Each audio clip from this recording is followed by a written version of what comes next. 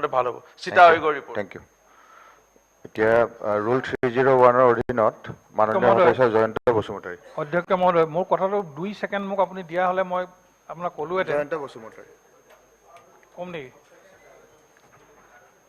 মই এইটোৱে ক'ব খুজিছোঁ যে আমাৰ মন্ত্ৰী ডাঙৰীয়া মোক ক'লে কিন্তু বেচৰকাৰী সংস্থা হ'লেও যিহেতু এইটো ৰিচাৰ্চ এণ্ড ডেভেলপমেণ্টৰ কথা আৰু মেক্সিমাম এমপ্লয়মেণ্ট উজনি অসমত এই বাগানবোৰে দিছে বাগানবোৰ যদি নাথাকে আমাৰ এটা ডাঙৰ সমস্যা হ'ব গতিকে চৰকাৰে এইটো গুৰুত্ব সহকাৰে লৈ এইটো বেচৰকাৰী সংস্থা হিচাপে নলৈ আমাৰ গভৰ্ণমেণ্টৰ অৰ্গেনাইজেশ্যন হিচাপে ল'ব লাগে কাৰণ এইটো ছায়েন্স আৰু ডেভেলপমেণ্ট আৰু ৰিচাৰ্চ এণ্ড ডেভেলপমেণ্টৰ লগত জড়িত এটা আমাৰ প্ৰতিষ্ঠান বহুত পুৰণা প্ৰতিষ্ঠান ধন্যবাদ পইচা পায় এখন যদি ৰিকুৱেষ্ট লেটাৰো দি দিয়ে গভৰ্ণমেণ্টৰ পৰা তেতিয়া উঠালে আনসাৰো দিলে সুন্দৰভাৱে মানগোনাং লেঙাই বুংথিগিৰি আৰু মানগোনাং নখৰ মই ৰুল 301 ৰ অন্তৰ্গত 3 মিনিট মানত হেক কৰিবলৈ চেষ্টা কৰিব মোৰ সমষ্টিৰ এটা গুৰুত্বপূৰ্ণ বিষয় সদনৰ মজিয়াত বিভাগীয় মন্ত্ৰী তথা আমাৰ অসমৰ মুখ্যমন্ত্ৰী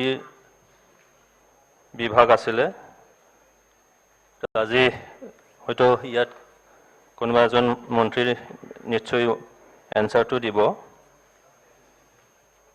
তো বিষয়টো হ'ল যে মোৰ সমষ্টিৰ অন্তৰ্গত সালাকাটি আৰু এই সালাকাটিটো জিলা হিচাপে কোকৰাঝাৰৰ পৰে কিন্তু সমষ্টি হিচাপে চিডলি সমষ্টি হয় তো তাত Bongaigaon terminal power project station চলি আছে আৰু এই পাৱাৰ প্ৰজেক্টটো এনটিপিচিৰ দ্বাৰা পৰিচালিত হৈছে national terminal power corporation limited আৰু এই এনটিপিচিয়ে দ্বাৰা 750 মেগাৱাট পাৱাৰ জেনেৰেশ্যন হয় আৰু এই এনটিপিচিটো কয়লাৰ দ্বাৰা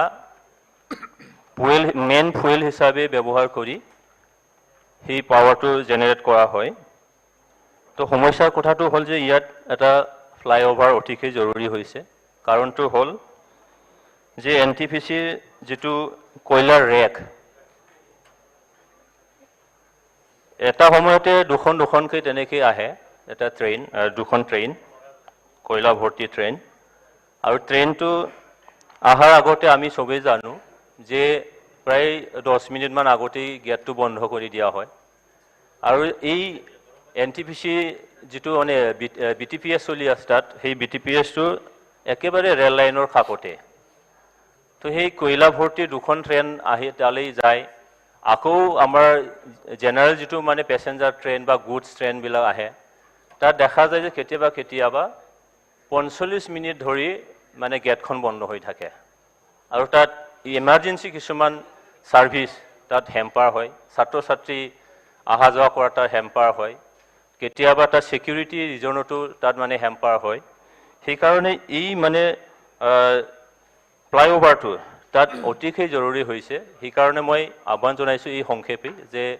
বিভাগীয়ভাৱে তাত যেটো দেখা গৈছে যোৱা বাজেটৰ সময়তো বহুত মানে তেনেকৈ ৰেল লাইনৰ ওপৰত ফ্লাইঅভাৰ বনোৱা হৈছিল এইবাৰ এটা মই দেখিছো যে হেতু অতিকৈ জৰুৰী তাৰ বাবে যাতে তাৰ ৰাইজে সহায় দিব পৰা যায় তাৰ ছাত্ৰ ছাত্ৰী সহায় দিব পৰা যায় সেই কাৰণে এই মানে ফ্লাইঅভাৰটো যাতে কৰাৰ ব্যৱস্থা কৰি দিয়ে মই বিভাগীয় মন্ত্ৰী মহোদয় অনুৰোধ জনাইছো মাননীয় অধ্যক্ষ ডাঙৰীয়া আমাৰ তেখেতে যেটো প্ৰশ্ন এটা উপস্থাপন কৰিছে আমাৰ বিভাগীয় স্বীকাৰ কৰে যে এটো এটা প্ৰয়োজনীয় কথা এই অঞ্চলটোত এখন সালাকাটিত অৱস্থিত ৰেলৱে গেটত এখন ৰেলৱে লেভেল ক্ৰছিঙত এখন আৰবিৰ প্ৰয়োজন আমাৰ বিভাগীয় কথাটো অনুভৱ কৰিছে গতিকে পৰৱৰ্তী সময়ত এই কামটো যিমান সোনকালে পাৰি কৰিবলৈকে প্ৰচেষ্টা চলোৱা হ'ব আৰু তাৰ কাৰণে জৰীপ কৰিব লাগিব জৰীপ কৰি আমাৰ ফাণ্ড চেংচন দিব লাগিব কৰিবলৈকে চেষ্টা কৰা হ'ব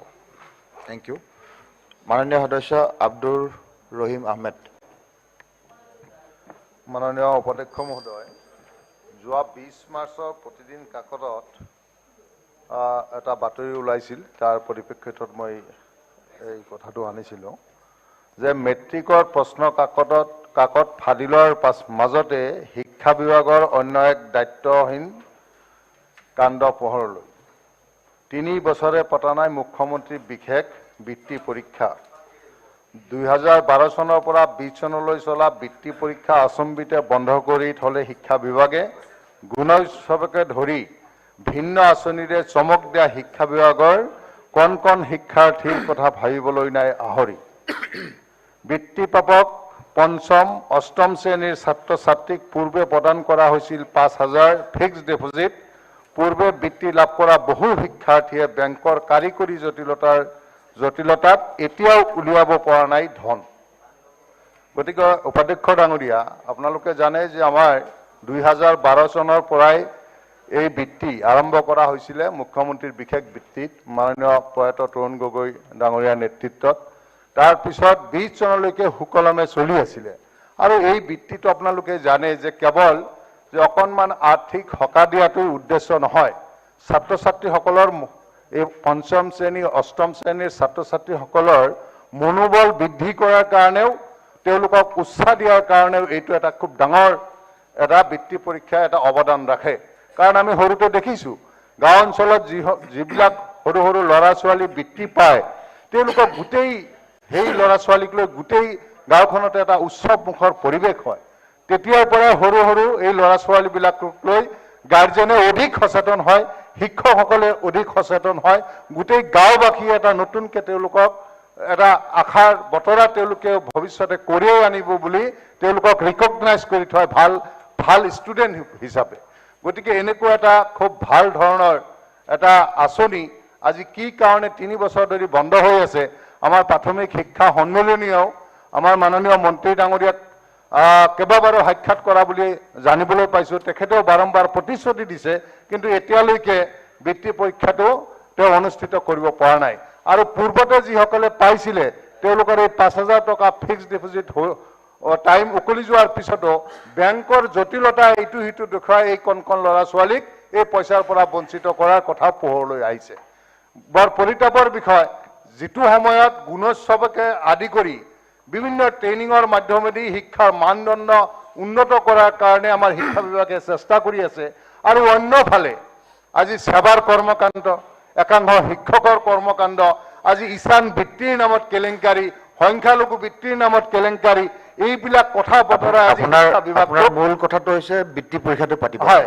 মই সেইটোৱে কৈছো মিনিষ্টাৰ মই হেকে কৰিছো আৰু এই গতিকে এইবিলাকৰ প্ৰতি শিক্ষা বিভাগে ধ্যান দিব লাগে মাননীয় মন্ত্ৰী ডাঙৰীয়াক মই আপোনাৰ জৰিয়তে কঠোৰ হোৱাৰ কাৰণে মই আহ্বান জনাইছো আৰু অচিৰেই এই বৃত্তিখিনি এই বৃত্তি অনুষ্ঠিত কৰি কণ কণ ল'ৰা ছোৱালীসকলক অকণ আৰ্থিক সকাহ দিয়াৰ উপৰি তেওঁলোকক উৎসাহ দিয়াৰ ব্যৱস্থা কৰাৰ কাৰণে মই অনুৰোধ জনাইছো অনাৰেবল মিনিষ্টাৰ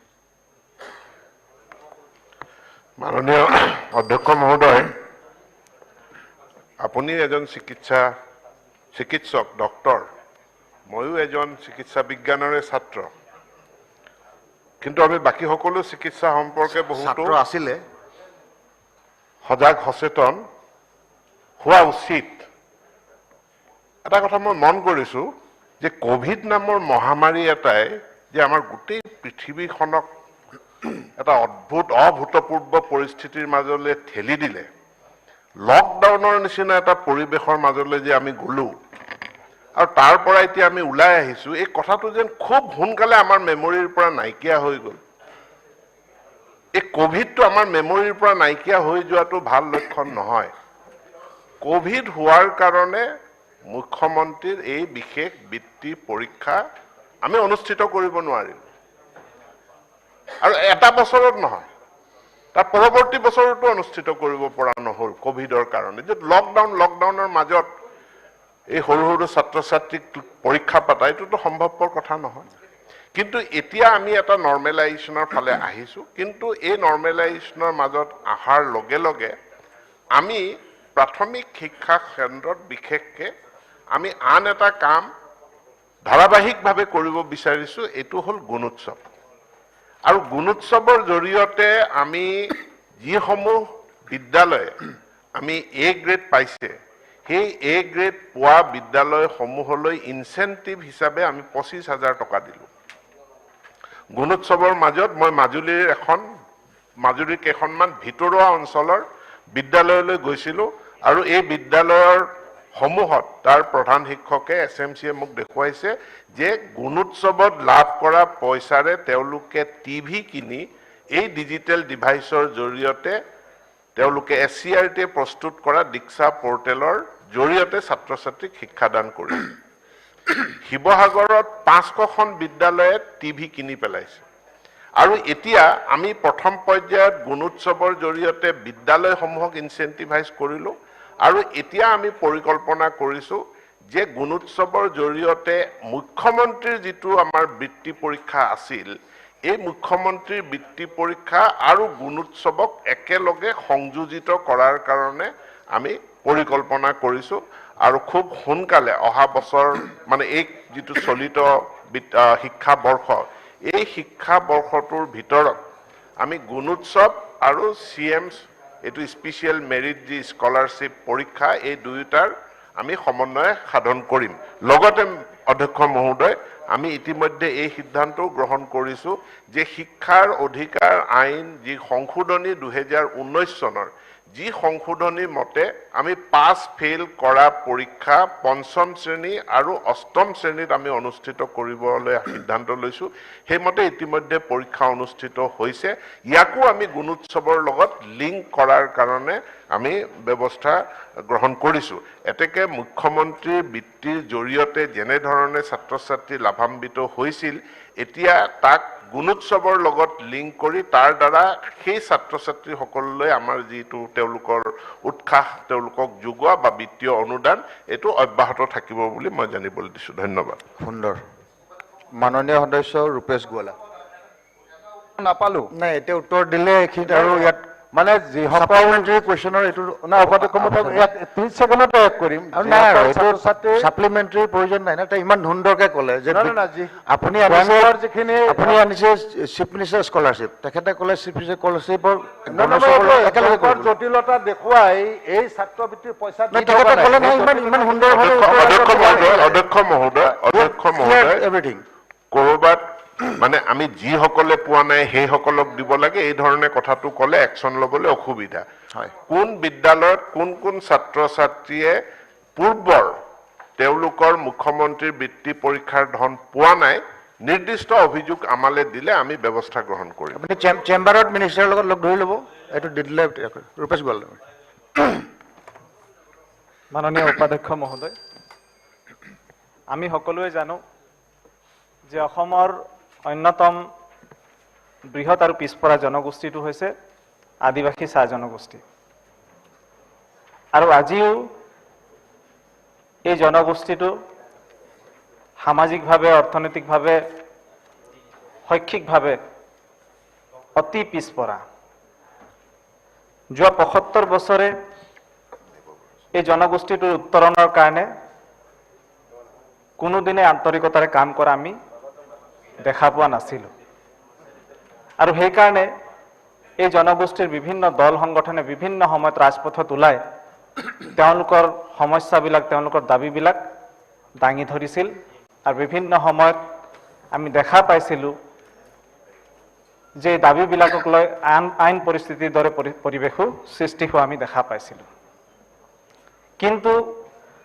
2016 চনৰ পিছত পৰিৱেশ আৰু পৰিস্থিতি লাহে লাহে সলনি হ'বলৈ আৰম্ভ হ'ল আৰু 2021 চনত যেতিয়া ভাৰতীয় জনতা পাৰ্টি আৰু মিত্ৰজোঁটৰ চৰকাৰ অসমৰ মাননীয় মুখ্যমন্ত্ৰী ডক্টৰ হিমন্ত বিশ্ব শৰ্মা ডাঙৰীয়াৰ নেতৃত্বত গঠন হ'ল তাৰ পৰৱৰ্তী সময়ত এই জনগোষ্ঠীটোক আগুৱাই লৈ যোৱাৰ কাৰণে আন্তৰিকতাৰে কিছুমান যুগান্তকাৰী আৰু উল্লেখযোগ্য সিদ্ধান্ত গ্ৰহণ কৰা হ'ল আৰু এই সিদ্ধান্তবিলাকৰ যোগেদি এই জনগোষ্ঠীটোক আগবঢ়াই লৈ যাবৰ কাৰণে অহৰহ চেষ্টা কৰি থকা হৈছে মই কিছুমান উল্লেখযোগ্য কথা এইখিনিতে ক'ব খুজিছোঁ চাহ বাগিচাৰ ৰাইজে বিভিন্ন সময়ত তেওঁলোকৰ মজুৰিৰ কাৰণে মাত মাতি আহিছিল এই মজুৰি বৃদ্ধিৰ বিষয়টো মীমাংসা কৰাৰ বাবে মাননীয় মুখ্যমন্ত্ৰী মহোদয়ে নিজে উদ্যোগ লৈ দুবাৰ আলোচনাত মিলিত হৈ চাহ শ্ৰমিকৰ মজুৰি অন্তৰ্বৰ্তীকালীনভাৱে বৃদ্ধিৰ কৰাৰ কাৰণে তেওঁ ব্যৱস্থা হাতত ল'লে আৰু আজিৰ তাৰিখত এই মজুৰি 332 টকা হৈছে মই আপোনাৰ যোগেদি মাননীয় বিভাগীয় মন্ত্ৰী মহোদয়ক অনুৰোধ জনাব খুজিছোঁ, যিহেতু অন্তৰ্বৰ্তীকালীনভাৱে দুবাৰ বৃদ্ধি পাইছে, এই মজুৰি বৃদ্ধিৰ বিষয়টো আমি চূড়ান্তভাৱে মীমাংসা কৰাৰ ব্যৱস্থা ল'ব লাগে আৰু ইয়াক চূড়ান্ত ৰূপ দিয়াৰ কাৰণে ব্যৱস্থা গ্ৰহণ কৰিব লাগে বুলি মই মাননীয় মন্ত্ৰী মহোদয়ক অনুৰোধ জনাইছোঁ। আৰু এটা গুৰুত্বপূৰ্ণ কথা, যিটো কথা হ'ল বিভিন্ন সময়ত আমি কৈ আহিছিলোঁ যে অসমত থকা প্ৰায় 1,20,000 যি ক্ষুদ্ৰ চাহ বাগিচা আছে, এই 1,20,000 ক্ষুদ্ৰ চাহ বাগিচাত প্ৰায় 6 লাখৰো অধিক শ্ৰমিকসকলে কাম কৰি আছে। এই শ্ৰমিকসকলৰ কোনো দিনেই কোনো ধৰণৰ মজুৰিৰ ব্যৱস্থা নাছিল। সিদিনা বিৰোধী দলৰ দলপতি ডাঙৰীয়াই এটা প্ৰাইভেট বিল আনিছিল ডমেষ্টিক ৱাৰ্কাৰৰ কাৰণে। যিটো সময়ত আমি ডমেষ্টিক ৱাৰ্কাৰৰ কথা পাতিব খুজিছোঁ, সেই সময়ত কিন্তু অসমৰ এই ক্ষুদ্ৰ চাহ বাগিচাত কাম কৰা শ্ৰমিকসকলৰ কোনো ধৰণৰ মজুৰি নাছিল। কিন্তু এই চৰকাৰখনে যোৱা 22 আগষ্ট তাৰিখে এই বাগিচাবিলাকত কাম কৰা শ্ৰমিকসকলৰ কাৰণে মজুৰি নিৰ্ধাৰণ কৰি এক অধিসূচনা জাৰি কৰিছিল আৰু এই ক্ষুদ্ৰ বাগিচাৰ শ্ৰমিকসকলৰ মজুৰি 232 টকালৈ নিৰ্ধাৰণ কৰা হৈছিল। মোক অকণমান সময় দিব উপাধ্যক্ষ মহোদয়। 5 মিনিটতকৈ ওপৰত নাপাব। তো এই মজুৰি আজি থিৰাং হ'ল, কিন্তু মই দুৰ্ভাগ্যজনকভাৱে এটা কথা ক'ব খুজিছোঁ যে আজিও এই মজুৰি বলবৎ হোৱা নাই। গতিকে মই বিভাগীয় মন্ত্ৰী মহোদয়ক অনুৰোধ জনাম যে ক্ষুদ্ৰ চাহ বাগিচাবিলাকত মজুৰি নিৰ্ধাৰণৰ কাৰণে ব্যৱস্থা কৰিব লাগে। এই জনগোষ্ঠীটোক আগবঢ়াই লৈ যাবৰ কাৰণে বিভিন্ন ধৰণৰ পদক্ষেপ এই চৰকাৰখনে গ্ৰহণ কৰিছে। মডেল হাইস্কুল, যিবিলাক প্ৰাথমিক বিদ্যালয় বাগিচা কৰ্তৃপক্ষৰ দ্বাৰা পৰিচালিত হৈ আছিল, সেই বিদ্যালয়বিলাকত অতিৰিক্ত শিক্ষক আৰু পৰৱৰ্তী সময়ত এই বিদ্যালয়বিলাক চৰকাৰীকৰণ কৰাৰ কাৰণে যিটো পদক্ষেপ চৰকাৰে গ্ৰহণ কৰিছে, বাগিচাৰ ৰাস্তা, জগন্নাথ মহাপ্ৰভু সমূহীয়া কেন্দ্ৰ, জেজেএমৰ যোগেদি পানী, মডেল অংগনবাড়ী কেন্দ্ৰ, বিভিন্ন ধৰণৰ পদক্ষেপ এই চৰকাৰখনে গ্ৰহণ কৰিছে এই পিছপৰা জনগোষ্ঠীটোক আগুৱাই লৈ যাবৰ কাৰণে। আৰু এটা গুৰুত্বপূৰ্ণ সিদ্ধান্ত এই চৰকাৰখনে গ্ৰহণ কৰিছে, সেয়া হ'ল চাহ নিগমৰ যি ৰুগ্নপ্ৰায় বাগিচাবিলাক, সেইবিলাকক লিজত দি পেলাই এই বাগিচাবিলাক পুনৰ জীৱিত কৰাৰ কাৰণে চৰকাৰে সিদ্ধান্ত গ্ৰহণ কৰিছে।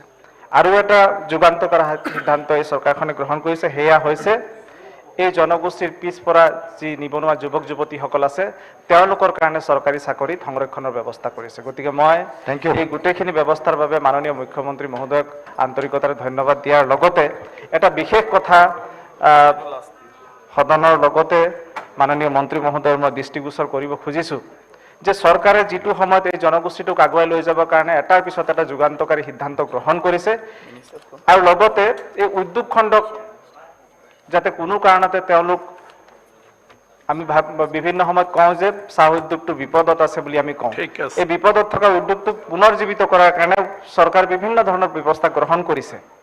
কিন্তু এই ব্যৱস্থাবিলাক গ্ৰহণ কৰাৰ পিছতো এই উদ্যোগ খণ্ডৰ যিসকল উদ্যোগী, চাহ উদ্যোগীসকল কিন্তু এই শ্ৰমিকসকলৰ কাৰণে বিশেষভাৱে চিন্তা কৰা আমি দেখা পোৱা নাই। তেওঁলোকে বিভিন্ন সময়ত এই শ্ৰমিকসকলক অধ্যক্ষ মহোদয় অকণমান সময় দিয়ক, কথাটো অতি গুৰুত্বপূৰ্ণ, সেইকাৰণে মই ক'ব খুজিছোঁ। পইণ্টটো ৰেজ কৰিলোঁ, কিন্তু আৰু অকণমান 2 মিনিট দিয়ক অধ্যক্ষ মহোদয়। এটা বিশেষ কথা মই সদনৰ দৃষ্টিগোচৰ কৰিব খুজিছোঁ। আজিৰ তাৰিখত আমি যদি বাগিচাবিলাকত চাবলৈ যাওঁ, 50% বাগিচাত ডক্তৰ নাই। বাগিচা বনোৱা আইনখন সম্পূৰ্ণৰূপে বিভিন্ন বাগিচাই উলংঘা কৰিছে। গতিকে এই ক্ষেত্ৰত যদি আমি শ্ৰম বিভাগে যদি অকণমান কঠোৰ নহয়, তেন্তে এই অসাধু ব্যৱসায়ীসকলে বিভিন্ন সময়ত এনেধৰণৰ সুযোগ গ্ৰহণ কৰি থাকিব। গতিকে মই মাননীয় মন্ত্ৰী মহোদয়ক অনুৰোধ জনাম যে বিশেষভাৱে এই ক্ষেত্ৰত উদ্যোগ ল'ব লাগে। এই বাগিচাবিলাকে বিভিন্ন সময়ত লোন লৈছে, লোন লৈ পেলাই বিভিন্ন ব্যৱসায়ত তেওঁলোকে ইনভেষ্টমেণ্ট কৰিছে আৰু তাৰ ফলত বাগিচাবিলাক নিলাম হ'ব লগা হৈছে, NCLT-ত গৈছে আৰু যাৰ কাৰণে শ্ৰমিকসকল ভুক্তভোগী হ'ব লগা হৈছে। গতিকে এই ক্ষেত্ৰতো আমাৰ চৰকাৰে বিশেষভাৱে কিছুমান নীতি নিয়ম প্ৰণয়ন কৰিব লাগিব, যাতে এই অসাধু ব্যৱসায়ীসকলে ডাঙৰ ডাঙৰ লোন লৈ পেলাই, কাৰণ মাটি আমাৰ অসমৰ মাটি, গতিকে আমাৰ অসমৰ মাটি তেওঁলোকে মানে শ কোটি টকা লোন লৈছে। লোন লোৱাত আমাৰ আপত্তি নাই, কিন্তু এই ক্ষেত্ৰত এটা বিশেষ মনিটৰিঙৰ ব্যৱস্থা থাকিব লাগে, যাতে তেওঁলোকে এই যিটো লোন বাগিচাৰ নামত লয়, সেই লোন যাতে তেওঁলোকে বাগিচাতে ইনভেষ্টমেণ্ট কৰে, তাৰ কাৰণে এটা বিশেষ মনিটৰিঙৰ ব্যৱস্থা হ'ব লাগে। এই গোটেই কথাবিলাক যদি আমি সুনিশ্চিত নকৰোঁ, তেন্তে এদিন চাহ উদ্যোগটো নিশ্চয় মানে লাহে লাহে বেয়াৰ ফালে যাব, আৰু সেইটো ৰক্ষা কৰিবলৈ হ'লে চৰকাৰে বিশেষভাৱে উদ্যোগ ল'ব লাগিব। গতিকে মই তাৰ বাবে পুনৰ মাননীয় মন্ত্ৰী মহোদয়ক দৃষ্টি আকৰ্ষণ কৰি মোৰ ধন্যবাদ। Honourable minister.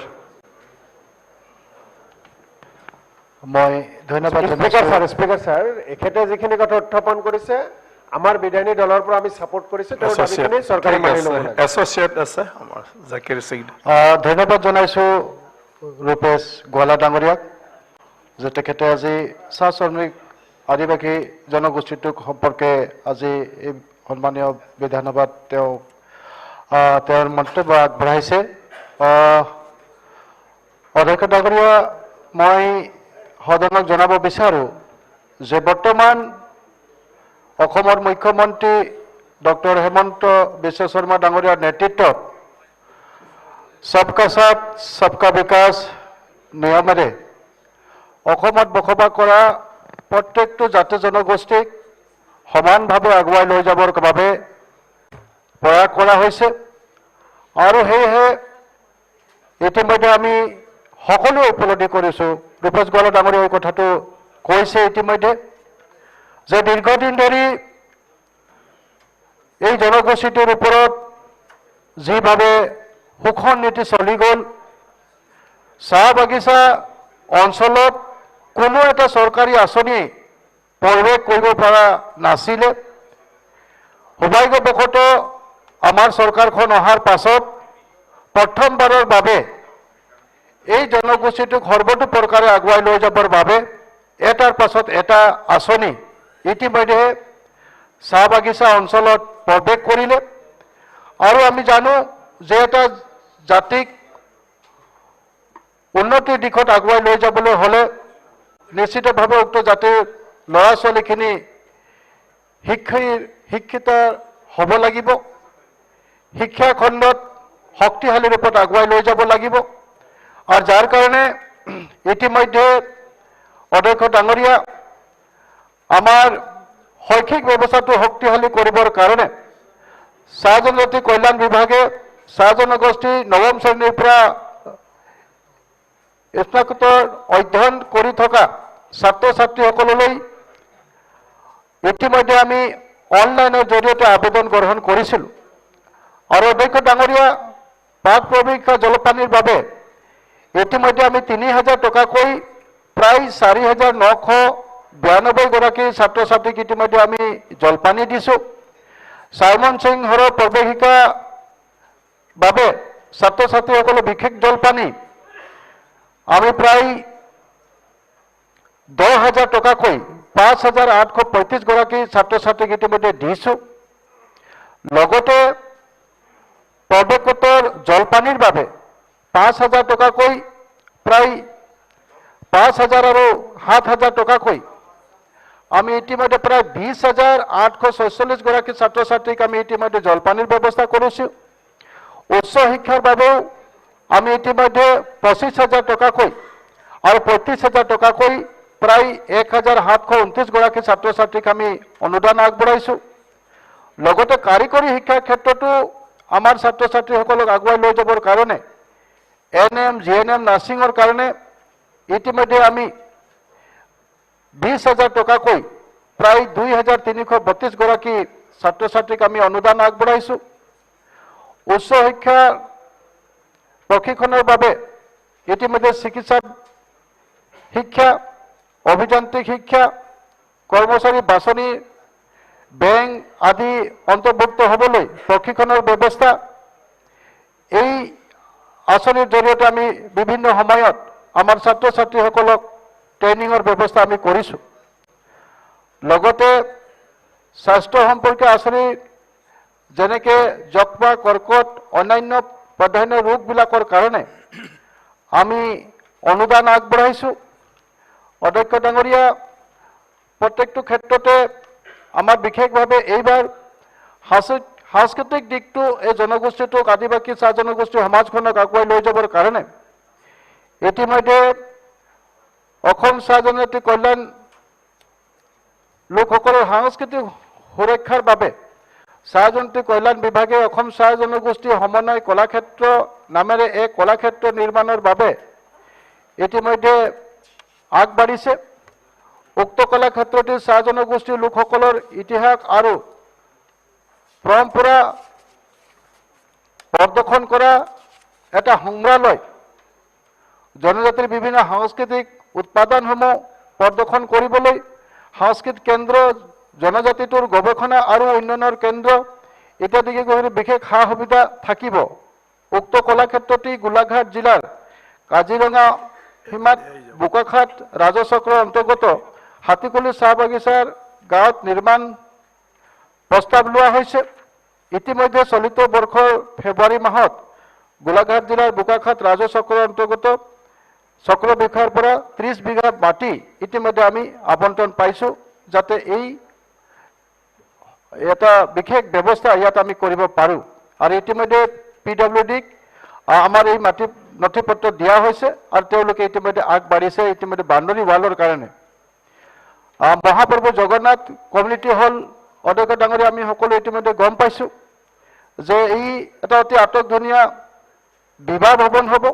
তাৰ লগতে দুটাকৈ ইয়াত কাৰিকৰী শিক্ষাৰ কাৰণেও ব্যৱস্থা থাকিব। আৰু ইতিমধ্যে একোটা জগন্নাথ ভৱন নিৰ্মাণৰ বাবে প্ৰায় 1.5 কোটি টকাকৈ সৰ্বমুঠ 750 কোটি টকা এইবাৰ আমাৰ বাজেটত ধাৰ্য কৰা হৈছে।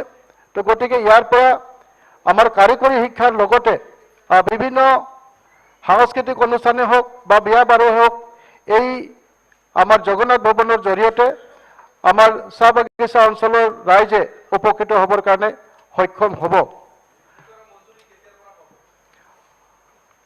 অধ্যক্ষ ডাঙৰীয়া ইতিমধ্যে ৰূপেশ গোৱালা ডাঙৰীয়াই কৈছে তেওঁ নিজেও ইতিমধ্যে আমাৰ বিধানসভাত আছে।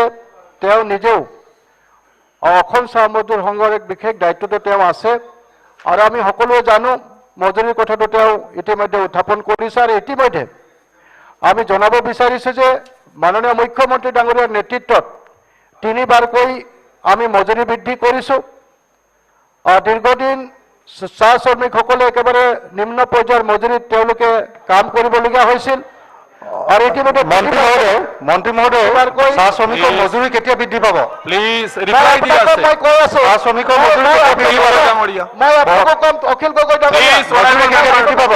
আপুনি ৰিপ্লাই দিব কথাখিনি কথা কৈছে ৰিপ্লাই দি আছে ক'বলৈ দিয়ক। এই মাত্ৰ কথা নক'ব। মঞ্জুৰি বৰুৱাৰ কথা অলৰেডি কৈয়ে ইতিমধ্যে আমি 3বাৰকৈ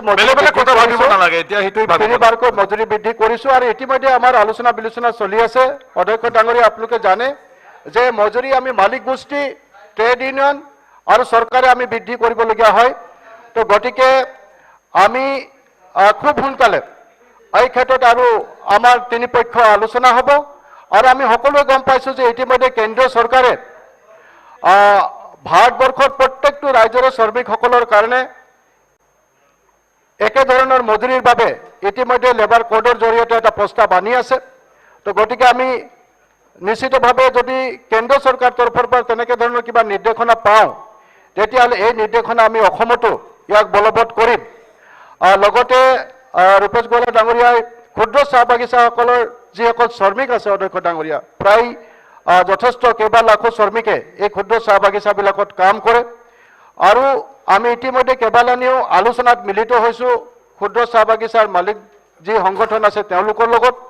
আৰু চৰকাৰ তৰফৰ পৰা ইতিমধ্যে তেওঁলোকক নিৰ্দেশনা জাৰি কৰা হৈছে যে অন্যান্য চাহ বাগিচাৰ শ্ৰমিকসকলে যি নিৰিখত মজুৰি পায় সেই একে নিৰিখ যেন তেওঁলোকে প্ৰদান কৰে।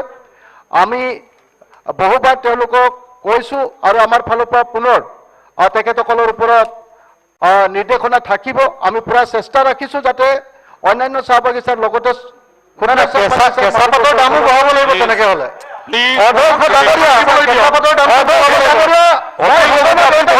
বিচাৰিছোঁ ক্ষুদ্ৰ চাহ মেম্বাৰৰ মই এটা প্ৰশ্ন কৰিব বিচাৰিছোঁ। মই আপোনাৰ আপুনি যিটো ইণ্ডাষ্ট্ৰি খুলি থৈছে কাজিৰঙাত তাত যিকেইটা শ্ৰমিক আছে আজিলৈকে আপুনি তেওঁলোকক আপুনি স্বাস্থ্যৰ কাৰণে কিবা কৰিছে?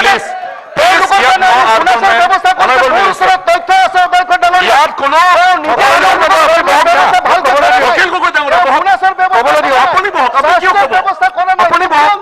কথা ক'ব লাগে 301 কোনো ডিস্টাৰ্ব কৰিব নোৱাৰে। যিজন ৰেজ কৰিছে মন্ত্ৰী ডাঙৰীয়া উত্তৰ দিব। হ'ব অনাৰেবল মিনিষ্টাৰ আপুনি তেওঁক এড্ৰেছ কৰিব লাগে। স্বাস্থ্যৰ ব্যৱস্থা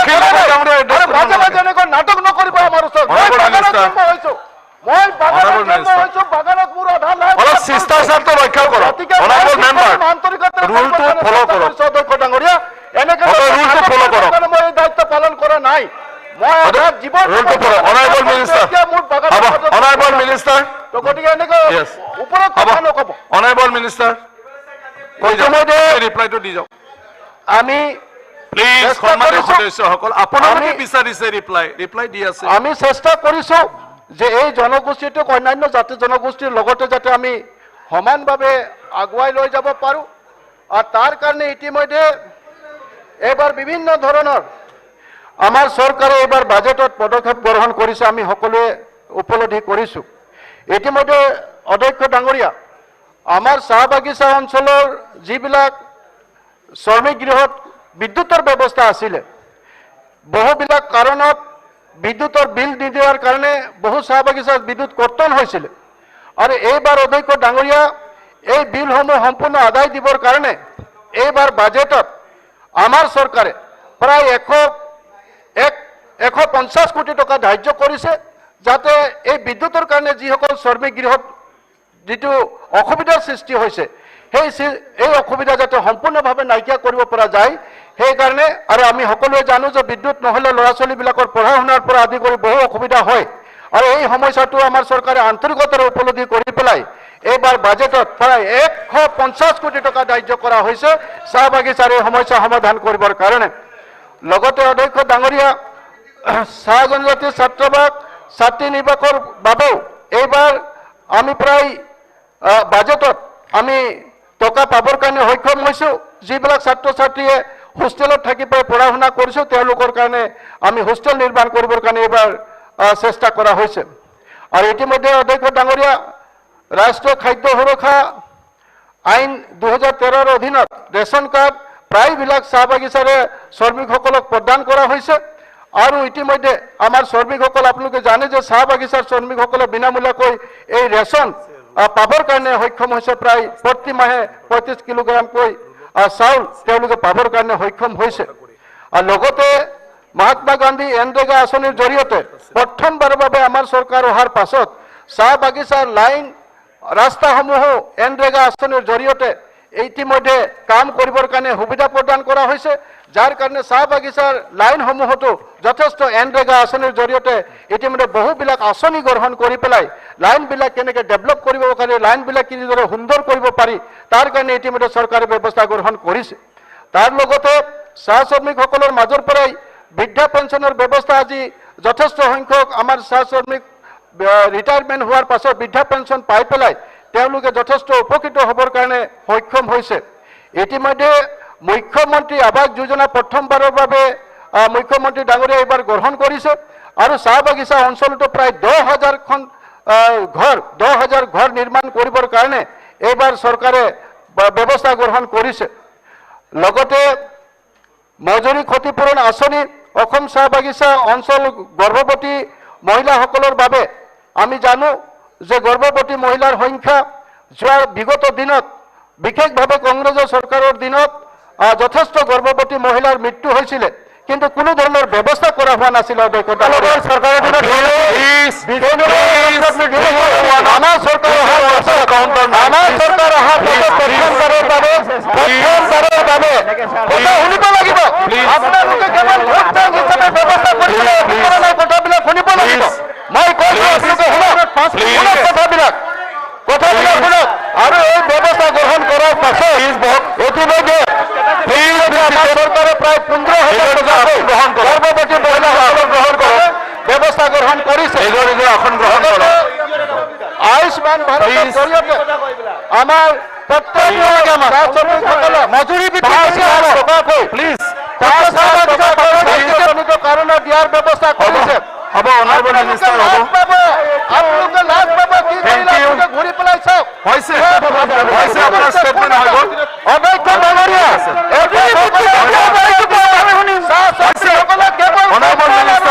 ৰাজনীতি কৰিলে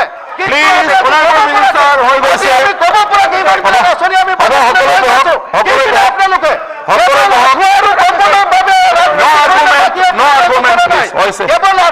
Thank you, উত্তৰ হৈ গ'ল এতিয়া item number 5 item number 5 rule 50 honorable LOP honorable minister please ধন্যবাদ অধ্যক্ষ ডাঙৰীয়া sir rule 50 অধ্যক্ষ মহোদয়, অধ্যক্ষ মহোদয়, শইকীয়া অধ্যক্ষ মহোদয়, প্লিজ প্লিজ প্লিজ হৈছে না না না না সাপ্লিমেন্টারি না না না 301 এইটো নচলে অধ্যক্ষ মহোদয়, না না এইটো ডিবেট নহয় প্লিজ নালাগে নালাগে বহক বহক মাননীয় অধ্যক্ষ মহোদয়, কৈছো প্লিজ হ'ব প্লিজ সদন আপোনালোকৰ কাৰণে এটা কথা আপোনালোকৰ কাৰণে অধ্যক্ষ মহোদয়, এটা কথা কৈছো। প্লিজ হৈছে আপোনাৰ মন্ত্ৰী আপুনি বহি পেলাই কিবা কৰি লওক বিষয় লৈ নালাগে কাউণ্টাৰ আৰ্গুমেণ্ট 301 এইবোৰ নাই নচলে আৰু যদি চলে আপোনালোকৰ নিজৰ লছ হ'ব চবৰে ক'ব দিয়ক, মজুৰি বৃদ্ধিৰ উত্তৰটো দিয়া নাই। অসম চৰকাৰে সিদ্ধান্ত লৈছে। মেম্বাৰ মই কৈছো ছাৰ, সদনখনত আপোনালোকৰ লোকচান হ'ব আপোনালোকে যি মেট্ৰিক পৰীক্ষাৰ খেলি মেলি দৃষ্টি আকৰ্ষণত আলোচনা নকৰে মই বিলত গুচি যাম তবে তেনেকুৱা নহয় সদনত মাননীয় অধ্যক্ষ মহোদয়, ৰুল 50ৰ অধীনত আপুনি আজিৰ এটা গুৰুত্বপূৰ্ণ বিষয়ৰ আলোচনাৰ বাবে সুযোগ দিয়াৰ বাবে আপোনাক ধন্যবাদ জনাইছোঁ। মহোদয়, এই ক্ষেত্ৰত আমি ব্যক্তিগতভাৱে কাকো জগৰীয়া নগৰী, এই সেৱা যিহেতু যথেষ্ট গুৰুত্বপূৰ্ণ, সেই গতিকে সেৱাক কেনেকৈ আমাৰ সংস্কাৰ কৰিব পাৰি এই বিষয়টো লৈ বহুখিনি আলোচনা এই সদনতে পূৰ্বে হৈছিল। সেই গতিকে তাৰ ভিত্তিতে আমি আলোচনাখিনি কৰিব বিচাৰোঁ আৰু এই ক্ষেত্ৰত আশা কৰোঁ চৰকাৰৰ ফালৰ পৰা এটা সদুত্তৰ পাম। মহোদয়, 1951-52 চনতে আমাৰ গোটেই ভাৰতবৰ্ষত শিক্ষা ব্যৱস্থা কেনেধৰণে কৰা হ'ব তাৰ বাবে মুডালিয়াৰ আয়োগ গঠন কৰা হৈছিল আৰু এই আয়োগে কেইটামান সেই সময়ত থকা মাধ্যমিক শিক্ষা পদ্ধতিৰ দুখৰ প্ৰতি আঙুলিয়াই দেখাইছিল। তাৰ ভিতৰত তেওঁলোকে প্ৰথম কৰিছিল পৰীক্ষা ব্যৱস্থাৰ ত্ৰুটি, দ্বিতীয় কৰিছিল পাঠ্যপুথিৰ দোষ আৰু তৃতীয়তে প্ৰশিক্ষণপ্ৰাপ্ত শিক্ষকৰ অভাৱ। মুডালিয়াৰ আয়োগৰ উল্লেখ কৰা বিষয়ত দুটা কথা হ'ল যে এটা গণতান্ত্ৰিক নাগৰিকত্বৰ বিকাশ সাধনৰ বাবে, কাৰণ আমাৰ দেশখনত আগন্তুক সময়ত প্ৰতিজন নাগৰিকে কিছুমান প্ৰত্যাহ্বান গ্ৰহণ কৰিব লাগে আৰু এই প্ৰত্যাহ্বান গ্ৰহণ কৰিবৰ বাবে চিন্তাৰ মুক্ততা আৰু নতুন ধ্যান ধাৰণা গ্ৰহণ ক্ষমতা বিকশাই তুলিব লাগে। ছাত্ৰ ছাত্ৰীসকলৰ মাজত এক বিজ্ঞান ভিত্তিক আৰু বস্তুনিষ্ঠ মনোভাৱৰ গঢ় দি তুলিব লাগে, যাতে তেওঁলোকে পুৰণি ৰীতি নীতি বিশ্বাস আদিৰ মাজতে আবদ্ধ হৈ নাথাকে। প্ৰতিজন লোকৰ মৰ্যাদা আৰু মূল্য ভিত্তিত ওপৰত ভিত্তি কৰি গণতন্ত্ৰ বৰ্তি থাকে আৰু সেয়েহে প্ৰতিজন লোকৰ ব্যক্তিত্বৰ পূৰ্ণ বিকাশ গণতান্ত্ৰিক দেশৰ শিক্ষাৰ লক্ষ্য হোৱা উচিত। গতিকে শিক্ষাই ব্যক্তিৰ প্ৰতিটো প্ৰয়োজন যেনে মনোবৈজ্ঞানিক, সামাজিক, আৱেগিক, বাস্তৱিক পূৰণৰ ব্যৱস্থা কৰিব লাগে। মহোদয়, মাধ্যমিক শিক্ষাক ৰাষ্ট্ৰ গঢ়াৰ শিক্ষা বুলিও বিবেচনা কৰা হয়। মাধ্যমিক শিক্ষা হ'ল প্ৰাথমিক শিক্ষা আৰু উচ্চ শিক্ষাৰ মাজৰ চাবিকাঠি। মাধ্যমিক শিক্ষা এটা অতি গুৰুত্বপূৰ্ণ ক্ষেত্ৰ। এখন দেশৰ সামগ্ৰিক বিকাশত মাধ্যমিক শিক্ষা ব্যৱস্থাই গুৰুত্বপূৰ্ণ ভূমিকা পালন কৰে। সেয়েহে মাধ্যমিক শিক্ষাক জাতি গঠনৰ শিক্ষাৰূপেও বিবেচনা কৰা হয়। প্ৰাথমিক আৰু উচ্চ শিক্ষাৰ লগত যুগসূত্ৰ ৰক্ষা কৰি এক স্বয়ংসম্পূৰ্ণ শিক্ষা ব্যৱস্থা গঢ়ি তোলাই মাধ্যমিক শিক্ষাৰ প্ৰধান লক্ষ্য। মহোদয়, এই আমি যেতিয়া সেৱাৰ সংস্কাৰৰ কথা কওঁ আৰু এই কথা যে অকল কোনো আন্দোলনকাৰী বা বিৰোধী দলে সমালোচনা কৰিবলৈ কৰে এনে কথা নহয়। অসম বিধানসভাৰ মজিয়াটো আমাৰ বৰ্তমানৰ মুখ্যমন্ত্ৰী ডক্টৰ হিমন্ত বিশ্ব শৰ্মা ডাঙৰীয়াই 2008 চনত এই পবিত্ৰ সদনৰ মজিয়াতে তেখেতে এটা পৰামৰ্শ আগবঢ়াইছিল। তেখেতে কৈছিল যে টু ব্ৰিম, মই যদি ইংৰাজীতে এখন সেই সময়ৰ বাতৰি কাকতৰ পৰা উল্লেখ কৰিব পাৰোঁ, two bring reform in the education sector, Sharma suggested constitution of the House Committee or a panel of academicians to examine the matter. Sharma was Education Minister from 2011 to 2013 in Chief Minister Tarun Gogoi's cabinet. মহোদয়, সেই সময়তে শিক্ষাৰ বিষয়ত আমাৰ আলোচনা হৈ আছিল আৰু সেই আলোচনাৰ সময়ত ঠিক এনেধৰণে আমাৰ বৰ্তমানৰ মুখ্যমন্ত্ৰী ডাঙৰীয়াক কৈছিল। আৰু তেখেতৰ এই সন্দৰ্ভত টুইটো আছে য'ত তেখেতে কৈছে সেৱা বাজেটৰ বক্তৃতাটো আছিল যে সেৱাক আমি সংস্কাৰ কৰিব লাগিব। মহোদয়, সেৱা ৰিফৰ্মছৰ কথা অকল ঘোষণা কৰিলে নহয়, প্ৰকৃততে যিহেতু সেৱা আসাম ছেকেণ্ডেৰী এডুকেশ্যন এক্ট 1961-ৰ অধীনত গঠিত, সেই গতিকে এই আইনখনৰ প্ৰথম সংশোধন হ'ব লাগিব যদি আমি সেৱাক সংস্কাৰ কৰিব বিচাৰোঁ। আৰু সেৱাৰ সংস্কাৰৰ বাবে যোৱা সময়ছোৱাত 3খনকৈ কমিটিও গঠন হ'ল। প্ৰথম এখন কমিটি হৈছিল 2012 চনত, যিখনৰ প্ৰতিবেদন দাখিল কৰিলে কৃষ্ণকান্ত সন্দিকৈ মুক্ত বিশ্ববিদ্যালয় সেই সময়ৰ ভাইচ চেঞ্চেলৰ শ্ৰীনাথ বৰুৱাৰ যোগেদি। দ্বিতীয় এখন কমিটি হৈছিল কটন কলেজৰ অৱসৰপ্ৰাপ্ত অধ্যাপক দিলীপ বৰুৱা ডাঙৰীয়াৰ যোগেদি। আৰু তৃতীয় কমিটি আছিল ডিব্ৰুগড় বিশ্ববিদ্যালয়ৰ প্ৰাক্তন ভাইচ চেঞ্চেলৰ অলক বুঢ়াগোহাঁই আৰু এজনৰ ব্যক্তিৰ যোগেদি। আৰু এই গোটেইবিলাক প্ৰতিবেদন যেতিয়া দাখিল কৰা হৈছিল, সেই সময়ত আমাৰ অসমৰ বৰ্তমানৰ মুখ্যমন্ত্ৰী ডাঙৰীয়াই শিক্ষামন্ত্ৰী হৈ কাৰ্যনিৰ্বাহ কৰিছিল। আৰু মহোদয়, এই গোটেইবিলাক কৰা হৈছিল সেই সময়ত ৰাইজৰ মাজত যি সেৱাক লৈ সমালোচনা হৈছিল, সেই সমালোচনা প্ৰতিবাদৰ প্ৰত্যুত্তৰ হিচাপে চৰকাৰে এই পদক্ষেপখিনি গ্ৰহণ কৰিছিল। সেই গতিকে আমি বিধানসভাৰ পবিত্ৰ মজিয়াক এনেকৈও ল'ব নালাগে যে ৰাইজৰ ক্ষোভ আহিলে চৰকাৰে এটা কথা কৈ দিব, যি কথাৰ বাবে সেই ক্ষোভ সাময়িকভাৱে প্ৰশমিত হ'ব, কিন্তু আমি পৰৱৰ্তী সময়ত সেই ক্ষোভ যি কাৰণে হৈছিল আৰু যি প্ৰতিশ্ৰুতি দিয়া হৈছিল, সেই প্ৰতিশ্ৰুতিখিনি আমি পাহৰি আমি সদনৰ মৰ্যাদাও আমি হানি কৰিব নালাগে। মহোদয়, নৱেম্বৰ 2017 চনত অসম শিক্ষা ছাৰ্ভিচ, আসাম এডুকেশ্যন ছাৰ্ভিচৰ বিষয়া ধনদেৱ মহন্তক অপসাৰণ কৰি IS বিষয়া সেই সময়ৰ যিজনে বৰ্তমান চেয়াৰমেন হৈ আছে অৱসৰৰ পিছত, তেখেতক নিযুক্ত কৰা হৈছিল। এই কামটো মহোদয় সেই সময়ত সেৱাৰ নীতি নিয়ম উলংঘা কৰি কৰা হৈছিল।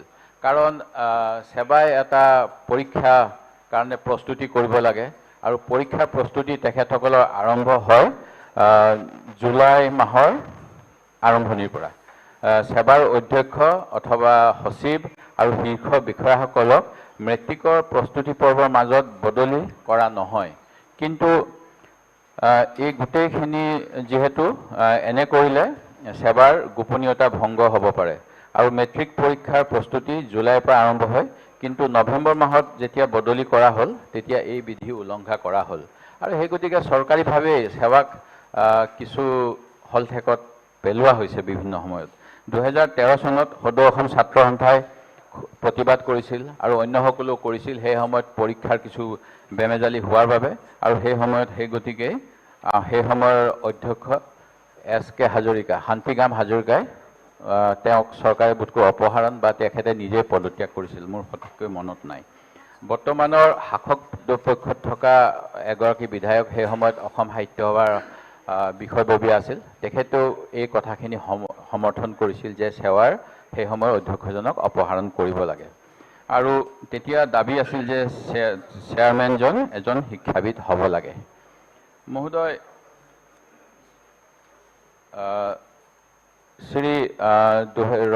এতিয়াৰ যিজন অধ্যক্ষ, তেখেতৰ কাৰ্যকালত 2016 চনত বিজ্ঞানৰ প্ৰশ্নৰ বেমেজালি হৈছিল। 2017 চনত গণিতৰ পৰিৱৰ্তে অসমীয়া পেপাৰ বিতৰণ হোৱাৰ বাবে পৰীক্ষা নতুনকৈ পাতিব লগা হৈছিল। 2018 চন 19 চনত প্ৰশ্ন কাকত পৰীক্ষাৰ দিনাখন পৰীক্ষা হলৰ আৰম্ভ হোৱাৰ 15 মিনিটৰ ভিতৰতে ফাদিল হৈছিল। ঠিক তেনেকৈ মহোদয় 2022 চনত 2021 চনৰ কুৱেশ্যন পেপাৰলৈ পৰীক্ষা সম্পূৰ্ণ কৰা হৈছিল। আৰু 2023 চনৰ কথা আমি জানোৱেই যে বিজ্ঞান আৰু অসমীয়া প্ৰশ্ন কাকত ফাদিল হোৱাৰ তথ্য এতিয়া পোহৰলৈ আহিছে। মহোদয়, আৰু এটা সময়ত কোভিডকালীন পৰিস্থিতিত যি এটা নিৰ্দেশনা দিয়া হৈছিল কেনেধৰণে উত্তীৰ্ণ কৰিব লাগে, বহু স্কুলৰ সেই ৰেকৰ্ড ননাকৈয়ে তেওঁলোকক উত্তীৰ্ণ কৰি দিয়া হ'ল বুলিও অভিযোগ উত্থাপন হৈছিল। মহোদয়, বৰ্তমান সময়ত গোগামুখ কলেজৰ অধ্যাপক শচীন্দ্ৰ দলে ডাঙৰীয়াই আমাৰ অসম কাকতত এটা প্ৰবন্ধ লিখি এই বৰ্তমানৰ সময়ত যিখিনি তেখেতে প্ৰশ্ন কাকত ফাদিল হোৱা বিষয়টো তেওঁৰ ভূমিকা ল'লে, তাৰ বাবে মই তেখেতৰ শলাগ লৈছোঁ। তেখেতৰ যি এক্সটাৰ্নেল হিচাপে বৰদলনি হাইস্কুলত প্ৰথম দিনাই কেইবাজনো ছাত্ৰক ইংৰাজীত নকল কৰা অৱস্থাত ধৰা পেলাইছিল, আৰু তাৰ পৰৱৰ্তী সময়ত বজাৰত ভাইৰেল হোৱা এনচাৰ লগত সেই পৰীক্ষাৰ নম্বৰ প্ৰশ্ন কাকতৰ নম্বৰবিলাক আৰু এনচাৰবিলাক একেই হোৱা তেওঁ পাইছিল। ঠিক তেনেকৈ তাৰ পৰৱৰ্তী সময়ত 13 মাৰ্চত বিজ্ঞানৰ পৰীক্ষা এদিন পূৰ্বে 12 মাৰ্চত কুৱেশ্যন পেপাৰ লিক হোৱা কথাটো তেখেতে নিশ্চিত হৈছিল আৰু তেওঁ নিজে সেই কথাখিনি জানিবলৈ প্ৰশ্ন কাকত এখন কিনিছিল গুগল পেৰ যোগেদি আৰু তেখেতে লিখা মতে সলব্ৰুক স্কুলৰ এজন ছাত্ৰক তেওঁ গুগল পে কৰিছিল, ডিব্ৰুগড় সলব্ৰুক স্কুল। মহোদয়, তেখেতে এই ক্ষেত্ৰত প্ৰাৰম্ভিকভাৱেই ধেমাজিৰ শিক্ষা বিষয়াকো জনাইছিল, কিন্তু তেখেতে এই ক্ষেত্ৰত যেনেধৰণে সঁহাৰি দিব লাগিছিল সেই সঁহাৰি পোৱা নাই বুলিও উল্লেখ কৰিছে। 12 মাৰ্চৰ দিনা ধেমাজিৰ IS চেয়াৰমেন সেবাৰ লগত তেখেতে যোগাযোগ কৰিছিল, কিন্তু তেখেতে লিখা মতে চেয়াৰমেনে এই ক্ষেত্ৰত যোগাযোগ নকৰিলে, কোনো পদক্ষেপ নল'লে। আৰু মই মাননীয় শিক্ষামন্ত্ৰী ৰনোজ পেগু ডাঙৰীয়াৰ শলাগ ল'ব বিচাৰোঁ যে তেখেতক যেতিয়া এই শচীন্দ্ৰ দলে জনালে তেখেতে তাৎক্ষণিকভাৱে ইয়াৰ ওপৰত ব্যৱস্থা লৈছিল আৰু সেইবাবে সেইদিনাখন সেবাৰ পৰীক্ষা স্থগিত হ'ল। মহোদয়, লোহিত খাবললৈ সেবাৰ বিজ্ঞানৰ 29টা সেই চেণ্টাৰটোৰ বাবে টোপোলা পঠাব লাগে, কিন্তু 28টা চমজি লোৱা হৈছিল আৰু এইখিনি থানাত হৈছিল। সেবাই কমকৈ টোপোলা চমজি লোৱাৰ বিষয়ে জনাৰ পিছতো কিয় এই বিসংগতিটোৰ বিষয়ে তদন্ত নহ'ল, সেবাই কিয় এই বিষয়ত তাৎক্ষণিকভাৱে একো নকৰিলে, এই কথাবিলাক কিন্তু এতিয়াও তদন্তৰ আওতালৈ অহা নাই।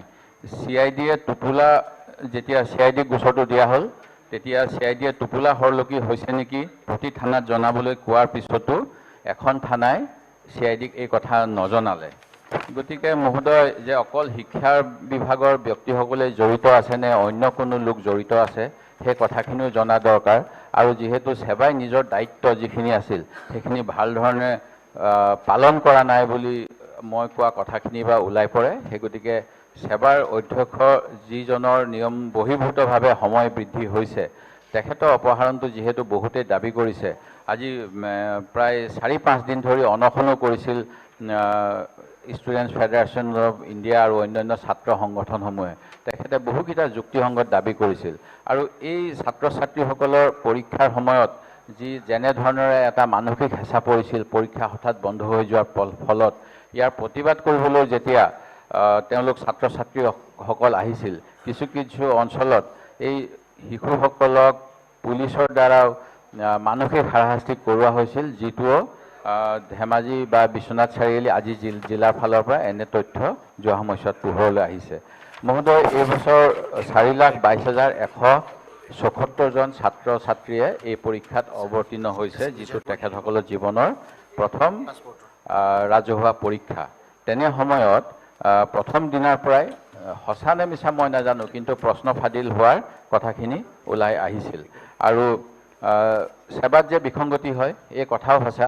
যোৱা বছৰ চিপাঝাৰ উচ্চতৰ মাধ্যমিক বিদ্যালয়ৰ এজন ছাত্ৰ অবিনাশ শৰণীয়াই উচ্চ গণিতত 100 নম্বৰ আৰু সাধাৰণ গণিতত 53 নম্বৰ পাইছিল। তাৰপিছত তেওঁ যেতিয়া বহীখিনি পুনৰীক্ষণ কৰালে তেতিয়া তেখেতে উচ্চ গণিততো সাধাৰণ গণিতত 53ৰ পৰিৱৰ্তে তেখেতে সাধাৰণ গণিতত 100 নম্বৰ পোৱা বুলি নতুনকৈ মাৰ্কছ দিব লগা হ'ল আৰু তেওঁ অসমৰ ভিতৰত 10ম স্থান লাভ কৰিবলৈ সক্ষম হ'ল। সেই গতিকে মহোদয়, যিহেতু অন্য কেতবোৰ কথাও বৰ্তমান আহি আছে যে সেৱাক এটা ষড়যন্ত্ৰমূলকভাৱে অসম মাধ্যমিক শিক্ষা বোৰ্ডক দুৰ্বল কৰি বেলেগ বোৰ্ড অসমৰ ওপৰত জাপি দিয়াৰ বা আমাৰ নিজৰ শিক্ষা ব্যৱস্থাটো যিটো কেতবোৰ ৰাজ্যত অন্য শিক্ষা ব্যৱস্থাৰ নিচিনা কৰাৰ CBSE বোৰ্ডলৈ নিয়া অন্য ধৰণৰ কথাবিলাক আহি আছে। ইয়াৰ ক্ষেত্ৰত সেৱাও এই ষড়যন্ত্ৰৰ অংশীদাৰ হৈছে নেকি যিসকল তাত আছে, সেই কথাবিলাকো খুব ভাল ধৰণেৰে চিন্তা কৰি চোৱা দৰকাৰ। যিহেতু যোৱা সময়ছোৱাত 2012 চনত যি ৰাজ্য চৰকাৰৰ ওচৰত প্ৰতিবেদন দাখিল কৰা হৈছিল শ্ৰীনাথ কমিটি, এই কমিটিৰ প্ৰতিবেদনত থকা প্ৰধান পৰামৰ্শসমূহৰ ভিতৰত সেৱাৰ কাম কাজ বিকেন্দ্ৰীকৰণৰ উদ্দেশ্যে শিলচৰ, যোৰহাট, কোকৰাঝাৰ, লখিমপুৰ আদিত আঞ্চলিক কাৰ্যালয় স্থাপন কৰা, এই কাৰ্যালয়ৰ বিষয়া কৰ্মচাৰীক নিৰ্দিষ্ট সময়ৰ মূৰে মূৰে বদলিৰ ব্যৱস্থা কৰা, সেৱাৰ অধ্যক্ষ পদত বিশ্ববিদ্যালয়ৰ উপাচাৰ্য বা সমপৰ্যায়ৰ ব্যক্তিক নিযুক্তি দিয়া, অধ্যক্ষ পদৰ ব্যক্তিজনক বাছনি কৰাৰ বাবে এখন বিশেষজ্ঞ কমিটি গঠন কৰা, সেৱাৰ অন্যান্য বিষয়াসকলৰ শিক্ষাগত অৰ্হতা সন্দৰ্ভত সমিতিয়ে নিৰ্ধাৰণ কৰি দিয়া শিক্ষাৰ্থীসকলৰ বাবে পৰিৱৰ্তিত পৰিস্থিতিৰ লগত খাপ খুৱাই শিক্ষা লাভ কৰিব পৰাকৈ পাঠ্যক্ৰম প্ৰস্তুত কৰা, বিশেষকৈ বিজ্ঞান আৰু অংকৰ শিক্ষাৰ্থীসকলৰ বাবে পৃথক পাঠ্যক্ৰম প্ৰস্তুতৰে বিষয় দুটা ছাত্ৰ ছাত্ৰীসকলৰ মাজত জনপ্ৰিয় কৰি তোলা, কোনো বিষয়ত সৰ্বাধিক নম্বৰ পোৱা শিক্ষাৰ্থীৰ উত্তৰ বহীখন সংৰক্ষণ কৰি তাৰ ফটোকপি অন্যান্য শিক্ষাৰ্থীসকলৰ মাজত বিতৰণ কৰা, যাতে তেওঁলোকে তাৰ দ্বাৰা অনুপ্ৰাণিত হ'ব পাৰে। সেৱাই অনুষ্ঠিত কৰা HSLC পৰীক্ষা সুচাৰুৰূপে পৰিচালনা কৰিবৰ বাবে এটা ফুলপ্ৰুফ অৰ্থাৎ পানী নসৰকা পৰীক্ষা পৰিচালনা পদ্ধতিৰ ব্যৱস্থা কৰা ইত্যাদি ইত্যাদি আছিল। অৱশ্যে এই প্ৰতিবেদন দাখিল কৰাৰ বহু আগৰ পৰাই অসম মাধ্যমিক পৰিষদে সেৱাৰ সংস্কাৰৰ বাবে চেষ্টা কৰি আছিল, কিন্তু চৰকাৰৰ ইচ্ছা নহ'লে সেৱাই এইবিলাক কৰিব নোৱাৰে। আৰু আমাৰ মাননীয় বৰ্তমানৰ মুখ্যমন্ত্ৰী মহোদয় যিহেতু মই উল্লেখ কৰিছোঁ, বিধানসভাত নিজেই কৈছিল যে প্ৰয়োজন সাপেক্ষে আমাৰ সদন কমিটি হ'ব লাগে বা ভাল এক্সপাৰ্ট কমিটিৰ যোগেদি সেৱাৰ কাম কাজৰ পৰ্যালোচনা কৰি তাক ভাল কৰিব লাগে। তেখেতৰ এই বিধানসভা পবিত্ৰ বিধানসভাৰ যি প্ৰতিশ্ৰুতি তাৰ ভিত্তিত মই আজি এই কথাখিনি উত্থাপন কৰিছোঁ আৰু মই আশা ৰাখিছোঁ যে আমি চৰকাৰৰ পৰা এটা ভাল উত্তৰ পাম, যাৰ যোগেদি আগন্তুক সময়ত যাতে অসমত কোনো ধৰণৰ বেমেজালি নহয়। অকল সেৱাৰ কথাই আমি ক'লে ভুল হ'ব, হায়াৰ ছেকেণ্ডেৰী ব্যৱস্থাও আছে, সেই গতিকে সেৱাৰ ক্ষেত্ৰত যিখিনি প্ৰযোজ্য হ'ব অনুৰূপ ধৰণৰ কথা ক্লাছ 12ৰ কাৰণেও হ'ব লাগে। আৰু যিহেতু অসম চৰকাৰৰ বিভিন্ন নিযুক্তি প্ৰক্ৰিয়াৰ মাজতো সেৱা জড়িত হৈ আছিল যোৱা সময়ছোৱাত, সেই গতিকে বহুতেই এই ক্ষেত্ৰত সন্দেহৰ আঙুলি টোৱাবলৈ এটা থল পাইছে। সেই গতিকে এনেধৰণৰ যাতে চৰকাৰৰ প্ৰতি কোনেও আঙুলি টোৱাব নোৱাৰে, তাৰ বাবে চৰকাৰে দৃঢ়তাৰে পদক্ষেপ লোৱা উচিত। আৰু সেই গতিকে বহুতে দাবী কৰা নিচিনাকৈ সেৱাৰ এটা ধাৰণা যাতে নাহে, এই কথাখিনি উত্থাপন কৰি মোৰ দুআষাৰ ইমানতে সামৰিছোঁ। ধন্যবাদ। ধন্যবাদ। মই যিখিনি প্ৰস্তাৱক আছে আপোনালোকে নাম দিছে, তাৰ বাদে মই সকলো দলকে অকল এজন এজন দিব বিচাৰিছোঁ সময়ৰ কাৰণে। গতিকে শ্ৰী আমিনুল ইছলাম ডাঙৰীয়া চেনিয়ৰ 5 মিনিট মানত আপোনালোকে ক'ব পাৰিব, প্ৰস্তাৱকখিনি ক'ব পাৰিব। যিখিনি এই বিষয়টো অতি স্পৰ্শকাতৰ আৰু অতি গুৰুত্বপূৰ্ণ, আৰু এই বিষয়টোৱে আমাৰ ভৱিষ্যত প্ৰজন্ম আৰু অসমৰ ভৱিষ্যত আমাৰ যিসকলৰ হাতত আমাৰ ভৱিষ্যত প্ৰজন্মই আমাৰ ৰাজ্যখন চলাই যাব, আমাৰ বিভিন্ন ক্ষেত্ৰত যিসকলে ভৱিষ্যতে শাসন কাৰ্যৰ পৰা আৰম্ভ কৰি চৰকাৰ চলোৱাৰ পৰা আৰম্ভ কৰি বিভিন্ন ক্ষেত্ৰত ৰাজ্যখনৰ দায়িত্ব ল'ব, তেওঁলোকক গঢ় দিয়াৰ যি অনুষ্ঠান, আৰু সেই অনুষ্ঠান আৰু এই শিক্ষা ব্যৱস্থাৰ বিশেষকৈ HSLCৰ দৰে গুৰুত্বপূৰ্ণ এটা পৰীক্ষা পৰিচালনা কৰা সেৱাৰ প্ৰশ্নকাকত ফাদিল হোৱাৰ ঘটনাটো কেৱল আমি এটা এংগলৰ পৰা বা এইটো কেৱল প্ৰশ্নকাকত ফাদিল বা কোনোবা দুষ্ট চক্ৰই ইয়াত অৰ্থ সংগ্ৰহ কৰাৰ এটা অভিপ্ৰায় কৰা এই দৃষ্টিকোণৰ পৰা চালেই নহ'ব। আমি এই ক্ষেত্ৰত ইয়াৰ সুদূৰ প্ৰসাৰী যিটো ভয়ংকৰ পৰিণতি, সেই বিষয়টো চাই শাসক বিৰোধী সকলোৱে একে সুৰতে একেদৰে চিন্তা কৰি এনে সমস্যা যাতে ভৱিষ্যতে আমাৰ অসমত নহয়, তাৰ কাৰণে কিছু বাস্তৱসন্মত পদক্ষেপ ল'ব লাগিব। কাৰণ অধ্যক্ষ মহোদয়, ইয়াৰ পূৰ্বেও আপোনাৰ নিশ্চয় মনত আছে 2021 চনৰ 19 জুলাই তাৰিখে কেছ ফৰ মাৰ্কছ স্কেম এই সেৱাৰ এটা ভয়ংকৰ জালিয়াতি হৈছিল, য'ত মাৰ্কছ বঢ়াই দিয়াৰ কাৰণে কেছ দিয়াৰ এটা অভিযোগ পোৱা গৈছিল, আৰু এইটো কামৰূপ মেট্ৰোত আৰু চাংচাৰী থানাত গোচৰ ৰুজু হৈছিল। তাত এখন কলেজৰ প্ৰিন্সিপালৰ পৰা আৰম্ভ কৰি সেৱাৰ কোঅৰ্ডিনেটৰ আৰু মাৰ্কছ এণ্ট্ৰি অপাৰেটৰৰ পৰা আৰম্ভ কৰি কেইবাজনক গ্ৰেপ্তাৰ কৰা হৈছিল, য'ত গোপনে পইচা দি পেলাই মাৰ্ক বঢ়াই লোৱাৰ নিচিনা এই কাৰবাৰটো চলে ধৰা পৰি গৈছিলে, এই সেৱাটি সংগঠিত হৈছিল। গতিকে এই কাণ্ডবিলাক যদি আমাৰ একাংশ বিষয়া কৰ্মচাৰী ইমান দায়িত্বশীল হয় যে তেওঁলোকে তলে তলে পইচা লৈ পেলাই মাৰ্কছ কম বেছি কৰি দিয়া বা এনেদৰে প্ৰশ্নকাকত ফাদিল কৰি দিয়াৰ নিচিনা ঘটনা কৰি আমাৰ ভৱিষ্যত প্ৰজন্মৰ ভৱিষ্যত ধ্বংস কৰে, তেওঁলোকৰ মেধাক ধ্বংস কৰে, তেনেহ'লে আমাৰ ভৱিষ্যত আমাৰ অসমৰ আৰ্থসামাজিক নিৰাপত্তা নিশ্চয় সকলো ফালৰ পৰা বিঘ্নিত হ'ব। আৰু এটা ভয়ংকৰ কথা, ইতিমধ্যে আমার এলপি মহোদয় এটা কথা উনুকিয়াইছে যে কেবল আমি সেবার কর্মকাণ্ড চালেই নহ'ব Assam higher secondary education council তাতো আমি এনেধৰণৰ কিছুমান কথা শুনা পাওঁ কিছুদিন আগতে মিডিয়াত এটা কথা প্ৰচাৰ পাইছিলে যে অসমৰ 5খনমান হায়াৰ ছেকেণ্ডাৰী স্কুল বা জুনিয়ৰ কলেজ তেওঁলোকে এটা চক্ৰ হায়াৰ ছেকেণ্ডাৰী এডুকেশ্যন কাউন্সিলৰ লগত গোপনে তেওঁলোকে এনেকৈ বাতৰি প্ৰকাশ পাইছিল যে 30 লাখ টকা 5খন অনুষ্ঠানে 30 লাখ টকা দি পেলাই তেওঁলোকে হায়াৰ ছেকেণ্ডাৰী ছায়েন্সৰ কিছুমান প্ৰশ্ন কাকত আগতীয়াকৈ লৈ সেই হায়াৰ ছেকেণ্ডাৰী বা জুনিয়ৰ কলেজৰ তেওঁলোকৰ কিছুমান সিলেক্টেড ছাত্ৰক তেওঁলোকে আগতীয়াকৈ দিয়ে তেওঁলোকে ভালকৈ সেইটো প্ৰিপেয়াৰ হৈ পেলাই হায়াৰ ছেকেণ্ডাৰী ছায়েন্সত যেতিয়া তেওঁলোকে ষ্টেণ্ড কৰে পজিশ্যন পায় তেতিয়া গোটেই অসমত এই হায়াৰ ছেকেণ্ডাৰী বা জুনিয়ৰ কলেজৰ নাম হয় নাম হোৱাৰ পিছত পৰৱৰ্তী বছৰৰ পৰা সেই হায়াৰ ছেকেণ্ডাৰীত ছাত্ৰ ছাত্ৰী নাম ভৰ্তি কৰিবলৈ গোটেই অসমৰ পৰা হেতা ওপৰা লাগে আৰু তেতিয়া তেওঁলোকে ৰেট বহুত বেছি লয় মানে শিক্ষা যেতিয়া ব্যক্তিগত খণ্ডত শিক্ষাৰ বাণিজ্যকৰণ যেতিয়া হ'ল তেতিয়া সেই ব্যক্তিগত খণ্ডৰ কিছুমান শিক্ষানুষ্ঠানে এনেধৰণৰ কিছুমান অসৎ পন্থা লয় যে আমি যদি অলপ পইচা দি পেলাই কাউন্সিলৰ পৰা আগতীয়াকৈ প্ৰশ্ন কাকত আনি আমি আমাৰ 8-10মান ছাত্ৰক দি ষ্টেণ্ড কৰাব পাৰোঁ তেনেহ'লে পৰৱৰ্তী পৰ্যায়ত আমাৰ হাজাৰ হাজাৰ ছাত্ৰ আমি পাম আৰু ৰেট বহুত বঢ়াই দিলেও আমাৰ ইয়াত ছাত্ৰ আহিব আৰু সেই 5খন হায়াৰ ছেকেণ্ডাৰী বা জুনিয়ৰ কলেজত এখন গোৱালপাৰাৰ আছিল এখন আছিল শিলচৰ এখন নগাঁও এখন ডিব্ৰুগড় আৰু এখন নলবাৰী নে ক'ৰ আছিলে মোটামুটি এই 5খনে মিলি পেলাই এটা চক্ৰ কৰিছিল প্ৰাইভেট হায়াৰ ছেকেণ্ডাৰী বা জুনিয়ৰ কলেজ তেওঁলোকে 30 লাখ টকা দি এই কাউন্সিলৰ পৰা আগতীয়াকৈ প্ৰশ্ন নি কেইটামান ল'ৰা ছোৱালীক ষ্টেণ্ড কৰায় তেওঁলোকৰ তাৰ পৰা আৰু প্ৰত্যেক বছৰ যেতিয়া তাৰ পৰা ভালে সংখ্যক ল'ৰা ছোৱালী ষ্টেণ্ড কৰে তেওঁলোকৰ সুনাম হয় গোটেই অসমৰ পৰা তেওঁলোকে ভাল ছাত্ৰ পায় আৰু তেওঁলোকে এটা ব্যৱসায়িক এটা উন্নত গতিকে এই কথাবিলাক তাৰপিছত তদন্ত হ'ল নে কি ৰিজাল্ট কি হ'ল কিমানক ধৰা পেলালে আমি নাজানো কিন্তু এই কথাবিলাক সবিস্তাৰে সংবাদ মাধ্যমত প্ৰকাশ পাইছিল গতিকে আমি সেৱাৰ সমানে সমানে হায়াৰ ছেকেণ্ডাৰী এডুকেশ্যন কাউন্সিল হওক বা আমাৰ অন্যান্য বোৰ্ডবিলাকৰ প্ৰতিও আমি তীক্ষ্ণ দৃষ্টি দিব লাগিব আমি কেৱল বিৰোধী বুলি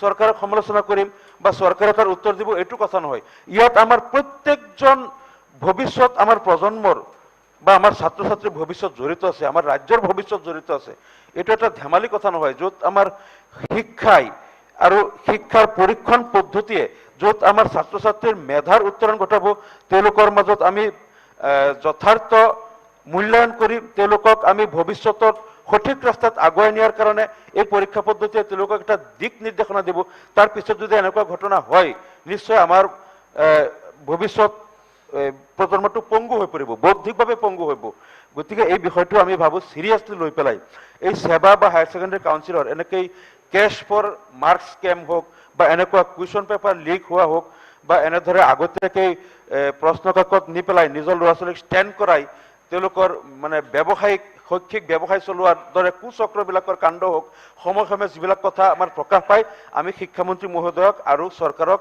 কৰজোৰে অনুৰোধ জনাম যে এই বিষয়টো আমি লাগিলে সকলোৱে সন্মিলিতভাৱে এটা সিদ্ধান্ত লৈ যাতে কোনো ধৰণৰ আৰু লিক আউট তাত নাথাকে আমি ভৱিষ্যত প্ৰজন্মক সুৰক্ষিত কৰিবই লাগিব এইখিনি কৈ মই আপোনাক এইখিনি কোৱাৰ সুবিধা দিয়াৰ কাৰণে ধন্যবাদ জনাম শ্ৰীমতী নন্দিতা দাস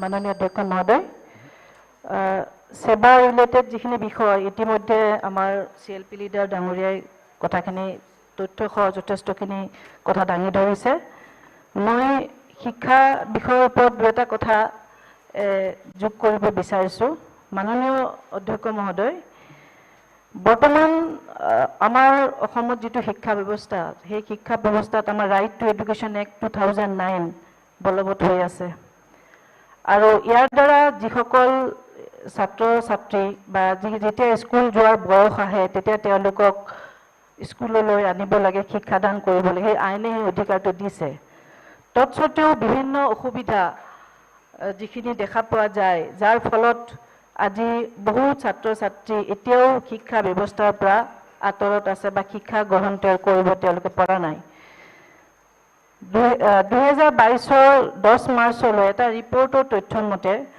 আমাৰ এতিয়া অসমত যিটো ড্ৰপ আউটৰ সংখ্যা যথেষ্ট বৃদ্ধি পাইছে যদিও বা কিছু অলপ কমিছে এইকেইটা দিনৰ ভিতৰত ই 31% আছিলগৈ, বৰ্তমান এতিয়া 20.3% হৈছেগৈ। অসমতে এইটো অত্যাধিক আছিলে, হায়েষ্ট আছিলে। হয়, কিবা কিবা কোভিডৰ কাৰণত মুখ্যমন্ত্ৰী ডাঙৰীয়াই কৈছে বিভাগীয় যে কোভিডৰ কাৰণতো আমাৰ যিখিনি এনৰলমেণ্ট হ'ব লাগে, যিখিনি এডমিশ্যন হ'ব লাগে হোৱা নাই, যাৰ ফলত হয়তো ড্ৰপ আউটৰ সংখ্যা বাঢ়িছে। কিন্তু ইয়াৰ বাহিৰেও বহু এনেকুৱা কাৰণ আছে যিবিলাক হয়তো আমি ইয়াত আলোচনা কৰিলে সঠিক নহয়, আমি এইবিলাক আলোচনা কৰিবই লাগিব। আমাৰ এতিয়া অসমত 3000 LP স্কুলৰ ভিতৰত এটা 1 টিচাৰ হৈ আছে, এটা স্কুল মাত্ৰ, এজন টিচাৰ ছাত্ৰ ছাত্ৰীৰ অনুপাতে যিটো ৰেচিঅ'ত থাকিব লাগে সেইটো থকা নাই। ইয়াৰ বাহিৰে 12,731খন LP স্কুলত এতিয়াও এজন শিক্ষকে চলাই আছে। শিক্ষক নাই, শিক্ষক নাই। আৰু প্ৰায় 14,500 স্কুল এতিয়া জৰাজীৰ্ণ অৱস্থাত আছে। ক'ৰবাত খোৱা পানীৰ অৱস্থা বেয়া, ক'ৰবাত ইলেক্ট্ৰিচিটিৰ অৱস্থা বেয়া, ক'ৰবাত ৰাস্তাৰ অৱস্থা বেয়া, সেই স্কুলবোৰলৈ যাবলৈ কাৰণে ৰাস্তা ঘাটৰ ব্যৱস্থা নাই। এনেকুৱা এটা পৰিৱেশ আমি দেখিব পাইছোঁ। ইয়াৰ বাহিৰেও যিহেতু অসমত বানপানী গৰাখহনীয়া এটা ডাঙৰ সমস্যা হিচাপে দেখা দি থাকে, আৰু যাৰ ফলত আমাৰ ছাত্ৰ ছাত্ৰীসকলৰ ওপৰত আৰু লগতে শিক্ষা অনুষ্ঠানবিলাকৰ ওপৰত ইয়াৰ যথেষ্ট প্ৰভাৱ পৰা দেখা গৈছে। ঠিক তেনেদৰে ক'ব গ'লে যে যিবোৰ আমাৰ চৰ চাপৰি অঞ্চল আছে, সেই চৰ চাপৰি অঞ্চলবোৰত প্ৰায়ে গৰাখহনীয়া বানপানীয়ে ক্ষতিগ্ৰস্ত কৰে। আৰু আমি দেখিছোঁ, আমি নিজে প্ৰেক্টিকেল দেখিছোঁ যে বহু শিক্ষা অনুষ্ঠান, LP স্কুল, ME স্কুল নদীৰ পানীত যা গৈছে। ঠিক তেনেদৰে আমাৰ সীমান্ত যিবোৰ অঞ্চল আছে, সীমান্ত অঞ্চলবোৰতো যি ধৰণে গুৰুত্ব দিব লাগিছিলে শিক্ষা বিভাগে, সেই ধৰণে আমি গুৰুত্ব দিয়া দেখা নাই।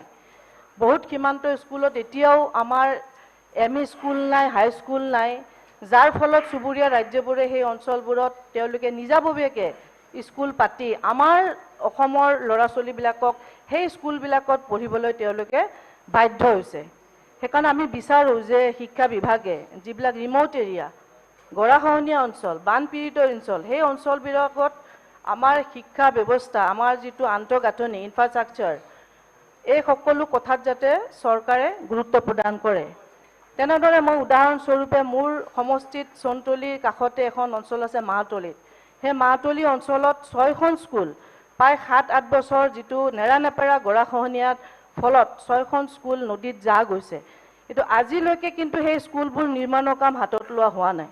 সেই অঞ্চলৰ ৰাইজে উপায়ন্তৰ হয়, কেতিয়াবা কিছুমান মানুহে নিজৰ ঘৰৰ চোতালত স্কুলখন পাতিবৰ কাৰণে হয়তো অকণমান জেগা দিছে, আৰু ক'ৰবাত হয়তো এতিয়াও সেই ছাত্ৰ ছাত্ৰীবিলাকে ক'ৰবাত গছৰ তলত চালি এখন বান্ধি হ'লেও সেই ক্লাছৰুমবিলাকত বনাই অস্থায়ীভাৱে ল'ৰা ছোৱালীবিলাক পঢ়া শুনা কৰাই আছে। তেনেকুৱা এটা পৰিৱেশক আমি এটা দুখজনক এটা ছবি আমাৰ দৃষ্টিগোচৰ হয়। চৰকাৰে সীমান্ত চুবুৰীয়া অঞ্চলবিলাকত আমাৰ স্কুল নিৰ্মাণ কৰিব লাগে, হাইস্কুল পাতিব লাগে। আমাৰ যিখন আইন আছে, আইনৰ অনুযায়ী ৰেচিঅ' যিটো মেইনটেইন কৰিব লাগে ছাত্ৰ ছাত্ৰী আৰু শিক্ষকৰ, কিছু ক্ষেত্ৰত মই শিক্ষামন্ত্ৰী ডাঙৰীয়া অনুৰোধ কৰিছোঁ যে সীমান্ত অঞ্চলত এতিয়াও যিহেতু উত্তেজনা চলি আছে, সেই অঞ্চলবিলাকত অলপ শিথিল কৰি হ'লেও আমাৰ হাইস্কুলৰ ব্যৱস্থাখিনি কৰিব লাগে। অধ্যক্ষ মহোদয়, এটা কথা মই অলপ অনুকৰাব বিচাৰিছোঁ, মই দীঘলীয়া নকৰোঁ। ফেক এনৰলমেণ্ট ইউডাইজ, যিটো আমাৰ এনৰলমেণ্টৰ ক্ষেত্ৰত মন্ত্ৰী মহোদয়েও নিজেও স্বীকাৰ কৰিছে যে আমাৰ এনৰলমেণ্টৰ ক্ষেত্ৰত আমাৰ বহুত স্কুলত ফেক এনৰলমেণ্ট এটা চলি থাকে। বিভিন্ন কাৰণত চলে, কেতিয়াবা এই কাৰণেও চলে যে স্কুলবোৰ মাৰ্জ কৰি দিব, আৰু সেইকাৰণে টিচাৰ্ছসকলেও কেতিয়াবা এটা কৌশলভাৱে তাতে বেলেগ ছাত্ৰ ছাত্ৰী এনৰলমেণ্টটো শ্ব' কৰে। কেতিয়াবা এই কাৰণেও চলে যে স্কুল ইউনিফৰ্মৰ নামত পইচা আহিব, মিড ডে মিলৰ নামত পইচা আহিব, সেইবোৰৰ হয়তো কিবা এটা আশাত, লোভৰ আশাতো কেতিয়াবা এনৰলমেণ্ট কৰে। সেইকাৰণে মই অনুৰোধ কৰিছোঁ শিক্ষামন্ত্ৰী ডাঙৰীয়া যাতে এই যিটো এনৰলমেণ্টৰ যিটো ফেক এনৰলমেণ্টটো সেইটো যাতে ভালকৈ এটা মেচিভ ড্ৰাইভ কৰি যাতে তাক সঠিক কৰাৰ কাৰণে ইয়াক চেষ্টা কৰে। লগতে অধ্যক্ষ মহোদয়, আমাৰ স্পৰ্টছত আমাৰ গুৰুত্ব দিব লাগে, য়োগা আৰু টিচাৰ স্পৰ্টছত গুৰুত্ব দিব লাগে। এতিয়া আমাৰ অসমখন বিভিন্ন ক্ষেত্ৰত আমাৰ খেল ধূলত আমি আগবাঢ়ি গৈছোঁ, কিন্তু দেখা যায় যে বহুত স্কুলত আমাক এতিয়াও কোনো স্পৰ্টছ টিচাৰ নাই যে মোৰ এখন সমষ্টি এখন স্কুলত আমাৰ ইয়াৰ আগৰ যিগৰাকী গভৰ্ণৰ তেখেত আহিছিলে, তেখেতে নিজে কৈছে, মই কথাখিনি উঠাব যে মই স্পৰ্টছৰ ক্ষেত্ৰত মই গুৰুত্ব দিম, মই স্পৰ্টছ টিচাৰ যাতে অসম চৰকাৰে স্পৰ্টছ টিচাৰ যাতে অসম চৰকাৰে নিযুক্তি দিয়ে তাৰ কাৰণে মই অসম চৰকাৰক এইটো তেখেতে কৈছে। বাকী সায়েন্স লেবৰেটৰীবোৰ অৱস্থাত আছে, লাইব্ৰেৰী পোষ্টবোৰ এতিয়াও ভেকেণ্ট হৈ আছে। এই কথাবিলাক আমাৰ চৰকাৰে বহুতখিনি বিষয় আমাৰ আছে, এই কথাবিলাক আমাৰ চৰকাৰে আমাৰ গুণোৎসৱত আমি গম পাইছো যে আমাৰ ছাত্ৰ ছাত্ৰী অংক আৰু স্পেলিঙত বহুত দুৰ্বল। আমাৰ অংক আৰু স্পেলিঙৰ ক্ষেত্ৰত আমাৰ স্পেলিং যাতে ভালকে পঢ়া শুনা তাৰ ক্ষেত্ৰত আমাৰ যিটো টিচাৰ যিবোৰ নাই এতিয়া সেই ক্ষেত্ৰত আমাৰ টিচাৰ এই ক্ষেত্ৰত আমাৰ মন্ত্ৰী মহোদয় অলপ গুৰুত্ব মাননীয় স্পীকাৰ ছাৰ, প্ৰশ্ন কাকত ফাদিল হোৱা সেৱাৰ দ্বাৰা সেৱাৰ অধীনত যি পৰীক্ষা HSLC এইটো এটা যথেষ্ট গুৰুত্বপূৰ্ণ বিষয় আৰু গোটেই ৰাজ্যখনৰ সকলো অংশৰ মানুহক এই বিষয়টো বেয়াকৈ চুই গৈছে। বিশেষত ছাত্ৰসকল, ছাত্ৰ সংগঠনবিলাক চবেই ৰাস্তাত নামিছে আৰু এই বিষয়টো গুৰুত্বপূৰ্ণ নহ'লেতো ৰাস্তাত নানামিলেহেঁতেন, ৰাস্তাত নামিছে। আৰু তদন্তৰ ক্ষেত্ৰত অসম চৰকাৰে যিটো ব্যৱস্থা গ্ৰহণ কৰিছে, CIDক দিছে কেছটো, কিন্তু সাধাৰণতে এনেকুৱা কেছত তদন্ত হ'লে যিবিলাক বিষয়া যুক্ত থকাৰ সম্ভাৱনা থাকে তেওঁলোকৰ আসনৰ পৰা আঁতৰাই তদন্তটো নিৰপেক্ষভাৱে সমাপন কৰাৰ সুবিধাটো কৰা যায়।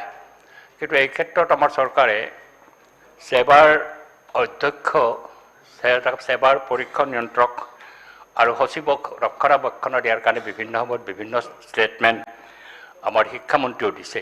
এই ক্ষেত্ৰত আমি আশ্চৰ্য প্ৰকাশ কৰিছোঁ। 17 চনতে যিজন বিষয়াক IAS বিষয়াক আনি পেলাই অধ্যক্ষ পতা হ'ল, আজিলৈকে তেওঁ অধ্যক্ষৰ আসনতে আছে। সেৱাৰ যিটো আগৰ ট্ৰেডিশ্যন আছিল, বিশিষ্ট বুদ্ধিজীৱী বা ৰিটায়াৰ্ড একাডেমিচিয়ানক আনি পেলাই অধ্যক্ষ কৰা হয়, এই পথৰ পৰা চৰকাৰ আঁতৰি গৈছে।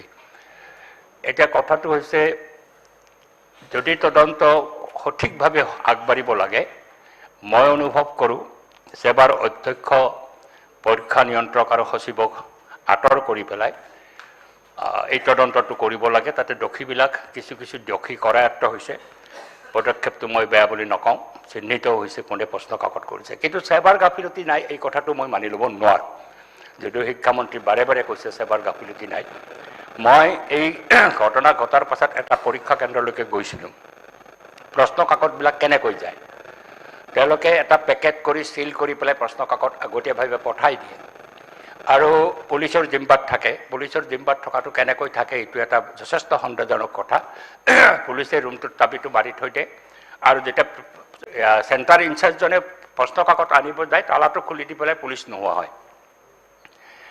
সেৱাৰ মেট্ৰিকৰ HSLCৰ পৰীক্ষাত আৰু কাউন্সিলৰ পৰীক্ষাত, হায়াৰ ছেকেণ্ডেৰী পৰীক্ষাত দুয়োটাৰ মাজত এটা প্ৰভেদ আমি দেখা পাইছোঁ। কাউন্সিলৰ পৰীক্ষাত ডাঙৰ পেকেট যিটো চিল কৰা থাকে, ভিতৰৰ প্ৰতিদিনৰ প্ৰশ্ন কাকতো চিল কৰা থাকে। কিন্তু মই শিক্ষামন্ত্ৰীৰ দৃষ্টিগোচৰ কৰিব বিচাৰিছোঁ, এইবাৰৰ মেট্ৰিকৰ পৰীক্ষাত যিটো মূল পেকেট সেইটো চিল কৰা হৈছে, কিন্তু ভিতৰত যিবিলাক প্ৰতিটো বিষয়ৰ প্ৰশ্ন কাকত আছে সেইবিলাক চিল কৰা নাই, আঠা লগাই থৈছে। এঠা যদি লগাই থয়, কোনোবা এজন দুষ্ট ইনচাৰ্জে পেকেট, আজি হয়তো অসমীয়াৰ পৰীক্ষা আছে, অসমীয়াৰ পেকেটটো অনাৰ পিছত তেওঁ ইংৰাজীৰ পেকেটটোৰ পৰা আঠাটো খুলি দি পেলাই আৰু প্ৰশ্ন কাকত এখন মোবাইলত ফটো তুলি আনা ইমান কঠিন কাম নহয়, আৰু এঠাটো লগাই থ'ব পাৰে। এই সম্ভাৱনাটো তাতে আছে। মই এতিয়া চৰকাৰৰ জৰিয়তে CIDৰো দৃষ্টিগোচৰ কৰিব বিচাৰিছোঁ, এই বিষয়টোত যাতে নজৰদাৰী কৰে। আৰু যদি এই ঘটনাটো কেলেই ঘটিল, কাউন্সিলত যে নঘটিল, কাউন্সিলৰ ভিতৰৰ পেকেটবিলাক চিল আছে আৰু সেৱাই যিটো পৰীক্ষা চলালে সেই পৰীক্ষাত কিন্তু ভিতৰৰ পেকেটবিলাক চিল নাই। এইটো মই একেবাৰে দায়িত্ব সহকাৰে কৈছোঁ। মই নিজে তদন্ত কৰি পেলাই কেন্দ্ৰৰ ইনচাৰ্জৰ লগত কথা পাতি পেলাই এটা কেন্দ্ৰৰ মই জানিছোঁ যে তাতে এঠা লগোৱাহে আছে ভিতৰৰ পেকেটবিলাক। তাৰমানে সেৱাৰ ওপৰতে ক'ৰবাত এই ধৰণৰ এটা গাফিলতি আছে। মই সেইটো উদ্দেশ্য প্ৰণোদিত হয়নে নহয় মই নকওঁ, কিন্তু তেওঁলোকৰ ফালৰ পৰা এটা গাফিলতি আছে যে তেওঁলোকে এইটো কেজুৱেলি লৈছে। এটা ইমান ডাঙৰ পৰীক্ষা য'ত অসমৰ ছাত্ৰ ছাত্ৰীৰ ভৱিষ্যত নিৰূপিত হয় আৰু যথেষ্ট মানে আবেগ জড়িত হৈ আছে এই পৰীক্ষাৰ লগত। প্ৰথম এটা পৰীক্ষা মেট্ৰিকৰ পৰীক্ষাটো, তাত এই ধৰণৰ কাণ্ড কাৰখানা কিয় হ'ল? আৰু এইকাৰণে এই সেৱাৰ যিজন সভাপতি, অধ্যক্ষ বা সচিব বা পৰীক্ষা নিয়ন্ত্ৰক, তেওঁলোকক আসনত বহুৱাই ৰাখি পেলাই এই সকলো ঘটনা পোহৰলৈকে আহিব বুলি মই নাভাবোঁ। CID তদন্ত কৰিছে। পূৰ্বতে আমাৰ আজিৰ মুখ্যমন্ত্ৰী, শিক্ষামন্ত্ৰী থাকোঁতে যিটো কথা কৈছিল যে হাউচ কমিটি গঠন কৰি এইটো কামটো কৰিব লাগে বা নতুবা কোনোবা বিশিষ্ট এটা পেনেল কৰি পেলাই বিশিষ্ট বুদ্ধিজীৱীৰ জৰিয়তে সেৱাক উন্নত কৰাৰ মই পক্ষে। সেৱা যিহেতু আমাৰ এটা জাতীয় অনুষ্ঠান, সেৱাৰ বিৰুদ্ধে যদি ক'ৰবাত ষড়যন্ত্ৰ কৰি পেলাই সেৱাক ডিফেম কৰাৰ কাৰণে কাম কাজ চলিছে, সেইটো পোহৰলৈকে অহা দৰকাৰ যে সেৱাক ডিফেম কৰি দি পেলাই অন্য এটা পৰীক্ষা পদ্ধতিলৈকে আমি গুচি যাওঁ বা CBSE লৈকে গুচি যাওঁ। এই ধৰণৰ যদি ষড়যন্ত্ৰ আছে, সেই ষড়যন্ত্ৰ পোহৰলৈকে আহিব লাগে।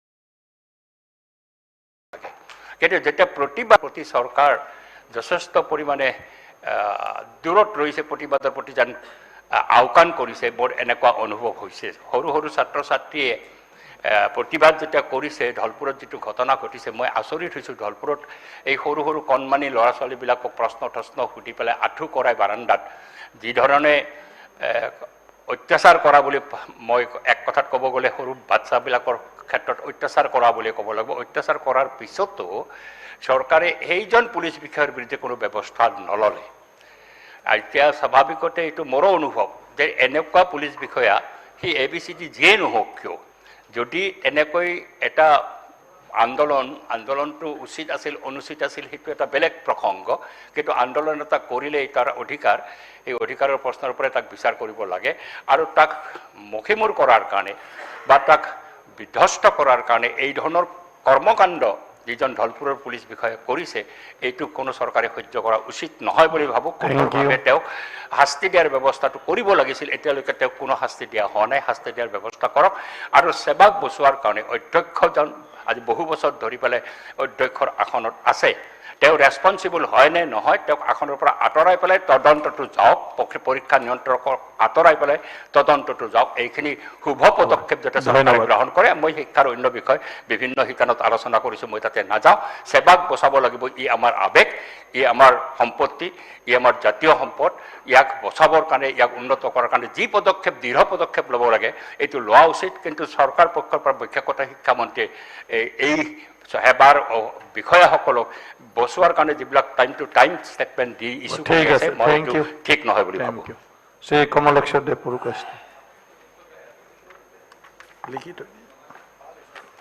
অধ্যক্ষ মহোদয়, রুল 50-তে এই বিষয়টা উত্থাপন করার এবং ডিসকাশন করার সুযোগ দেওয়ার জন্য ধন্যবাদ জ্ঞাপন করছি অধ্যক্ষ মহোদয়।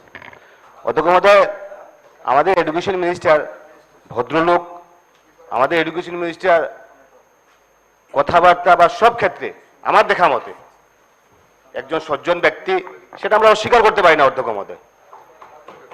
সবচেয়ে বড় ব্যাপার হচ্ছে কি অধ্যক্ষ মহোদয়, আপনার তালি দিন, আমি বলছি তালি দেওয়ার কোনো কথা না। সজ্জন ব্যক্তি, ভালো লোক, ভদ্রলোক, আমার কোনো আপত্তি না, আমি 100 বার বলবো যা যেটা। অধ্যক্ষ মহোদয়, আফ্রিকার নামকরা বিশ্ববিদ্যালয়ে নাম হচ্ছে কি ইউনিভার্সিটি অফ সাউথ আফ্রিকা, যার সিংহদ্বারে লেখা ছিল, অর্থাৎ যার এন্ট্রান্স গেটে লেখা ছিল কোন জাতিকে ধ্বংস করার জন্য পারমাণবিক হামলা কিংবা ক্ষেপণাস্ত্র নিক্ষেপের দরকার নেই, বরং সেই জাতিকে শিক্ষার্থীদের পরীক্ষার প্রতারণার সুযোগ দিলেই হবে। কারণ এইভাবে পরীক্ষার দ্বারা তৈরি হয় ডাক্তার, যারাতে রোগীর মৃত্যু হবে, ইঞ্জিনিয়ার, যার দ্বারা বড় বড় দালাল ধ্বংস হবে, অর্থনীতিবিদ, যার হাতে অর্থনীতি দেউলিয়া হবে, এছাড়া বিচারক, যার হাতে বিচার ব্যবস্থা ধ্বংস হবে। সুতরাং শিক্ষা ব্যবস্থাকে ভেঙে দিলে এই জাতির ধ্বংস অনিবার্য। অধ্যক্ষ মহোদয়, আজকে মাননীয় শিক্ষামন্ত্রী, ওনাকে আমি একটা কথা বলতে চাই। যখন প্রশ্ন লিক হলো, অর্থাৎ সেই আসামে যখন একটা বিভীষিকাময় একটা পরিবেশ সৃষ্টি হলো, তখন আমাদের মাননীয় মন্ত্রী একটা টুইট আমি দেখতে পারলাম। সেবা has inform me that advised by Honorable Chief Minister of Assam, the examination of all MIL subjects, including English, of HSLC scheduled for 18 March will be rescheduled. The new date will be announced tomorrow. অধ্যক্ষ মহোদয়, আমার প্রশ্ন হচ্ছে গিয়ে যে আমাদের শিক্ষামন্ত্রী, সবচেয়ে বড় ব্যাপার হচ্ছে গিয়ে শিক্ষামন্ত্রীকে যদি সেবা ইনফর্ম করে, সেটাই আমাদের প্রশ্ন। সেবা ইনফর্ম করছে যে না রিশিডিউল হবে, মুখ্যমন্ত্রী জানছেন কিন্তু আমাদের শিক্ষামন্ত্রী জানছেন না। আজকের দিনে সবচেয়ে বড় প্রশ্ন অধ্যক্ষ মহোদয়, উনি টুইট করতে পারতেন যে না চিফ মিনিস্টার অ্যাডভাইস মি, সেবা ওনাকে ইনফর্ম করছে, সেটাই আজকের দিনে আমাদের প্রশ্ন। তাই সবচেয়ে বড় ব্যাপার হচ্ছে কি অধ্যক্ষ মহোদয়, যে এই সেবা আমরা সবাই পড়াশোনা করেছি, এই সেবা থেকে আমি মেট্রিক পাস করেছি অধ্যক্ষ মহোদয়। সেবা কার জন্য এবং সেবার মেইন কাজটা কি? এসএসএলসি এক্সাম অনুষ্ঠিত করা, সেই সেবার দ্বারা আপনারা 3rd গ্রেড 4th গ্রেড চাকুরি আপনারা সেখানে অনুষ্ঠিত করছেন। সেবার অন্য কোনো কাজের দরকার নেই, সেবা এসএসএলসি এক্সামিনেশন অনুষ্ঠিত করবে এবং সেই ব্যাপারে মনোনিবেশ দিতে হবে। একটা প্রতিষ্ঠান যখন বিভিন্ন এক্সামিনেশন করবে, ওভারলোডেড হয়ে যাবে, তখন এরকম একটা পরিবেশ হবেই অধ্যক্ষ মহোদয়। আজকে একটা ছাত্র একটা ছাত্রী যখন পরীক্ষা দেওয়ার সময় যে চেয়ারে বসে, সেই চেয়ারে সে শুধু একা বসা থাকে না, তার মা বাবার স্বপ্ন, পরিবারের স্বপ্ন, সবার স্বপ্ন সেখানে বসে থাকে। তাই সেই ব্যাপারে আমি মনে করি ঠিক সেবার সংস্কারের কথা বলা হয়, মুখ্যমন্ত্রী বলেন যে সেবার সংস্কারের কি দরকার, সেবা তো এমনি ভালোই চলছে। সংস্কার বলতে রং লাগানো নয়, এই যে সেবার যে পরিকাঠামো যেটা আছে, সেবার যে বর্তমান যে অবস্থা যেটা, সেটাকে আরো সুন্দর এবং সুষ্ঠু একটা পরিবেশ সৃষ্টি করা। রাজনৈতিক উদ্দেশ্য নিয়ে বলছি না আমি, যে আমি রাজনৈতিক উদ্দেশ্য নিয়ে আমি আমাদের শিক্ষামন্ত্রীকে বলছি, আমার মোটেই রাজনৈতিক কোনো উদ্দেশ্য নেই। অধ্যক্ষ মহোদয় সবচেয়ে বড় ব্যাপার হচ্ছে গিয়ে সেই রাজনীতিকে রাজনীতিমুক্ত করতে হবে। সেই শিক্ষাকে, আমরা শিক্ষাকে রাজনীতির সঙ্গে অর্থপরভাবে জড়িত হয়ে গিয়েছে। আমি বলছি একটা কথা বলছি অধ্যক্ষ মহোদয়, এসএমডিসি, সেই এসএমডিসি গুলো যে তৈরি হয়, সেই এসএমডিসি কাদেরকে নিয়ে তৈরি হয়, কিভাবে তৈরি হয় আমরা সবাই জানি। আপনাদের কাছে লিস্ট আছে যে কারা স্টেট অ্যাওয়ার্ড পেয়েছে, ভালো ভালো শিক্ষক কারা, আমরা কোনোদিন বলিনি। আপনার যা ইচ্ছা দিয়ে নিন, কিন্তু সেই এসএমডিসির প্রেসিডেন্ট যাকে দেওয়া হয়, সমস্ত একটা রাজনৈতিক একটা বাতাবরণ সৃষ্টি হয়। তাই আমি মনে করি যে যদি আপনি শিক্ষা ব্যবস্থাকে একটা সুষ্ঠু এবং সুন্দর শিক্ষা ব্যবস্থায় যদি পরিণত করতে হয়, যদি তাহলে একটা সবচেয়ে বড় দরকার হচ্ছে গিয়ে যে রাজনীতি মুক্ত করতে হবে। সবচেয়ে বড় উদাহরণ অধ্যক্ষ মহোদয়, আমার সমষ্টিতে আমি যে কলেজে পড়াশোনা করেছি অধ্যক্ষ মহোদয়, সেই কলেজের প্ল্যাটিনাম জুবিলি হবে, এই মাসের লাস্টে প্ল্যাটিনাম জুবিলি হবে। সেখানে আপনি বলছেন বিদ্যাঞ্জলি থেকে সাহায্য করবো, আমরা এমএলএ সাহায্য করবো। আমি গেলাম যে প্ল্যাটিনাম জুবিলির গেট হবে, সবার দাবি, করিমগঞ্জবাসীর দাবি। যখন বললাম গেটটা আমি বানিয়ে দেবো, সেই প্রিন্সিপাল এতই রাজনীতির সঙ্গে জড়িত, উনি বলছেন না আপনি না, আমি অন্য কাউকে বানিয়ে দেবো। সেখানে বানিয়ে দিলে হয়তো এমএলএ ফান্ডের নামটা লেখা থাকবে। এই হচ্ছে কি রাজনীতি। অর্থাৎ শিক্ষা ব্যবস্থাকে রাজনীতি মুক্ত করতে হবে। আমরা শিক্ষাকে এবং রাজনীতিকে একসঙ্গে নিয়ে একটা পরিবেশ সৃষ্টি করছে, এবং শিক্ষা রাজনীতি যদি এক হয়ে যায় তাহলে সমাজ ধ্বংস হবেই। তাই আমি মনে করছি শিক্ষা এবং রাজনীতিকে আলাদা আলাদা করতে হবে। আজকে ভুটানের শিক্ষা ব্যবস্থা, আমাদের এনসিআরটি কিতাব দিয়ে ভুটানের শিক্ষা ব্যবস্থা শুরু হয়েছে, ভুটানের শিক্ষা ব্যবস্থা এগিয়ে গেছে, আমাদের শিক্ষা ব্যবস্থা এখনো পিছনে। তার কারণটা কি? ভুটানে প্রাইভেট স্কুল আছে, সেখানে কাদের জন্য প্রাইভেট স্কুল? যারা গভর্নমেন্ট স্কুলে চান্স পায় না, ওদের জন্য প্রাইভেট স্কুল। আমাদের ফার্স্ট প্রায়োরিটি হচ্ছে কি আমরা প্রাইভেট স্কুলে ভর্তি হবো। আজকে আমি যে স্টেটে থাকি, আজকে রিক্সাওয়ালা ঠেলা, আমি সাধারণ থেকে সাধারণ, আমার ফার্স্ট প্রেফারেন্স হচ্ছে কি আমি প্রাইভেট স্কুলে ভর্তি হবো। তাই আমাদের গভর্নমেন্ট স্কুলের অবস্থাটা এরকম কেন, সেটা আমাদের বুঝতে হবে। তাই আজকের দিনে আমি যদি মনে করি, তাহলে মন্ত্রী মহোদয়ের কাছে আমার অনুরোধ থাকবে যে অনেক ক্ষেত্রে আমাদের সেই যে সংস্কারের খুবই দরকার আছে অধ্যক্ষ মহোদয়। শিক্ষামন্ত্রী সজ্জন ব্যক্তিত্ব এবং সেই শিক্ষার সঙ্গে আমাদের কোনো রাজনীতি নেই অধ্যক্ষ মহোদয়, অধ্যক্ষ মহোদয়। যে শিক্ষার ক্ষেত্রে যা আমাদের কন্ট্রিবিউশনের দরকার, যে ধরনের সহযোগিতা দরকার, আমরা সহযোগিতা করব।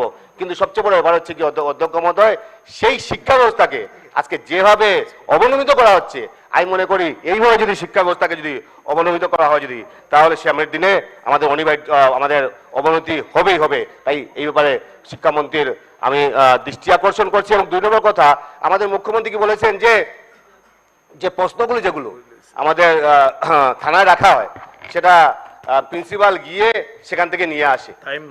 তাই আমি মনে করি যে সার্কুল অফিসার সেগুলোতে থাকে, আমাদের সার্কুল অফিসার, আমাদের ওসি, প্রিন্সিপাল, তার সঙ্গে আরো জড়িত করা হোক, বিডিওকে জড়িত করা হোক, আরো 5-6 জনের টিম করা হোক। অর্থাৎ এই ধরনের মেসেজ আপনারা বাইরে বলেছেন যে ড্রপ আউট স্টুডেন্টের ক্ষেত্রে কি অবস্থা, ড্রপ আউট স্টুডেন্টের ক্ষেত্রে এরকম একটা অবস্থা হয়েছে আমাদের সর্বোপরি সবচেয়ে ড্রপ আউট স্টুডেন্ট। তাই আজকে দিনে আমি মনে করি এই ক্ষেত্রে যদি আমরা ব্যবস্থা নেই, শিক্ষা ব্যবস্থা একটা পরিবর্তন হবে। শিক্ষামন্ত্রী সজ্জন ব্যক্তিত্ব, ভালো ব্যক্তিত্ব, ভদ্রলোক, এখনো বলছি সেই শিক্ষাকে রাজনীতি মুক্ত করুন, তখনই শিক্ষা ব্যবস্থা ভারতবর্ষের মধ্যে একটা সুন্দর পরিবেশ সৃষ্টি হবে। নমস্কার, ধন্যবাদ, জয় হিন্দ। শ্রী অখিল গগৈ।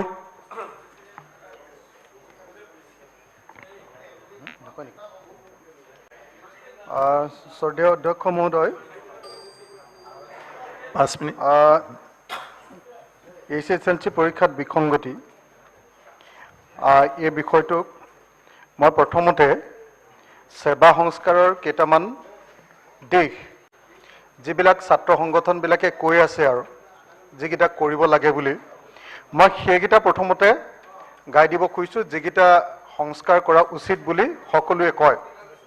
এক, সেৱাৰ অধ্যক্ষৰ কাৰ্যকাল নিৰ্দিষ্ট কৰা। সেৱাৰ অধ্যক্ষৰ কাৰ্যকাল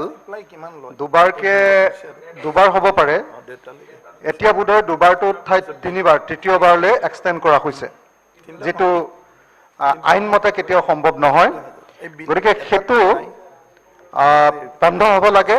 আৰু সেইকাৰণে ইমান যিহেতু বদনাম আহিছে, ইমান সমস্যা হৈছে, ইমান বিতৰ্ক হৈছে, গতিকে সেৱাৰ অধ্যক্ষৰ কাৰ্যকাল যিহেতু দুবাৰহে হ'ব পাৰে, এতিয়া তৃতীয়বাৰ এক্সটেণ্ড কৰা হৈছে, গতিকে অতি সোনকালে এই বিষয়টোৰ ওপৰত এটা সিদ্ধান্ত ল'ব লাগে।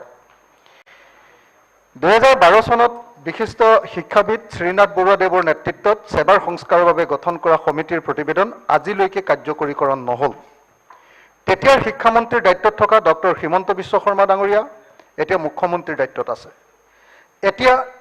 এতিয়াৰ মুখ্য সচিবজন সেই সময়ৰ শিক্ষা বিভাগৰ প্ৰধান সচিবৰ দায়িত্বত আছিল। গতিকে সেৱাৰ সংস্কাৰৰ বাবে শ্ৰীনাথ বৰুৱা সমিতিয়ে আগবঢ়োৱা পৰামৰ্শৰ কথাটো তেওঁলোকে নজনা নহয়। গতিকে অতি সোনকালে সেই সমিতিৰ পৰামৰ্শসমূহ কাৰ্যকৰী কৰাৰ ব্যৱস্থা গ্ৰহণ কৰিব লাগে। 3, শ্ৰীনাথ বৰুৱা সমিতিয়ে আগবঢ়োৱা পৰামৰ্শ অনুসৰি সমগ্ৰ অসমত সেৱাৰ অন্ততঃ 5টা আঞ্চলিক কাৰ্যালয় স্থাপন হ'ব লাগে, যাতে সেৱাৰ কামসমূহ বিকেন্দ্ৰীকৃতভাৱে হয়। কেৱল সেৱাৰ মুখ্য কাৰ্যালয়ত কামৰ অত্যধিক চাপ যাতে নপৰে, আৰু ছাত্ৰ ছাত্ৰীসকলে যিকোনো কামৰ বাবে গুৱাহাটীলৈ অহাৰ সলনি আঞ্চলিক কাৰ্যালয়সমূহতে যাতে নিজৰ কামসমূহ সমাপন কৰিব পাৰে। 5টা আঞ্চলিক কাৰ্যালয় পৰিচালনাৰ বাবে 5জন সচিব নিয়োগ কৰিব লাগে। প্ৰস্তাৱ মৰ্মে তাতে যিটো প্ৰস্তাৱ আছিলে, আঞ্চলিক কাৰ্যালয় 5টা হ'ব লাগে, কোকৰাঝাৰ, শিলচৰ, কলিয়াবৰ, লখিমপুৰ আৰু শিৱসাগৰ। 4, সেৱাৰ সকলো বিষয়া কৰ্মচাৰীক প্ৰতি 2 বছৰৰ মূৰে মূৰে সাল সলনি কৰা। 5, মেট্ৰিক পৰীক্ষাৰ বাবে 3টাকৈ প্ৰশ্ন কাকতৰ ছেট প্ৰস্তুত কৰা। এটা ছেট পৰীক্ষা কেন্দ্ৰসমূহলৈ পঠিয়াই দিয়াৰ পাছত দ্বিতীয়টো ছেট জিলা আৰু মহকুমাসমূহৰ কোষাগাৰত জমা কৰি ৰাখিব লাগে, আৰু তৃতীয়টো ছেট সেৱাৰ কাৰ্যালয়ত ৰাখিব লাগে, যাতে যিকোনো ধৰণৰ বেমাজালি হ'লে বিকল্প প্ৰশ্ন কাকতসমূহৰ জৰিয়তে পৰীক্ষা অনুষ্ঠিত কৰিব পাৰি। 6, মেট্ৰিক পৰীক্ষাৰ প্ৰশ্ন কাকত প্ৰস্তুত কৰাৰ পৰা কেন্দ্ৰসমূহলৈ নিয়ালৈকে যিসকল বিষয়া কৰ্মচাৰী দায়িত্বত থাকে তেওঁলোকক মোবাইল ফোন ব্যৱহাৰ সম্পূৰ্ণৰূপে সেই সময়খিনিত নিষিদ্ধ কৰিব লাগে। 7, সেৱাৰ প্ৰশ্ন কাকত কঢ়িওৱা বাহনসমূহত GPS পদ্ধতিৰ ব্যৱহাৰ সুনিশ্চিত কৰাৰ লগতে বাহনসমূহত আৰক্ষীৰ এস্কৰ্ট প্ৰদান কৰিব লাগে।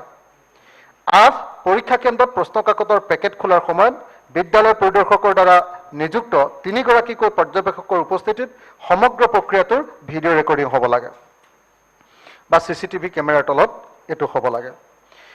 এইটো বিভিন্ন দল আৰু সংগঠনবিলাকে, বিশেষকৈ ছাত্ৰ সংগঠনবিলাকে আগবঢ়াই অহা পৰামৰ্শৰ ভিত্তিত কোৱা কথা। অধ্যক্ষ ডাঙৰীয়া, সেৱাক লৈ যি ধৰণৰ একেবাৰে অবাঞ্ছিত কথাবাৰ্তাবিলাক চলি আছে, সেইবিলাকৰ বিৰুদ্ধে বিভিন্ন ধৰণৰ আন্দোলন হৈছে। এইবাৰ আন্দোলনত কেনেকুৱা ধৰণৰ চৰকাৰে ৰিয়েকশ্যন কৰিছে সেই কথাটো ইতিমধ্যে সন্মানীয় মনোৰঞ্জন তালুকদাৰ ডাঙৰীয়াই কৈ গৈছে। এতিয়া এটা অনশন হৈছিলে কেইবাটাও ছাত্ৰ সংগঠনৰ, SFI, AISF, আইসা, DYFI আৰু AIF-ৰ। তেওঁলোকে 3টা দাবী উত্থাপন কৰিছিলে অনশনৰ কাৰ্যসূচীত। এজন অৱসৰপ্ৰাপ্ত ন্যায়াধীশৰ নেতৃত্বত গঠিত এক উচ্চ পৰ্যায়ৰ তদন্ত কমিটিৰ জৰিয়তে সমগ্ৰ ঘটনাৰ তদন্ত কৰা, শিক্ষামন্ত্ৰী, সেৱাৰ অধ্যক্ষ, সচিব আৰু পৰীক্ষা নিয়ন্ত্ৰকক অনতিবিলম্বে দায়িত্ব স্বীকাৰ কৰি পদত্যাগ কৰাৰ ব্যৱস্থা কৰা। 18 বছৰ অনুৰ্ধৰ প্ৰতিবাদী ছাত্ৰ ছাত্ৰীসকলক মাৰপিট কৰা ধলপুৰ থানাৰ ভাৰপ্ৰাপ্ত আৰক্ষী বিষয়াগৰাকীক অতি শীঘ্ৰে নিলম্বন কৰা। ঠিক তেনেকৈ ছাত্ৰ মুক্তি সংগ্ৰাম সমিতিয়েও কেইবাটাও আন্দোলনৰ জৰিয়তে এই একেখিনি দাবী উত্থাপন কৰিছিল। অধ্যক্ষ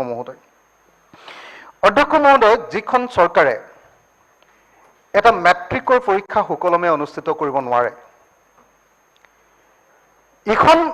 ইখনৰ পাছত সিখন প্ৰশ্ন কাকত য'ত এনেকে লিক হৈ যায়, মই ভাবোঁ যে সেইখন চৰকাৰৰ শিক্ষামন্ত্ৰীগৰাকী নিশ্চিতভাৱে নৈতিকভাৱে ইয়াৰ কাৰণে জগৰীয়া আৰু তেখেতে ইয়াৰ কাৰণে দায়িত্ব স্বীকাৰ কৰি ৰাজহুৱাভাৱে আজি সদনত ক্ষমা বিচৰা দৰকাৰ। এইটো শব্দ প্ৰয়োগ কৰিব নালাগে। আপুনি যিখিনি বিষয় ক্ৰিটিচাইজ কৰক, কিন্তু মন্ত্ৰী ডাঙৰীয়াক আপুনি একিউজ কৰিব নোৱাৰে, সেইটো উদ্ধৰণ কৰি লওক। আপুনি এইটো আপুনি যিটো ক্ষমা খোজাৰ কথা কৈছে হাউচত, এইটো আপুনি এইটো উদ্ধৰণ কৰক। এইখিনি কথাটো যিটো একিউজ কৰিছে আপুনি মন্ত্ৰী ডাঙৰীয়াক, সেইটো আপুনি উদ্ধৰণ কৰি লওক।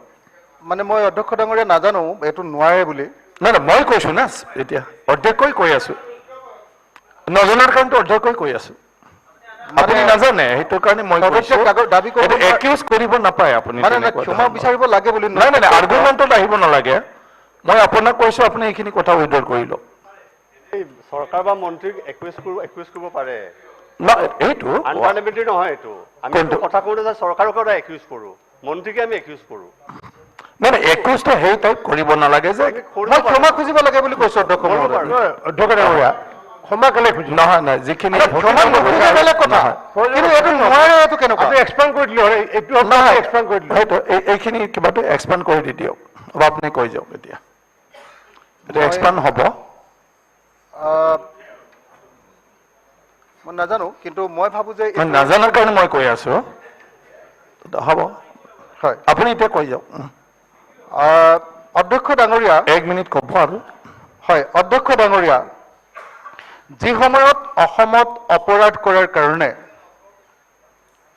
মানুহক এনকাউণ্টাৰ কৰি হত্যা কৰি থকা হৈছে, সেইখন অসমত প্ৰশ্ন কাকত ফাদিল হোৱাৰ দায়িত্ব ডেফিনেটলি চৰকাৰৰ। প্ৰশ্ন কাকত এনেকৈ বাৰম্বাৰ লিক হৈ থকাৰ দায়িত্ব ডেফিনেটলি চৰকাৰৰ আছে। আৰু সেইকাৰণে ডেফিনেটলি আমি সকলোৱে এই ঘটনাটোক সকলোৱে নিন্দা কৰা উচিত, আৰু যাতে ভৱিষ্যতে কেতিয়াও হ'ব নোৱাৰে তাৰ কাৰণে বিধানসভাত সৰ্বসন্মতিক্ৰমে সকলো দলে আচলতে একেলগতে আমি প্ৰস্তাৱ গ্ৰহণ কৰা উচিত। অধ্যক্ষ ডাঙৰীয়া, মই পৰীক্ষা বিসংগতিৰ লগত খালি এটা বাক্য কৈ যাব খোজো শিক্ষা সম্পৰ্কে। মই আগৰ এটা প্ৰশ্নৰ উত্তৰত মই যেতিয়া প্ৰশ্ন সুধিছিলোঁ তেতিয়া কৈছিলে যে অসমত 3700খন এজনীয়া শিক্ষকৰ বিদ্যালয় আছে। অধ্যক্ষ ডাঙৰীয়া, এইটো মই সুযোগ পোৱা নাই কাৰণে আজিয়ে কৈ দিব খুজিছোঁ। শিক্ষা সম্পৰ্কীয় যিটো আলোচনা, এখন LP স্কুলত ক্লাছ আছে 6টা। 6টা ক্লাছৰ যদি এজন মাত্ৰ শিক্ষক থাকে, তেনেহ'লে সেই স্কুলখনত কেনেকৈ ভাল শিক্ষা হ'ব পাৰে? অন্তত পক্ষে 6জন শিক্ষক, 5টা ক্লাছত 6জন শিক্ষক মিনিমাম, 5টা ক্লাছৰ কাৰণে মিনিমাম 6জন শিক্ষকৰ ব্যৱস্থা আমাৰ প্ৰত্যেকখন বিদ্যালয়ত কৰিব লাগে। মই ভাবোঁ যে যেতিয়ালৈকে এই ব্যৱস্থা নহ'ব, অসমৰ শিক্ষা ব্যৱস্থাৰ ভাল হোৱাটো কেতিয়াও সম্ভৱপৰ নহয়। আমি কৈ আছোঁ যে প্ৰাইভেট স্কুলে ভাল শিক্ষা দিয়ে, চৰকাৰী স্কুলৰ শিক্ষা সমালোচনা কৰি আহিছোঁ। চৰকাৰে সদায় কৈ আছে যে আমাৰ প্ৰপৰ্চনেট শিক্ষক আছে, কিন্তু মই সদায় ভাবি থাকোঁ যে য'ত 5টা ক্লাছৰ কাৰণে মিনিমাম 5জন শিক্ষকৰ দৰকাৰ, তাত মাত্ৰ আমাৰ ক'ৰবাত এজন শিক্ষক বা ক'ৰবাত 2জন শিক্ষক আছে, আৰু তেনেকৈ কেতিয়াও শিক্ষা ব্যৱস্থা উন্নত হোৱাটো সম্ভৱ। ধন্যবাদ। এই বিষয়টোক লৈ আমি সমগ্ৰ আমাৰ বিধানসভাই এই বিষয়টোক লৈ এটা সিদ্ধান্ত লোৱা দৰকাৰ। ধন্যবাদ। ধন্যবাদ। ডক্টৰ আসিফ। মাননীয় অধ্যক্ষ মহোদয়, শিক্ষা অবিহনে এখন ৰাজ্যৰ কেতিয়াও উন্নতি নহয়। কেইদিনমান আগতে সৰ্বশিক্ষাৰ প্ৰশ্ন কাকত ফাদিল হোৱা বুলি বিভিন্ন প্ৰচাৰ মাধ্যমত আমি পাইছিলোঁ। তেতিয়া দেখা গৈছে কিছুমান নিউজ চেনেলত কিছুমান সৰু সৰু ল'ৰা ছোৱালীয়ে যেতিয়া মেট্ৰিক পৰীক্ষা দিব গৈ আছে, কিন্তু যেতিয়া প্ৰশ্নকাকত ফাদিল হ'ল, সিহঁতে মেণ্টেলি কিমান হেৰাছমেণ্ট হৈছে এই কথা আমি চিন্তা কৰিব লাগিব। কাৰণ আমি প্ৰত্যেকেই এক টাইমত ছাত্ৰ আছিলোঁ, আমি নিজেই নিজৰ ভৱিষ্যতৰ কাৰণে নিজৰ মাক দেউতাকৰ পৰা বহুত কথা শুনিবলগীয়া হৈছে যে মেট্ৰিকত ভাল ষ্টেণ্ড কৰিলে বা ষ্টাৰ মাৰ্ক পালে বা ভাল মাৰ্কছ পালেহে তুমি ভৱিষ্যতে আগুৱাই যাব পাৰিবা। এনেকুৱা বহুত ধৰণৰ মেণ্টেলি হেৰাছমেণ্ট আহে ল'ৰা ছোৱালীৰ ওপৰত। গতিকে মই দেখিছোঁ যে কিছুমান ল'ৰা ছোৱালীয়ে কান্দি কান্দি কৈ আছে যে আমি দিনে ৰাতিয়ে পঢ়িছোঁ, ঘৰৰ পৰা প্ৰেছাৰ পায়, কিন্তু প্ৰশ্ন কাকত ফাদিল হোৱাৰ পিছত যিবোৰ ল'ৰা ছোৱালীয়ে পঢ়া নাই সিহঁতে ভাল মাৰ্কছ পাই যাব, আৰু আমি বহুত কম মাৰ্কছ পাই পেলাই কি অৱস্থা হয় আমি নিজেও নাজানো। ছাৰ, আমি মেণ্টেলি ডিপ্ৰেছ হৈ গৈছোঁ। গতিকে মই অধ্যক্ষ মহোদয়ৰ জৰিয়তে মাননীয় মন্ত্ৰী ডাঙৰীয়াক এই ক্ষেত্ৰত এটা ব্যৱস্থা ল'বলৈ অনুৰোধ জনালোঁ। মাননীয় অধ্যক্ষ মহোদয়, সৰ্বশিক্ষাৰ লগতে মই কেইটামান বেলেগ কথা ক'ব বিচাৰোঁ যে মাননীয় অধ্যক্ষ মহোদয়, মোৰ সমষ্টিৰে লাহৰীঘাটত ছাত্ৰ ছাত্ৰীয়ে আপোনাৰ ভাল শিক্ষা দীক্ষাৰ সুবিধা পোৱা নাই। ইয়াৰ একমাত্ৰ কাৰণ হৈছে যে মোৰ সমষ্টিত যিবোৰ উচ্চ মাধ্যমিক বিদ্যালয় মহাবিদ্যালয় আছে, এইবোৰত কলা শাখাৰ বাহিৰে কোনো বিজ্ঞান শাখা নাই, বাণিজ্যিক শাখা নাই, যাৰ কাৰণে যিবোৰ দুখীয়া ল'ৰা ছোৱালী আছে সিহঁতে পঢ়িবৰ কাৰণে মৰিগাঁও নগাঁও যাবলগীয়া হয়, আৰু সিহঁতৰ ওচৰত ইমানখিনি পইচাও নাথাকে যে সিহঁতে এটা হোষ্টেলত থাকি পেলাই সিহঁতে শিক্ষাদান ল'ব পাৰে। গতিকে যাতে মোৰ সমষ্টিৰ যিবোৰ উচ্চ মাধ্যমিক বিদ্যালয় মহাবিদ্যালয় আছে সেইবোৰ যাতে বাণিজ্য শিক্ষা আৰু বিজ্ঞান শিক্ষাৰ কাৰণে মাননীয় মন্ত্ৰী মহোদয়ে অলপ ধ্যান দিয়ে, তাৰ বাবে অনুৰোধ জনালোঁ। ইয়াৰ উপৰিও মই ক'ব বিচাৰোঁ যে মোৰ সমষ্টিত একমাত্ৰ কলেজ আছে ভুৰাগাঁও কলেজ। এই কলেজখনত ছাৰ অকল কলা শিক্ষাৰ ব্যৱস্থা আছে, কোনো বাণিজ্য আৰু বিজ্ঞান শিক্ষাৰ ব্যৱস্থা নাই। ছাৰ, মই নিজে এজন চৰকাৰ চিকিৎসক হওঁ। ছাৰ, মই জানো যে বিজ্ঞান শাখাত আপোনাৰ যদি অধ্যয়ন কৰিব লাগে বা চিকিৎসা বিজ্ঞান বা বেলেগ ক্ষেত্ৰত অধ্যয়ন কৰিব লাগে তেতিয়া বহুত আপোনাৰ পঢ়া শুনা কৰিব লাগে, আৰু ইয়াৰ কাৰণে যদি আমি আপোনাৰ হায়াৰ ছেকেণ্ডেৰীৰ পৰা ভালকৈ শিক্ষা লাভ নকৰোঁ তেতিয়া ভৱিষ্যতে আপোনাৰ এইবোৰ পথ পোৱাটো অলপ অসুবিধা হৈ যায়। গতিকে মই মাননীয় মন্ত্ৰী মহোদয়ক অনুৰোধ কৰিম যে মোৰ সমষ্টিত থকা একমাত্ৰ কলেজ ভুৰাগাঁও কলেজৰ ওপৰত অলপ নজৰ দিয়ে, ইনফ্ৰাষ্ট্ৰাকচাৰৰ ওপৰত অলপ নজৰ দিয়ে। ইয়াৰ উপৰিও ছাৰ, মোৰ যিবোৰ চহৰ অঞ্চল আছে, মই নিজে বিধায়ক হোৱাৰ পিছত এক ৰাতি মই সেই চহৰত থাকিছিলোঁ। তেতিয়া ৰাতিপুৱা উঠি মই নিজে দেখোঁ যে স্কুলবোৰত টিচাৰ নাহে, কিছুমান স্কুলত মাত্ৰ এজন টিচাৰ আছে, আৰু টিচাৰবোৰ আহি আপোনাৰ নাৱেদি আহি পেলাই ৰাতিপুৱা 12টাত পায়, দুপৰীয়া 12টাত পাই পেলাই 1টা মানত কি পঢ়ায় নাজানো, 1টা মানত আকৌ সিহঁতে ৰিটাৰ্ণ গুচি যায়। এই 1 ঘণ্টাত সিহঁতে কি পঢ়ায় সিহঁতে জানে। তেতিয়া মই এজনী ছোৱালীক যেতিয়া তাইৰ নিজৰ নামটো লিখিব দিলোঁ, তাই নিজৰ ক্লাছ 4ৰ ছোৱালীয়ে নিজৰ নাম লিখিব নোৱাৰে। এনেকুৱা আপোনালোকে বাল্য বিবাহৰ কথা কয়, যদি এজনী ক্লাছ 4ৰ ছোৱালীয়ে নিজৰ নাম লিখিব নোৱাৰে, গতিকে আপোনালোকে ভাবক তাত পঢ়া শুনাৰ কিমান অভাৱ সেইটো আছে। গতিকে মই আমাৰ মন্ত্ৰী মহোদয়ক অনুৰোধ কৰিলোঁ যাতে এই বিষয়ে অলপ চিন্তা কৰে। ইয়াৰ উপৰিও ছাৰ, মোৰ সমষ্টিৰ যিবোৰ লাহৰীঘাট শিক্ষাখণ্ড আছে তাত LD আৰু UD পোষ্ট এতিয়াও খালী হৈ আছে বহুত বছৰ ধৰি। গতিকে এইবোৰৰ ওপৰত যাতে আমাৰ মন্ত্ৰী মহোদয়ে গুৰুত্ব দিয়ে। ইয়াৰ উপৰিও ছাৰ, যিটো আজিকালি অনলাইন টিচাৰৰ আপোনাৰ ট্ৰান্সফাৰৰ যিটো ৰুল চলি আছে তাত দেখা গৈছে যে কিছুমান ক্ৰাইটেৰিয়া আছে যে টিচাৰজন 10 বছৰ চাকৰি কৰিব ছাৰ। এক মিনিট ছাৰ। আৰু স্পাউচ যিটো ডিষ্ট্ৰিক্টত থাকে, হাজবেণ্ড বা ৱাইফ, তাতে ট্ৰান্সফাৰ ল'ব পাৰিব, আৰু তেওঁলোকৰ যদি কোনো ৰিলেটিভৰ বেমাৰ থাকে সিহঁতে আপোনাৰ ট্ৰান্সফাৰ ল'ব পাৰিব। এইবোৰ ৰুল থকাৰ কাৰণে ছাৰ আমাৰ মৰিগাঁও জিলাত লেডি টিচাৰৰ সংখ্যা ইমান বাঢ়িছে, আৰু এইটো বঢ়াৰ কাৰণে আপোনাৰ বেছিভাগ লেডি টিচাৰে আপোনাৰ ট্ৰান্সফাৰ লৈ লৈছে, যাৰ কাৰণে এতিয়া দেখা গৈছে যে বহুত জাগাত মোৰ সমষ্টিৰে ধৰি লৈ বিভিন্ন অঞ্চলত টিচাৰৰ সংখ্যা কমি গৈছে। তাৰ উপৰিও দেখা গৈছে এতিয়া 800 এপ্লিকেণ্টে এপ্লাই কৰিছে ট্ৰান্সফাৰ কৰিবলৈ, বিপৰীতে মাত্ৰ 1000জনে মৰিগাঁও জিলাত আহিবলৈ আবেদন জনাইছে। গতিকে যদি আমাৰ মন্ত্ৰী মহোদয়ে এই 800 এপ্লিকেশ্যন পাছ কৰি দিয়ে তেতিয়া সেইবোৰ টিচাৰো লাহে লাহে নোহোৱা হৈ যাব। হ'ব, থেংক ইউ, ধন্যবাদ, থেংক ইউ। অধ্যক্ষ স্যার এইটো কাঠমোচন নে 50 বিষয়ে এৰিলৈ এইটো আলোচনা কি স্যাৰ মই বুজা নাই। যদি এইটো কাঠমোচন ময়ো মন্ত্ৰী ক'ব নালাগে। না নহয় বস্তুটো আপোনাৰ পৰা জানিব বিচাৰিছো। আপোনাৰ বহুত বছৰ হ'ল নতুন দৃষ্টি আকৰ্ষণ হ'ব, আপোনাৰ অভিজ্ঞতা ঠিক আছে। বহুত আছে অলপমান দাদা নতুন হ'ব হ'ব, প্লিজ প্লিজ বহুত হ'ল আপোনাৰ অভিজ্ঞতা। প্লিজ এডুকেশ্যনৰ ওপৰত কাৰণে আনিছে আৰু মানে আজি পাইছো মাত্ৰ। হ'ব হ'ব, দিগন্ত বৰ্মন ডাঙৰীয়া অধ্যক্ষ মহোদয় নলবাৰী ফালে লৈ যাব নালাগে পৰীক্ষা। স্যাৰ অধ্যক্ষ মহোদয় বেলেগ একো নাই, এইটো স্যাৰ HSLC সম্পৰ্কত আছিল ৰুল 50 তাৰ মাজতে মই এটা মানে আমাৰ মন্ত্ৰী মহোদয়ক এটা অনুৰোধ জনাব বিচাৰিছোঁ। এইটো চবৰে কাৰণে যে আমাৰ সেৱা সম্পৰ্কে বিভিন্ন আলোচনা হৈ আছে, মই নকওঁ। মই কৈছোঁ যে আমাৰ যিবিলাক এতিয়াতো আপুনি হায়াৰ ছেকেণ্ডেৰী স্কুল কৰি আছে, মোৰ স্কুলতো আপুনি হাতখন কৰি দিলে মই ধন্যবাদ জনাইছোঁ, তেখেতক কৃতজ্ঞতা জনাইছোঁ। হায়াৰ ছেকেণ্ডেৰী স্কুলবিলাকত আমাৰ যিবিলাক বেচেলাৰ অফ লাইব্ৰেৰী চায়েন্স আছে, এটা ভাল এটা লাইব্ৰেৰী বনোৱাৰ কাৰণে একোজন স্যাৰ আপুনি লাইব্ৰেৰীয়ান নিযুক্তিৰ ব্যৱস্থা কৰক। এইটো আপুনি প্ৰপ'জেল এটা দিয়ক হায়াৰ ছেকেণ্ডেৰীবিলাকত। এইটো দিলে অন্তত আমাৰ যিখিনি এডুকেশ্যনৰ ক্ষেত্ৰত আমাৰ ল'ৰা ছোৱালীখিনিক যথেষ্টখিনি কাম পাব। আৰু মহোদয় যিকেইখন হায়াৰ ছেকেণ্ডেৰী আপুনি আমাৰ কৰি দিলে অসমত, আপুনি কৈছে যে তাত যিখিনি ছাফিচিয়েণ্ট ষ্টাফ আছে তেওঁলোকে চলাব, কিন্তু আমি এবছৰমান চলালোঁ দুখন হায়াৰ ছেকেণ্ডেৰী, বাকী 5খন এতিয়া দিছে কাম হ'ব।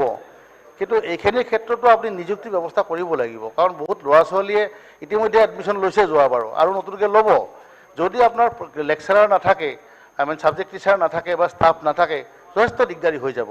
অন্তত ছাবজেক্ট এল'কেশ্যনটো দি হ'লেও আপুনি পৰৱৰ্তী সময়ত নিযুক্তি ব্যৱস্থাখিনি কৰক এই নতুন হায়াৰ ছেকেণ্ডেৰী কেইখনত। সেইখিনি মই ক'বলৈ বেলেগ একো নহয়। ধন্যবাদ। ধন্যবাদ। জাকিৰ অকল পৰীক্ষাৰ ওপৰত 2 মিনিট। মাননীয় অধ্যক্ষ ডাঙৰীয়া, আপুনি সময় দিয়াৰ বাবে ধন্যবাদ জনাইছোঁ। ইতিমধ্যে পৰীক্ষাৰ কাকত ফাদিল সম্পৰ্কত পবিত্ৰ বিধানসভাত বিভিন্ন দিগত আলোচনা হৈছে। মই আশা কৰোঁ মাননীয় শিক্ষামন্ত্ৰী ডাঙৰীয়াই আহি থকা সময়ত অসমত আৰু যাতে দ্বিতীয়বাৰৰ বাবে কোনো কাকত ফাদিল নহয় তাৰ বাবে বিশেষ ব্যৱস্থা গ্ৰহণ কৰিব। অধ্যক্ষ ডাঙৰীয়া, কাকত কিয় ফাদিল হয়? পৰীক্ষাত অসৎ নীতি কিয় অৱলম্বন কৰে? এই কথাবিলাকৰ ওপৰত যদি আমি পৰ্যালোচনা কৰিম তেতিয়াহে আচল বেমাৰ ওলাব আৰু সেই বেমাৰৰ ঔষধ দিয়াৰ পিছত তাত নিৰাময়ৰ ব্যৱস্থা হ'ব। প্ৰথম কথা হৈছে যে কোনো এজন পৰীক্ষাৰ্থী যেতিয়া পৰীক্ষাৰ কাৰণে যেনেধৰণে সাজু হ'ব লাগে, বিভিন্ন পাঠ্যক্ৰমৰ বিষয়বস্তুৰ ওপৰত যেনেকৈ জ্ঞান লাভ কৰিব লাগে, কিন্তু বেছিভাগ আজিকালি ছাত্ৰ ছাত্ৰীসকলে যিসকলে পৰীক্ষা কাকত ফাদিল হোৱাৰ পিছত সেইসমূহ টকা পইচা দি কিনি লয়, কিছুমানে পৰীক্ষা চেণ্টাৰত নকলৰ জৰিয়তে তেওঁলোকে প্ৰশ্নসমূহৰ উত্তৰ লিখে পৰীক্ষা বহীত। এই তেনেকুৱা মানুহখিনিৰ বিষয়ে যদি আমি অলপ চিন্তা চৰ্চা কৰোঁ, দেখা পাম যে যিটো আমাৰ শিক্ষা নীতি, বিদ্যালয়ত আমাৰ ছাৰ বাইদেউসকলে, শিক্ষক শিক্ষয়িত্ৰীসকলে ছাত্ৰ ছাত্ৰীসকলক যিধৰণে শিক্ষা দিয়ে, ছাত্ৰ ছাত্ৰীসকলে যিধৰণে শিক্ষা গ্ৰহণ কৰে, এইখিনিৰ মাজত কৰবাত না কৰবাত কিবা ত্ৰুটি ৰৈ গৈছে। অধ্যক্ষ ডাঙৰীয়া, গুণোৎসৱত আমি সকলো বিধায়কসকলে, মই ভাবোঁ আপুনিও কোনো এখন বিদ্যালয়লৈ গৈছে, সকলো আমাৰ মাননীয় মুখ্যমন্ত্ৰী ডাঙৰীয়াৰ পৰা আৰম্ভ কৰি আমি সকলো বিভিন্ন বিদ্যালয়লৈ গৈছোঁ। গুণোৎসৱত যোৱাৰ পিছত এটা কথা সকলোৰ উপলব্ধি হৈছে যে ক্লাছ 9 বা 10, ক্লাছ 9-10ৰ ছাত্ৰ ছাত্ৰীসকলৰ যি পৰিমাণৰ তেওঁলোকৰ নলেজ থাকিব লাগে, জ্ঞান থাকিব লাগে, সেইখিনি কিন্তু তেওঁলোকৰ নাথাকে। ঠিক তেনেধৰণে 7-8 ক্লাছ 7-8ৰ ছাত্ৰ ছাত্ৰীসকলৰ তেওঁলোকে 5, 6, 7 পাছ কৰি অহাৰ পিছত 8, 9ত তেওঁলোকে যেতিয়া লিখা পঢ়া কৰে সেইখিনিৰ ওপৰত যিখিনি জ্ঞান তেওঁলোকৰ থাকিব লাগে কৰবাত না কৰবাত তেওঁলোকৰ কম থাকে গতিকে আমি দেখা পাওঁ মাননীয় অধ্যক্ষ ডাঙৰীয়া যে আমি অংগনবাড়ী কেন্দ্ৰৰ পৰা আৰম্ভ কৰি ক্লাছ 1, 2, 3, 4, 5, 6 এনেকৈ যেটো শিক্ষা ব্যৱস্থা তাৰ পিছত এটা পৰীক্ষা হয় পাছ হৈ যায় আন এটা ক্লাছত যায় গোটেই পৰীক্ষা বা শিক্ষা পদ্ধতিত কৰবাত না কৰবাত শিক্ষা বিভাগে নিয়ন্ত্ৰণ কৰাত কৰবাত না কৰবাত ব্যৰ্থ হৈছে মই তাৰ কাৰণে শিক্ষামন্ত্ৰীক বা শিক্ষা বিভাগক জগৰীয়া কৰিব নোখোজো ঠিক আছে কাৰণ এনেকুৱা আছে আজিৰ তাৰিখত এইখন অসমতে আপুনি ক্লাছ 8, 9ত পঢ়ে আপুনি অসমীয়া কোনো এটা বিষয়ত ৰিডিং কৰিব দিব ভালকৈ উচ্চাৰণ কৰিব নোৱাৰে এনেকুৱা আছে 5, 6ত যায় এৰ পৰা যেডলৈকে বহুতে মাতমাতি ক'ব নোৱাৰে গতিকে মোৰ কথা হয় যে প্ৰথমতে পৰীক্ষা প্ৰশ্ন কাকত ফাদিল নকল অখত পদ্ধতি এইবোৰ বন্ধ কৰিবলৈ হলে প্ৰতিজন ছাত্ৰ ছাত্ৰীক শিক্ষা দিব লাগিব আৰু সেই শিক্ষা দিবলৈ গলে শিক্ষা ব্যৱস্থানো কেনেকৈ হ'ব সিলেবাস কেনেকৈ হ'ব শিক্ষক শিক্ষয়িত্ৰী ভালদৰে শিক্ষা ব্যৱস্থা দিছে নে নাই বিদ্যালয়ত ভালদৰে পাঠদান চলিছে নে নাই এই সমূহৰ ওপৰত আমি লক্ষ্য ৰাখিব লাগিব আৰু তাৰ লগে লগে শিক্ষা বিভাগ এটা লাগিব যে প্ৰতিখন বিদ্যালয়ত ছাত্ৰ ছাত্ৰী অনুপাতে শিক্ষক নিয়োগ কৰা হৈছে নে নাই প্ৰতিটো বিষয়ৰ ওপৰত শিক্ষক নিয়োগ কৰা হৈছে নে নাই এই সময়ত চকু দিব লাগিব কেতিয়াবা চকু নিদিয়ে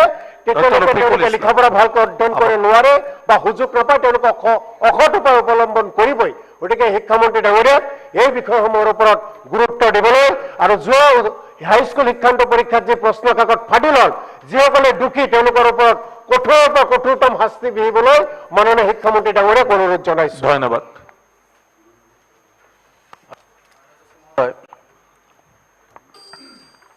এইবেলি আমাৰ HSLCৰ পৰীক্ষা হ'ল দুখন প্ৰশ্ন কাকত ফাদিল হোৱা মানি লৈ আকৌ ৰিশিডিউল কৰা হ'ল পৰীক্ষা আৰু দুখনৰ কথা কিন্তু ওলাইছিল তেনেকুৱা যে বহুত ষ্টুডেণ্ট আহি হয়তো কৈছিল যে 90% সিমিলাৰিটি আছে 80% সিমিলাৰিটি আছে যিহনক হয়তো সেই দুখন কিমানখিনি গুৰুত্ব দিয়া হ'ল বা নহ'ল বা গ'ল এনেকুৱা আমাৰ লাগিছিল যে এইবাৰ পৰীক্ষা হেকে নহ'ব পৰীক্ষা আৰম্ভ হৈছিল যে সিজন যেনেকুৱা যিদৰে ফাদিল হৈ আছিল প্ৰশ্ন কাকত যে পৰীক্ষা এই সিজন চলিয়ে থাকিব হেক নহ'ব এনেকুৱা এটা অৱস্থা লাগিছিল যিয়ে নহওক মোটামুটিভাৱে হেক হৈ গৈছে তো পৰীক্ষা এটা সঠিকভাৱে পাতিবলৈ হ'লে টপ টু বটম যিসকল ইয়াৰ লগত জড়িত আছে সব পায়স হ'ব লাগিব ইয়াৰ মাজত যদি এই চেনৰ মাজত যদি 2-4 জনৰ অসৎ ব্যক্তি থাকে তেতিয়াহ'লে এনেকুৱা ধৰণৰ ঘটনা ঘটি থাকিব গতিকে মই মন্ত্ৰী মহোদয়ক আপোনাৰ জৰিয়তে অনুৰোধ জনাম যে এই বিষয়টো বহুত সিৰিয়াছলি লৈ মই তেখেতক ডাইৰেক্টলি জগৰীয়া কৰিব বিচৰা নাই মই কৈছোঁ এইটো এটা ডাঙৰ চেইন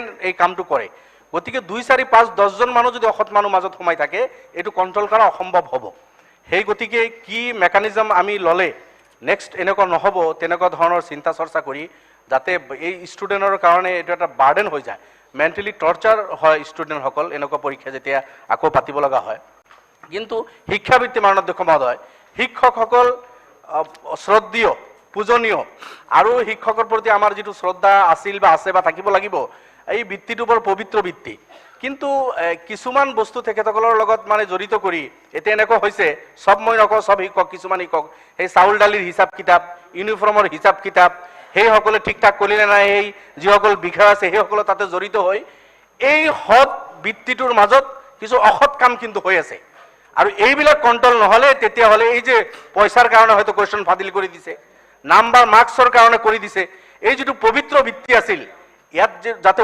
অপবিত্ৰ নহয় তেখেতসকলে হয় মিড ডে মিলৰ কাম কৰিব লাগিব ইউনিফৰ্মো দিব লাগিব এটা ISI চাব BODO চাব মাজত যাতে ভাগ নলগায় যিটো চলি আছে টপ টু বটম ওপৰৰ পৰা এই বস্তুবিলাকো কিন্তু চিন্তা কৰিব লগা আছে মাননীয় অধ্যক্ষ মহোদয় গতিকে মই কৈছোঁ যে অসৎ মানুহ যদি 2-4 জন এটা সময় থাকে এইটো কণ্ট্ৰল কৰা কোনোপধ্যেই সম্ভৱ নহয় আৰু এটা কথা কৈ মই শেষ কৰিম এইখিনিতো নৰ্মছ ৰুলছ স্পিৰিচুৱেলি যদি আমি চাওঁ শিক্ষকসকলৰ কিন্তু মই ভাবোঁ ক'ৰবাত না ক'ৰবাত অলপ আমাৰ ওপৰত মানে তেখেতসকলৰ হাই এটা লাগিছে আজি মই এই চাগতে এটা মানে এইটো প্ৰসংগত কৈছোঁ মই এইটো টপিকৰ লগত যদিও ডাইৰেক্টলি জড়িত নহয় এই ভেঞ্চাৰ স্কুল আমি কোৱালিটিৰ কথা কওঁ কোৱালিটিৰ কথা কৈ ভেঞ্চাৰ স্কুল বহুত আমি বাদ দিলোঁ 20-25 বছৰ কাম ল'লোঁ যেতিয়া তেখেতসকলে স্কুল পাতিছিল তেতিয়া কোনো কণ্ডিশ্যন নাছিল তেতিয়া কণ্ডিশ্যন নাছিল যে 15 জনৰ জায়গায় কোনো এটা বছৰ 14 জন ষ্টুডেণ্ট যদি হয় তোমাৰ স্কুল লোৱা নহ'ব, 25 বছৰ তাৰ পৰা কাম ল'লো, 20 বছৰ ল'লো।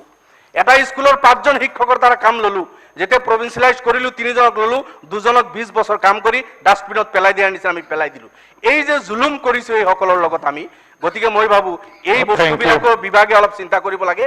গতিকে পৰীক্ষাৰ কথাই মই কৈছোঁ যে পেপাৰ লিকৰ লগত সংগতি ৰাখি যেহেতু এই সুবিধাটো আহিছে, যিটো 2017 ভেঞ্চাৰ স্কুল প্ৰভিন্সিয়েলাইজেশ্যন এক্ট আছে, এইটো এমেণ্ড কৰি যিসকলৰ ওপৰত আমি জাষ্টিচ কৰিব পৰা নাই, যিসকল শিক্ষকক আমি জাষ্টিচ দিব পৰা নাই, আজিও সেইসকলৰ পৰা কাম লৈছোঁ। কলেজবিলাকত, স্কুলবিলাকত সেইসকলৰ দ্বাৰা পৰীক্ষা আমি লৈ আছোঁ। গতিকে সেইসকলে যাতে জাষ্টিচ পায়, সেই বিলটো এমেণ্ড কৰি সেইসকলক যাতে জাষ্টিচ দিয়া হয়। আৰু এই শিক্ষা ব্যৱস্থা পৰীক্ষাৰ কথা মই কৈছোঁ, টপ টু বটম সকলো যাতে ঠিক ঠাক মতে যাতে কাম কৰে, ইয়াৰ কাৰণে বিহিত ব্যৱস্থা দিব লাগে। এইখিনি কম, মোৰ বক্তব্য সামৰিছোঁ। ধন্যবাদ।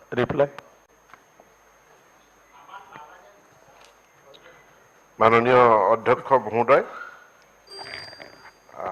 ৰুল 50ৰ অধীনত উত্থাপিত সেৱাৰ পৰীক্ষা আৰু কুৱেশ্যন পেপাৰ লিক, এই আলোচনাত মাননীয় বিৰোধী দলপতি দেৱব্ৰত শইকীয়া ডাঙৰীয়াৰ লগতে আমিনুল ইছলাম ছিনিয়ৰ, নন্দিতা দাস ডাঙৰীয়ানী, মনোৰঞ্জন তালুকদাৰ, কমলাক্ষ পুৰকায়স্থ, অখিল গগৈ, ডক্টৰ অসীফ মাজাৰ, দিগন্ত বৰ্মন, জাকিৰ হুছেইন চিকদাৰ, ডক্টৰ ৰফিকুল ইছলাম, তেওঁলোকে আলোচনাখিনি আগবঢ়াইছে, মই ধন্যবাদ জনাইছোঁ।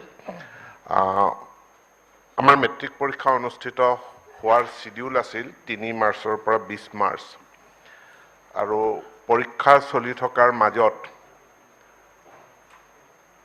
যোৱা 12 তাৰিখে যেতিয়া সেৱাৰ তাত তথ্য আহে, চৰকাৰৰ তাত তথ্য আহে যে 13 তাৰিখে অনুষ্ঠিত হ'বলগীয়া বিজ্ঞানৰ প্ৰশ্ন কাকতখন আগতীয়াকৈ লিক হৈছে আৰু মিডিয়াত প্ৰচাৰিত হৈছে, ছ'চিয়েল মিডিয়াত চাৰ্কুলেট হৈছে। 12 তাৰিখে মাজনিশা সিদ্ধান্ত লৈ 13 তাৰিখৰ হ'বলগীয়া পৰীক্ষা পিছুৱাই দিয়া হয়, স্থগিত ৰখা হয়, আৰু পিছদিনাখন নতুন দিন ঘোষণা কৰা হয় যে এই 13 তাৰিখে অনুষ্ঠিত হ'বলগীয়া পৰীক্ষা 30 তাৰিখে অনুষ্ঠিত হ'ব। লগে লগে কি পৰিস্থিতিত কেনেধৰণে এই কুৱেশ্যন পেপাৰ লিক হ'ল তাক তদন্ত কৰিবৰ কাৰণে সেৱাৰ তৰফৰ পৰা CIDত এটা গোচৰ দিয়া হয়। CIDয়ে তদন্ত আৰম্ভ কৰি খুব কম সময়ৰ ভিতৰত 48 ঘণ্টাৰ ভিতৰত কুৱেশ্যন পেপাৰ লিক হোৱাৰ চ'ৰ্চটো ধৰা পেলায় আৰু দোষী ব্যক্তিক কৰায়ত্ব কৰে, আৰু কৰায়ত্ব কৰাৰ সোধ পোছৰ সময়ত তেখেতে স্বীকাৰোক্তি দিয়ে যে তেওঁ বিজ্ঞানৰ কুৱেশ্যন পেপাৰখন লৈ যোৱাৰ সময়ত তেখেতে অসমীয়াৰ কুৱেশ্যন পেপাৰখনো লৈ গৈছিল। আৰু CIDয়ে এই তথ্য আমাক জনোৱাৰ পাছত 18 তাৰিখে অনুষ্ঠিত হ'বলগীয়া MILৰ বিষয়সমূহৰ পৰীক্ষাও পিছুৱাই দিয়া হয়, আৰু তাৰ কাৰণেও বিকল্প প্ৰশ্ন কাকতৰ ব্যৱস্থা গ্ৰহণ কৰি 1 এপ্ৰিলৰ তাৰিখে দিন ঘোষণা কৰা হয়।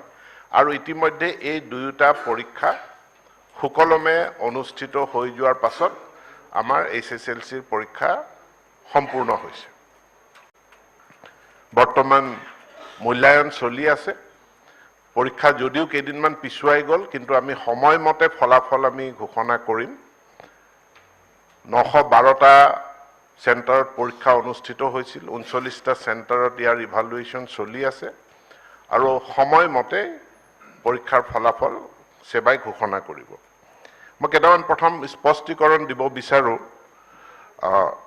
মাননীয় সদস্য অখিল গগৈ ডাঙৰীয়াই উচ্চাৰণ কৰিছে এটা শব্দ যে প্ৰশ্ন কাকত বাৰম্বাৰ লিক হৈছে। এই কথাটো শুদ্ধ নহয়।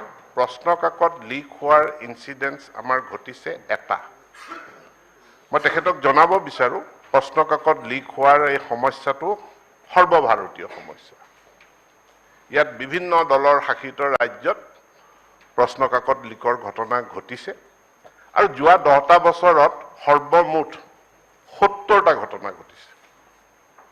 সমগ্ৰ ভাৰতবৰ্ষত যোৱা 10 বছৰত প্ৰশ্ন কাকত লিক হোৱাৰ ঘটনা সম্পূৰ্ণৰূপে 70টা ঘটিছে, আৰু এই যোৱা 10টা বছৰত আমাৰ এই বছৰটো ধৰি আমাৰ সেবাৰ যদি কুৱেশ্যন পেপাৰ লিক হোৱা ঘটনা আমি চাওঁ তেনেহ'লে সেবাৰ কুৱেশ্যন পেপাৰ লিক হোৱাৰ এটা ঘটনা ঘটিছিল 2006 চনত আৰু দ্বিতীয়বাৰৰ বাবে এইবাৰ ঘটিছে আৰু এইবাৰৰ ক্ষেত্ৰতো বাৰম্বাৰ শব্দটো প্ৰযোজ্য নহয় কাৰণ আপোনালোক কোনেও মোক তথ্য প্ৰমাণ দিব নোৱাৰে এটা ইনসিডেন্ট ঘটিছে লোহিত খাবলু স্কুলৰ পৰীক্ষা কেন্দ্ৰৰ পৰা সিঙ্গল ইনসিডেন্ট আৰু সিঙ্গল ইনসিডেন্টত দুখন প্ৰশ্ন কাকত লিক হোৱাৰ তথ্য প্ৰমাণ আহিছে ইয়াৰ বাহিৰে মিডিয়াত কৰবাত কিবা বাতৰি ওলাইছে কিন্তু কোনেও তথ্য সহকাৰে প্ৰমাণ সহকাৰে কুৱেশ্যন পেপাৰ লিক হৈছে এই কথাখিনি আমাৰ তালে অহা নাই গতিকে বাৰম্বাৰ শব্দটো প্ৰযোজ্য নহয় কুৱেশ্যন পেপাৰ লিক হোৱাৰ incident is a single incident আৰু সেবাৰ ক্ষেত্ৰত 2006 এটা তাৰ 6 আগৰ ইতিহাস মই নাজানো 2006 এটা ইনসিডেন্ট ঘটিছিল আৰু তাৰ পাছত এইবাৰ এই 2023 চনত এটা ঘটনা ঘটিছে আৰু সৰ্বভাৰতীয়ভাৱে যোৱা 10টা বছৰত 70টা কুৱেশ্যন পেপাৰ লিক হোৱাৰ ঘটনা ঘটিছে মাননীয় সদস্য আমিনুল ইছলাম ডাঙৰীয়াই এটা অভিযোগ উত্থাপন কৰিছে যে 5খন প্ৰাইভেট বিদ্যালয়ে তেওঁলোকে কেছ ফৰ কুৱেশ্যন পেপাৰ নিচিনা ঘটনা কৰি আছে তেওঁলোকে আগতীয়াকৈ কুৱেশ্যন পেপাৰ পায় কোনোবা মিডিয়াটো কথাত নিউজ প্ৰকাশিত হয় মুকু কোনোবাই কয় আৰু মুক যিসকলে কয় মই তেওঁলোকক কওঁ যে মুক মিনিমাম ন্যূনতম তথ্য প্ৰমাণ বা উৎস ইয়াক দিলে ন্যূনতম সমল যদি দিয়ে নিশ্চিতভাৱে আমি তদন্ত কৰি আমি ব্যৱস্থা গ্ৰহণ কৰিম আমি তদন্ত কৰিছো আমি কোনো ক্লু পোৱা নাই কুৱেশ্যন পেপাৰ লিক হোৱা কুৱেশ্যন পেপাৰ বিক্ৰী হোৱাৰ কোনো ক্লু পোৱা নাই যদি আপোনালোকৰ হাতত কোনো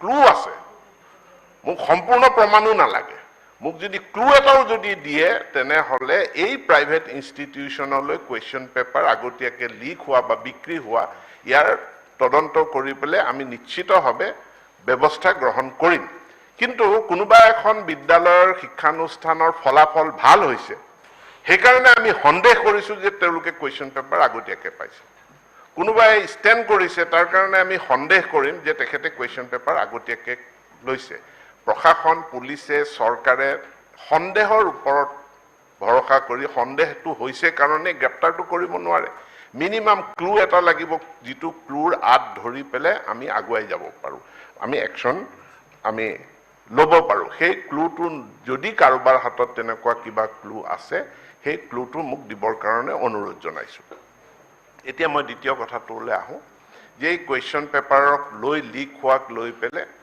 কৈছে সেবাৰ সংস্কাৰ কৰিব লাগে সেবাৰ চেয়াৰমেনক অব্যাহতি দিব লাগে মাননীয় বিৰোধী দলপতি দেৱব্ৰত শইকীয়া ডাঙৰীয়াই এটা কথা উল্লেখ কৰিছে যে এটা প্ৰক্ৰিয়া চলি থকাৰ সময়ত পৰীক্ষাৰ প্ৰক্ৰিয়া এটা চলি থকাৰ সময়ত তাৰে চেয়াৰমেনজন বদলি কৰাটো আপত্তিজনক বুলি কৈছে পূৰ্বৰ উদাহৰণ যে পূৰ্বত এজন বিষয়াক এনেধৰণে সলনি কৰা হৈছিল সেইটো বেয়া কথা আছিল যদি সেইটো বেয়া কথা আছিল এতিয়া কেনেকৈ পৰীক্ষাৰ প্ৰক্ৰিয়া চলি থকাৰ মাজত চেয়াৰমেন সলনি কৰি দিয়াটো কেনেকৈ ভাল কথা হ'ব পাৰে এতিয়াতো ভাল কথা হ'ব নাই এতিয়া ভাল কথা হ'ব নোৱাৰে যদি তেতিয়া বেয়া কথা আছিল তেতিয়াহ'লে এতিয়াও এইটো বেয়া কথা গতিকে সেই বেয়া পৰামৰ্শটো দিয়াটো অনুচিত এতিয়া আমি চাব লাগে যে প্ৰশ্ন কাকত লিক হ'ল সেবাত লিক হ'ল নে ক'ত হ'ল সেবাই প্ৰশ্ন কাকত প্ৰস্তুত কৰে এই প্ৰশ্ন কাকত প্ৰস্তুত কৰাৰ এটা নিখুঁত ব্যৱস্থা আছে যি ব্যৱস্থাত সুন্দৰভাৱে এই প্ৰক্ৰিয়া আমাৰ চলি আহিছে প্ৰশ্ন কাকত প্ৰেছত ছপা হয় প্ৰেছতে পেকেট হৈ পেলাই সেবালৈ আহে সেবাৰ কাৰ্যালয়লৈ সেবাৰ কাৰ্যালয়ত প্ৰশ্ন কাকত খোলা নহয় সেবাৰ কাৰ্যালয়ত প্ৰশ্ন কাকত খোলা নহয় কাৰণ কোন ডেষ্টিনেশ্যনত কিমান পেকেট যাব এইটো তাৰে পৰাই প্ৰেছৰ পৰাই পেক্ট হৈ আহে আৰু পেক্ট হৈ অহাৰ পাছত ইয়াৰ পাছত আমাৰ 912টা পৰীক্ষা কেন্দ্ৰৰ কাৰণে প্ৰশ্ন কাকতসমূহ ইয়ালৈ যায় 834টা থানাত এই প্ৰশ্ন কাকতসমূহ জমা হয় তাৰ পৰা পৰীক্ষা হোৱাৰ দিনাখন পৰীক্ষা ইনচাৰ্জে পৰীক্ষা কাকতসমূহ প্ৰশ্ন কাকতসমূহ তাৰ পৰা লৈ গৈ বিদ্যালয়ত শিক্ষক আৰু অতি কমেও 2জন ছাত্ৰৰ সন্মুখত প্ৰশ্ন কাকতৰ টোপোলাটো খুলি বিতৰণ কৰিব লাগে এইটোৱে নিয়ম এতিয়া থানাত গৈ পালে থানাত গৈ পোৱাৰ পাছত দায়িত্ব থানা আৰু পৰীক্ষা কেন্দ্ৰৰ।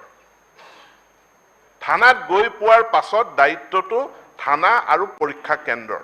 তাৰ পাছত কুৱেশ্যন পেপাৰটো লিক হৈছে। ইয়াৰ কাৰণে মই সেৱাক কেনেকৈ জগৰীয়া কৰিব পাৰোঁ?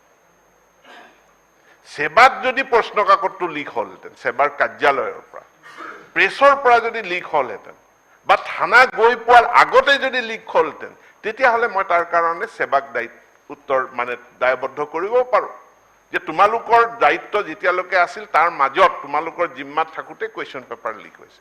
এতিয়া সেৱাৰ পৰা কুৱেশ্যন পেপাৰ হেণ্ড অভাৰ হ'ল পুলিচ থানালৈ। পুলিচ থানাৰ পৰা পুলিচ থানাত থাকোঁতে দায়িত্ব আছিলে চেঞ্চাৰ ইনচাৰ্জ আৰু থানাৰ, আৰু তাত কুৱেশ্যন পেপাৰ লিক হৈছে। গতিকে যি স্থানত যি ধৰণে কুৱেশ্যন পেপাৰ লিক হৈছে তাত ব্যৱস্থা গ্ৰহণ কৰিব লাগিব, আৰু তাত যদি সংস্কাৰ, সেই প্ৰক্ৰিয়াটোৰ সংস্কাৰ শুধৰণিৰ যদি দায়িত্ব আমাৰ কৰিব লগা আছে আমি নিশ্চিতভাৱে কৰিম। আৰু এইটো কৰাৰ কাৰণে ইতিমধ্যে আমি প্ৰক্ৰিয়া আৰম্ভ কৰিছোঁ, আলোচনা আৰম্ভ কৰিছোঁ। আপোনালোকৰো কিবা ভাল যদি যে থানাত গৈ পোৱাৰ পাছত থানাত ৰাখিব লাগে নে ট্ৰেজাৰীত ৰাখিব লাগে এইটোও কওক, তাৰ পৰা কেন্দ্ৰলৈ কেনেকৈ যাব সেইটোও কওক। আমাৰ বহুত পৰীক্ষা কেন্দ্ৰ আছে যিবিলাক দূৰণিবতীয়া অঞ্চল, মোৰ তাত আহে বহুত মানুহ যে আমাৰ চেণ্টাৰত 400, আমাৰ স্কুলখনত 400 ষ্টুডেণ্টছ আছে, 300 ষ্টুডেণ্ট আছে, কিন্তু আমাৰ এক্সাম চেণ্টাৰ নাই। এক্সাম চেণ্টাৰৰ কাৰণে আমি নদী পাৰ হৈ, ঘাট পাৰ হৈ বেলেগ স্থানলৈ যাব লাগে, আৰু তাত লোকৰ ঘৰত ঘৰ ভাড়া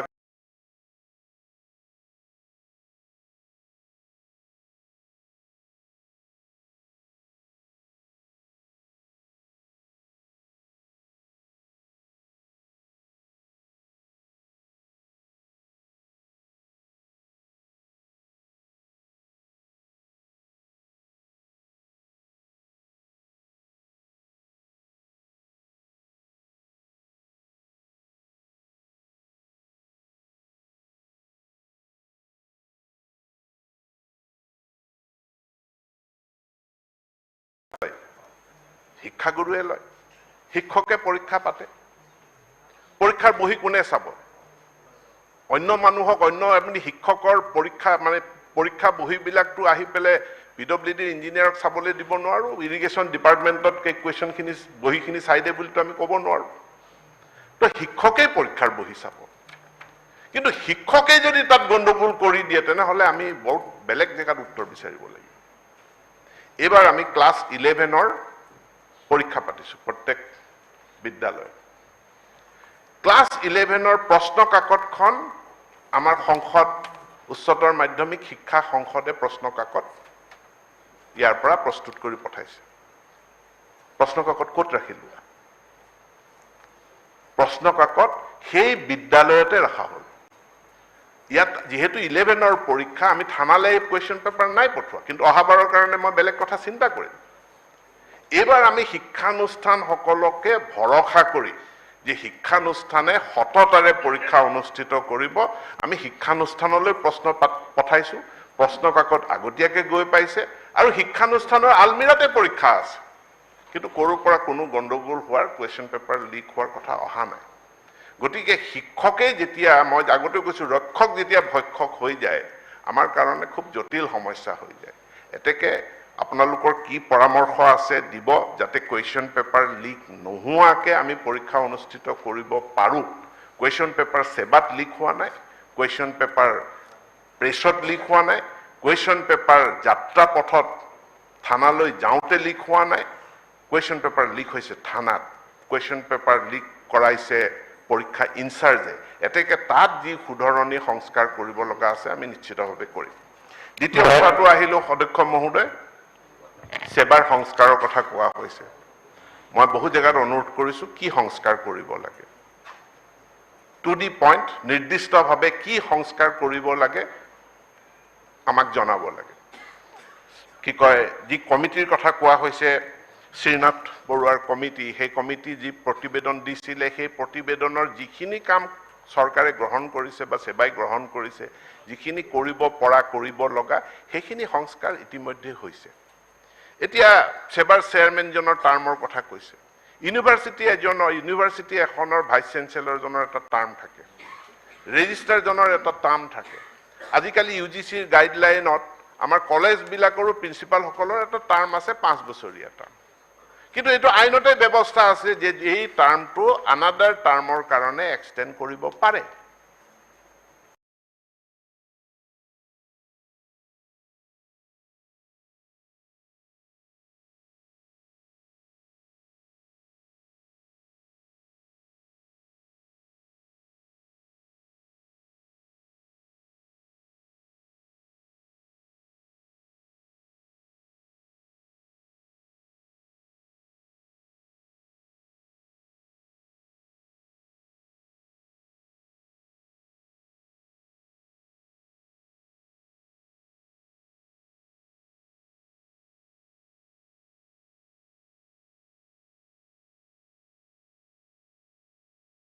আইন থাকে ইউনিভাৰ্চিটিৰ সেই আইনখনৰ যি ব্যৱস্থা থাকে সেই আইনী ব্যৱস্থাৰ দ্বাৰা তাৰ ভিসি এজনৰ বা ৰেজিষ্ট্ৰাৰ এজনৰ টাৰ্মটো এক্সটেনশন হয় আজি মোক প্ৰশ্ন কৰা হৈছে আজি কৈছে টুইটাৰ এটাৰ দি যে মই এটা টুইট কৰিলো সেবা has inform me that as per advice of the honorable chief minister সেবা এই সিদ্ধান্ত ললে নাও ইয়াত দুটা কথা মনত ৰাখিব যে সেবা has inform me 2 number CM has advised now যেতিয়া PWD department হয় CM instruct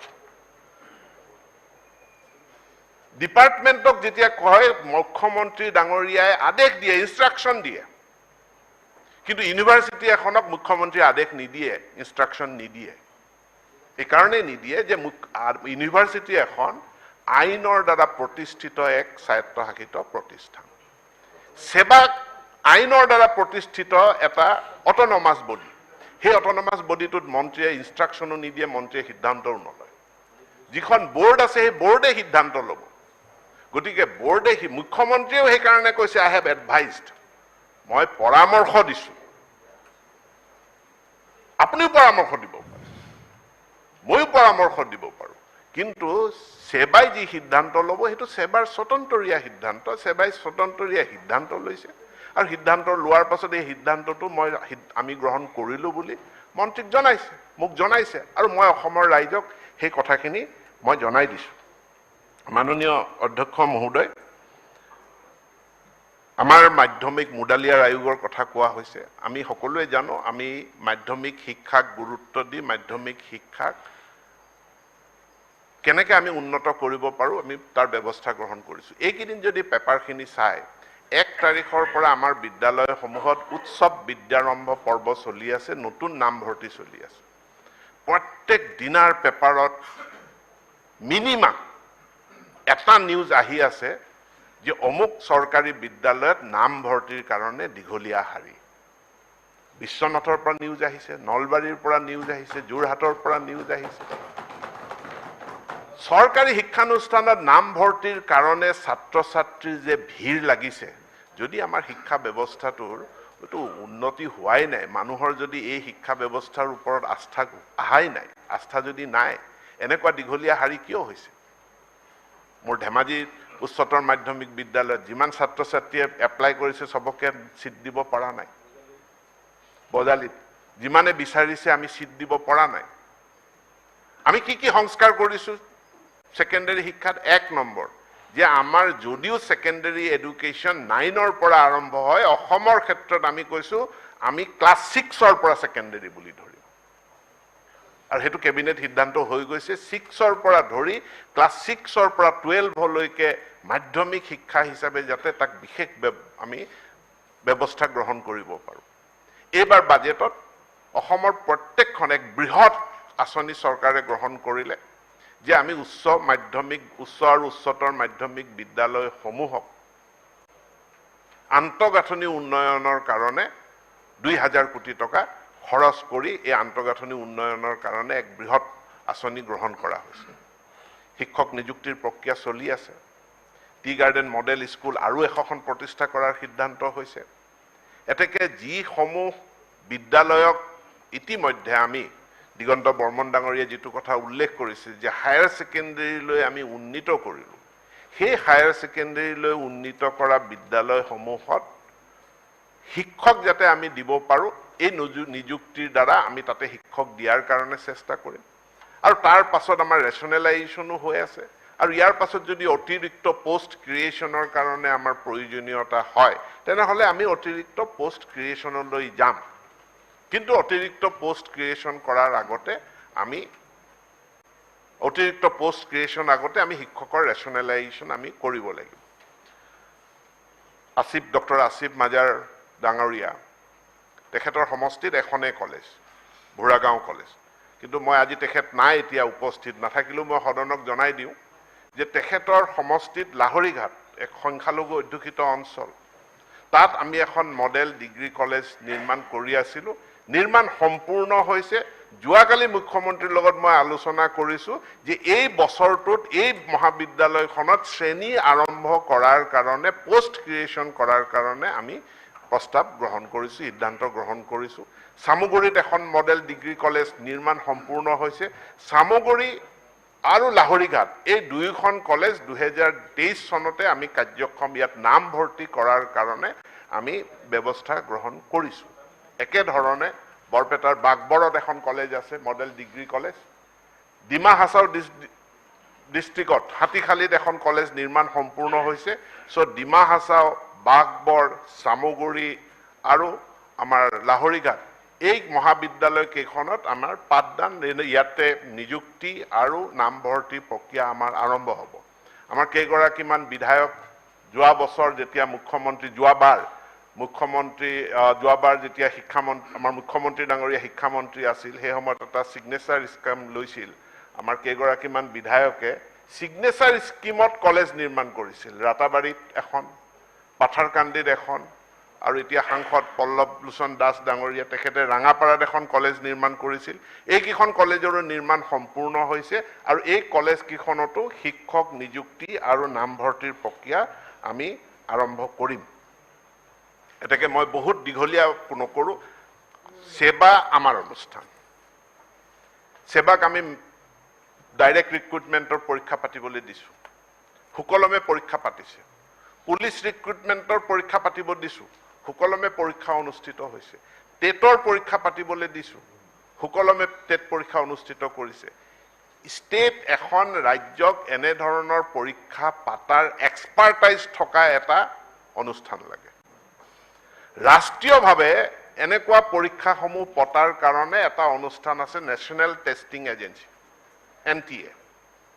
NTA সৈনিক স্কুলৰ পৰীক্ষা পাতে তেওঁলোকে বিভিন্ন পৰীক্ষাবিলাক কি কয় এতিয়া আমাৰ কমন ইউনিভাৰ্চিটি এন্ট্ৰেন্স ষ্টেট কুৱেটৰ পৰীক্ষাও NTA পাতে কিন্তু আমাৰ অসমত আমি বেলেগ এটা আমাক STR আমাৰ প্ৰয়োজন নাই আমাৰ যেহেতু সেৱাৰ এইখিনি পৰীক্ষা পাতাৰ এক্সপাৰ্টাইজ আছে সেইকাৰণে এই পৰীক্ষাসমূহ সেৱাক পাতিবলৈ দিয়া হৈছে আৰু সেৱাই এইখিনি যেহেতু এক্সপাৰ্টাইজ আছে তেওঁলোকৰ বিশেষ পাৰদৰ্শিতা আছে পৰীক্ষা কণ্ডাক্ট কৰাৰ ক্ষেত্ৰত তেওঁলোকে এই পৰীক্ষাসমূহ সুকলমে অনুষ্ঠিত কৰিছে আৰু ভৱিষ্যতেও কৰি যাব বুলি মই অনুৰোধ জনাইছোঁ নিৰ্দিষ্টভাৱে সেৱাত কি সংস্কাৰ কৰিব লাগে সেৱাই দুটা কাম কৰে পাঠ্যপুথি প্ৰস্তুত কৰে আৰু পৰীক্ষা অনুষ্ঠিত কৰে ইয়াত নিৰ্দিষ্টভাৱে ক'ত সংস্কাৰ লাগে মোক কৈ দিলে কাম কৰাত সুবিধা হয় আইনখন যদি সংশোধন কৰিব লাগে কোনকিটা দফাত সংশোধন হ'ব লাগে সেৱাৰ বোৰ্ডখন গঠন প্ৰক্ৰিয়াত যদি সংশোধন হ'ব লাগে কেনেধৰণে সংশোধন হ'ব লাগে আমি নিৰ্দিষ্টভাৱে আমি পইণ্টকেইটা আনিলে আমাৰ আলোচনা কৰাটো সুবিধা হয় আমি গণতান্ত্ৰিকভাৱে কাৰ্যনিৰ্বাহ কৰোঁ কিন্তু কেৱল যদি আমি কৈ থাকোঁ সেৱাৰ চেয়াৰমেনক বদলি কৰি দিব লাগে সংস্কাৰ কৰিব লাগে সংস্কাৰ এটা মোক কি সংস্কাৰ কৰিম এইটোতো মই জানিব লাগিব গতিকে সেই দিহা পৰামৰ্শ আপোনালোকৰ ওচৰত যদি আছে তেতিয়াহ'লে মই নিশ্চিতভাৱে গ্ৰহণ কৰিম এতিয়া কোৱা হৈছে সেৱাৰ আঞ্চলিক অফিচ থাকিব লাগে আৰু আঞ্চলিক অফিচ থাকিলে কেনেধৰণে সমস্যাটো সমাধান হ'ব আঞ্চলিক মোক যদি এতিয়া এটা জেগাত মই সুৰক্ষা দিব লাগে 5টা আঞ্চলিক কৰাৰ লগে লগে 5টা জেগাত মই সুৰক্ষা দিব লাগিব কি এনেকুৱা নিৰ্দিষ্ট সমস্যা হৈছে যাৰ কাৰণে মই অসমৰ 5 ঠাইত সেৱাৰ কাৰ্যালয় খুলিব লাগে তো এই পৰামৰ্শ যদিও আহিছে এই পৰামৰ্শ আমাৰ কাৰণে আমি গ্ৰহণযোগ্য বুলি আমি ভবা নাই আৰু গ্ৰহণযোগ্য বুলি ভবা নাই আমি কৰা নাই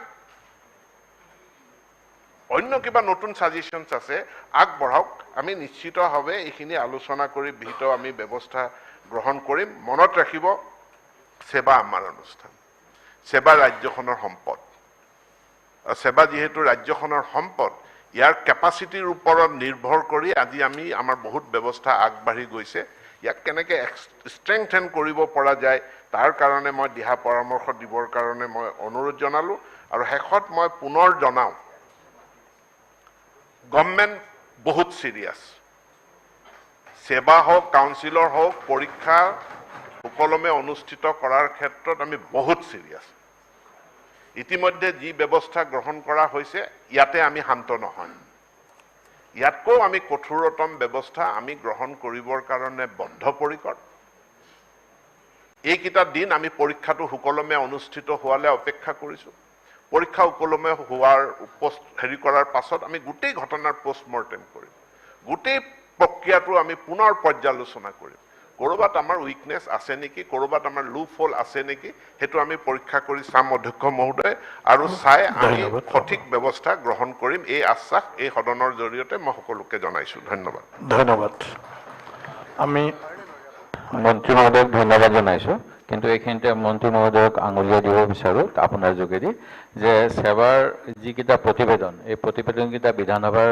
লাইব্ৰেৰীটো বিচাৰিছিলোঁ নাপালোঁ আৰু বিভাগকো বিচাৰিছিলোঁ আপোনাৰ আমাৰ অধ্যক্ষৰ সচিব কাৰ্যালয়ৰ যোগেদি আমাৰ হাতত নিদিলেহে গতিকে আমি স্পেচিফিক ক'ব পৰা নাই তাৰ বাবে ভৱিষ্যতে নিশ্চয় এইখিনি কথা আৰু পুনৰ আলোচনা হ'ব আৰু মুখ্যমন্ত্ৰী মহোদয়ে সদনত কমিটমেণ্ট দিছিলে সেই গতিকে এই কথাখিনি উল্লেখ কৰিছোঁ নিশ্চয় ধন্যবাদ অধ্যক্ষ মহোদয় report along with action taken report মই বিৰোধী দলৰ প্ৰতি জনাই ধন্যবাদ ইয়াত কোনো আৰ্গুমেণ্ট নাথাকে তো হাউচ ব্ৰেক কৰিব লাগে না কণ্টিনিউ কৰি থাকিম কণ্টিনিউ ঠিক আছে এতিয়া reports link honourable parliamentary affairs minister 6 number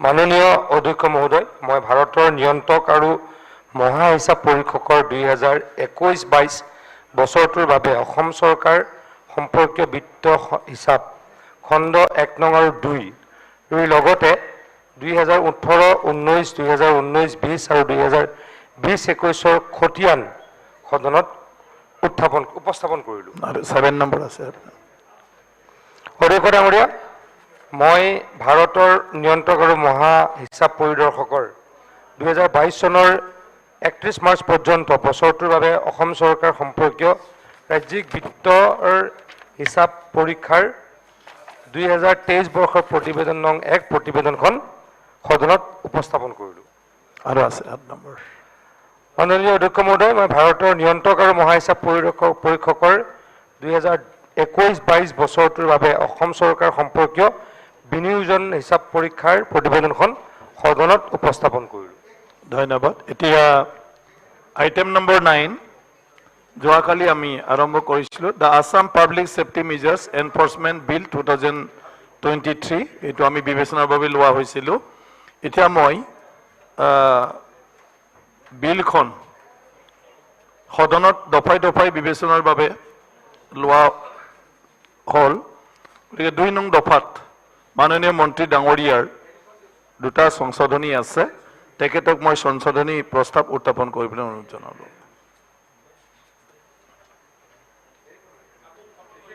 উত্থাপন কৰক আকৌ এমেণ্ডমেণ্টটো মাত্ৰ 2 নং দফা এমেণ্ডমেণ্টটো দিলোঁ কালি অনলি এমেণ্ডমেণ্টটো এমেণ্ডমেণ্টটো কালি হৈ গ'ল যদি কয় কালি কিবা হোৱা নাছিলে আমি মোচন লোৱা নাছিলোঁ আপুনি উত্থাপন কৰিছিলে আকৌ উত্থাপন কৰক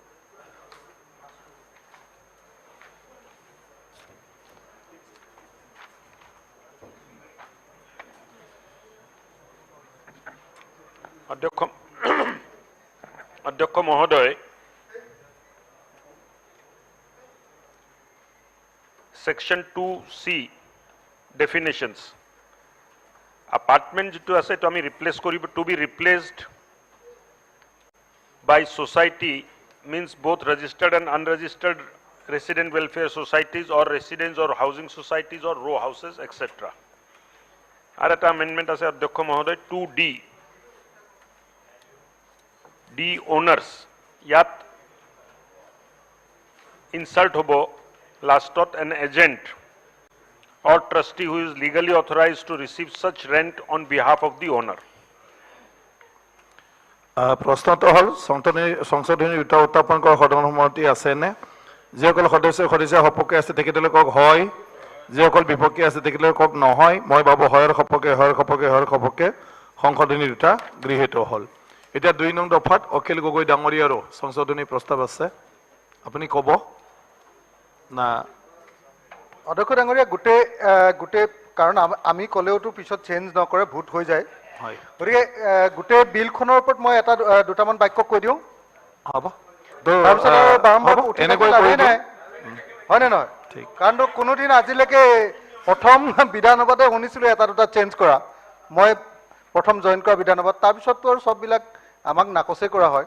গতিকে যিকেইটা কথা, the Assam public safety measures enforcement bill 2023, এই বিলখন সন্দৰ্ভত আমাৰ ক'বলগীয়াখিনি, এই বিলখন অতিমাত্ৰা পুলিচ কেন্দ্ৰিক এখন বিধেয়ক হয়।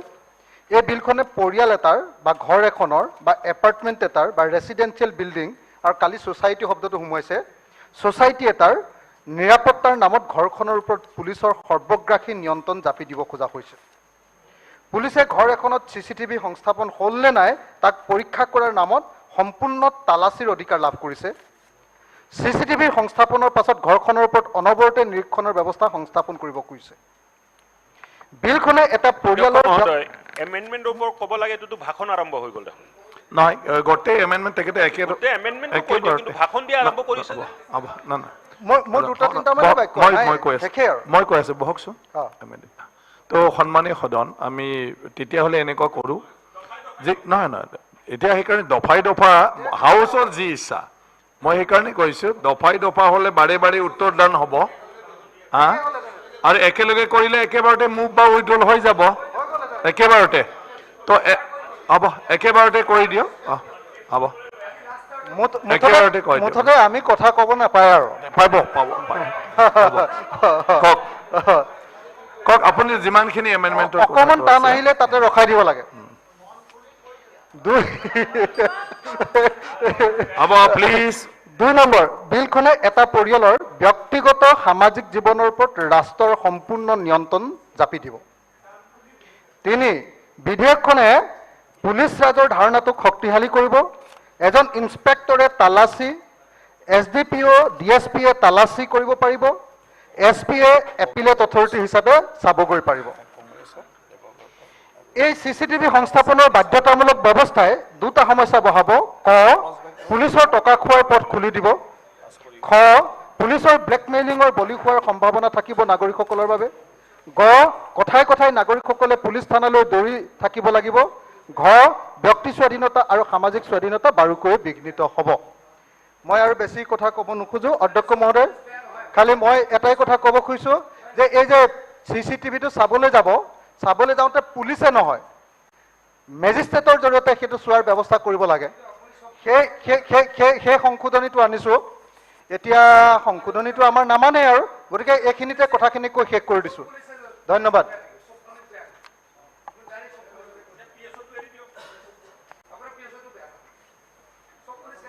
ময়ো এনেকৈ বহি বহুত কৈ থাকিব পাৰোঁ, মোক বেয়া পায়, মই ক'লে হুলস্থুল হৈ যায়।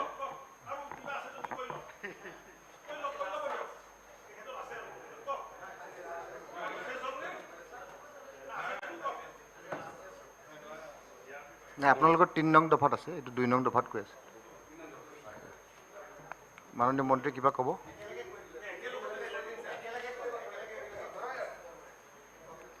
মোৰ জাষ্টিফিকেশ্যনটো এনেকুৱা আছিলে ছাৰ, মই কৈছিলোঁ যে প্ৰমিনিয়েণ্ট প্লেচ যিখিনি আছিলে, আচলতে যদি আমি দেখোঁ তেনেহ'লে এটা বস্তু উপলব্ধি কৰিব লাগে। মই কৈছিলোঁ যে প্ৰমিনিয়েণ্ট প্লেচ যিখিনি আছিলে এইখিনি জেগাত গভৰ্ণমেণ্টে CCTV কেমেৰাৰ ব্যৱস্থা কৰিব লাগে। এইটো কাৰণে কৈছিলোঁ মই যে আজি যদি দিল্লী গভৰ্ণমেণ্ট চোৱা যায়, সিহঁতৰ ফাণ্ড দি কেনে প্ৰায় 2,75,000 CC কেমেৰা লগাই দিছে। টাৰ্গেট হৈছে 4,15,000 টাৰ্গেট দিল্লী গভৰ্ণমেণ্টৰ, 4,15,000 CC কেমেৰা লগাব সিহঁতে।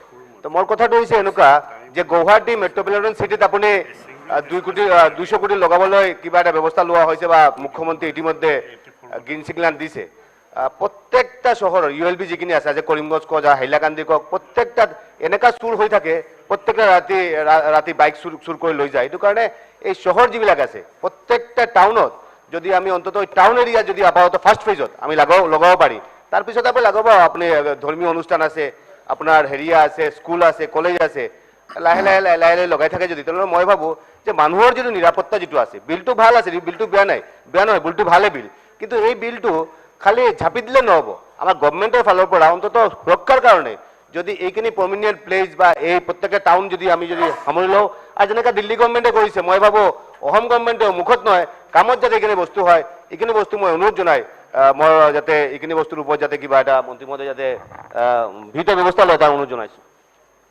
এতিয়া মাননীয় সদস্য অখিল গগৈ ডাঙৰীয়া আপোনাৰ সংশোধনীখন উইড্ৰ কৰিব নাই উইড্ৰ কৰিব লাগে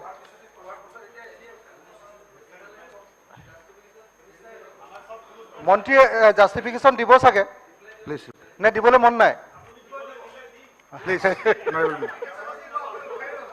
বাকী যিমান ক্লোজ আছে চব একেলগে কৰি ল'ব খুজিছে বাকী ক্লোজবিলাক ঠিক আছে বাকী ক্লোজবিলাক আলোচনা হৈ লওক হ'ব আৰু আছে অল ৰাইট নহয় একেলগতে কৰিম বুলি ক'লে হয় তে একেলগতে কৰি দিম গোটেইখিনি নে কৈ লওক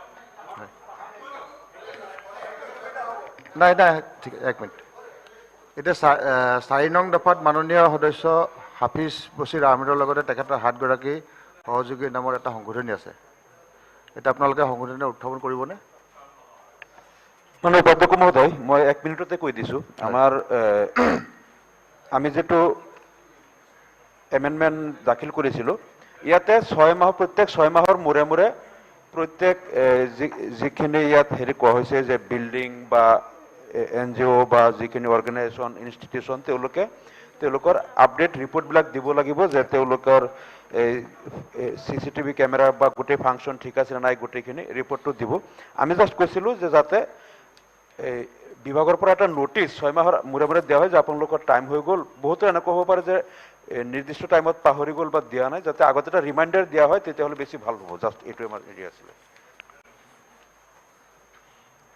এতিয়া 5 নং দফাত মাননীয় সদস্য অখিল গগৈ ডাঙৰীয়া এটা সংশোধনী আছে আপুনি সংশোধনী উত্থাপন কৰিব ক'লে ছাৰ তেওঁটো কৈ দিলে আৰু 5 নম্বৰটো ক'লে আমাৰ আছে এতিয়া আমাৰ আছে নাই